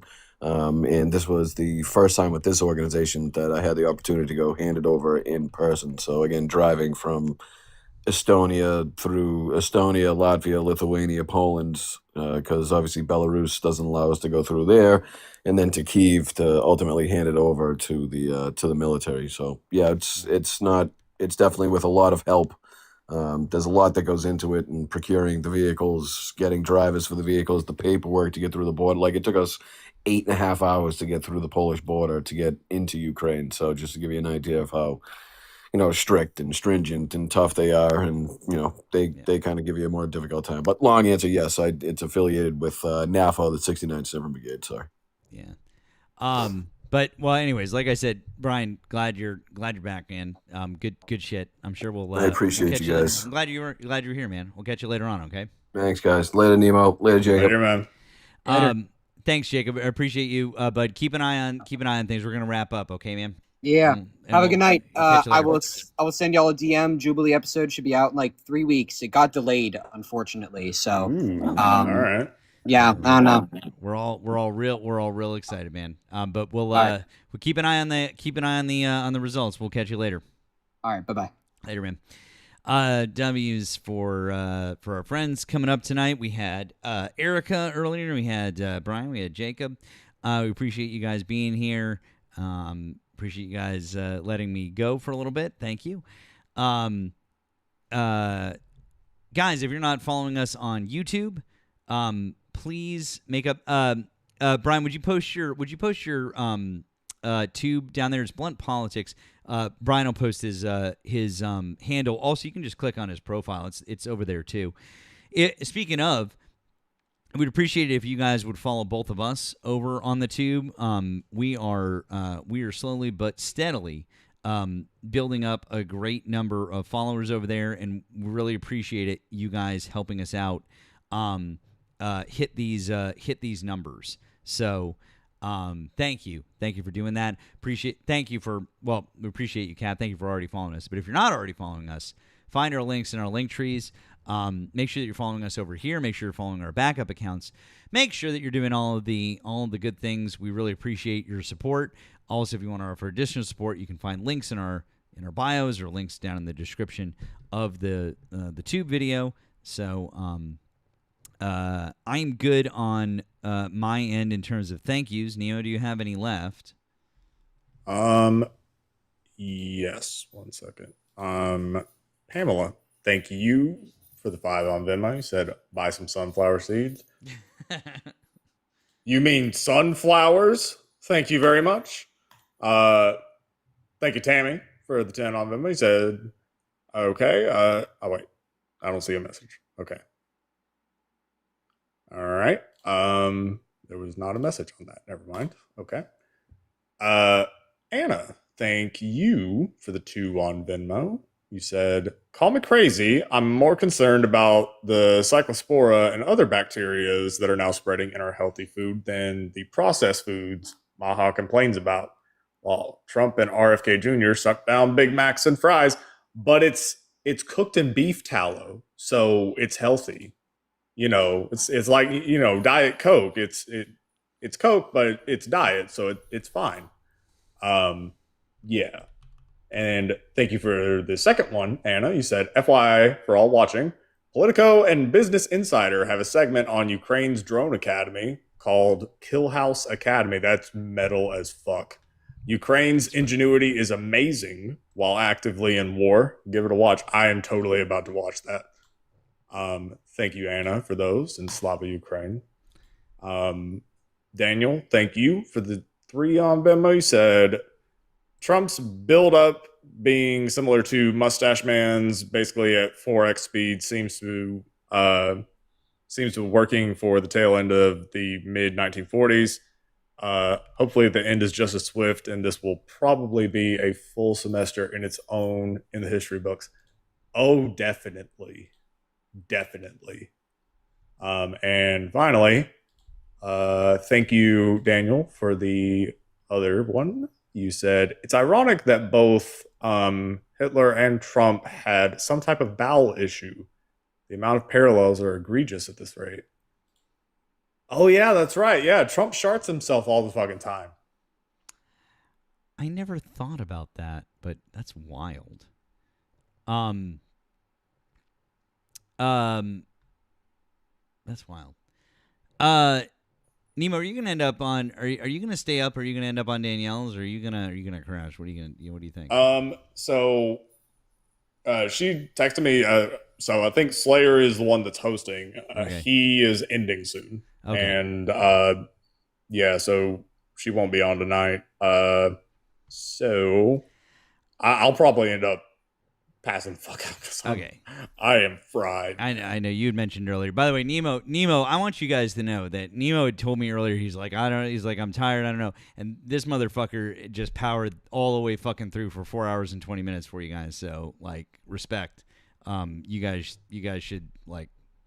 Andy was on fucking all the way earlier. Like I was on that live. I was on Ellie's live for like a little bit earlier. He was on for fucking hours. So like, exactly. Fucking legit. I have not slept in like a while. I didn't go to sleep last night. I'll put it that way. So yeah. Okay. I would appreciate if you guys do. We don't normally do this, but I would really like it if you guys do me a favor. Keegan is live. Keegan's boyfriend and Keegan's doing some debates about like hey, debate me about like gay people without using the Bible and different stuff like that.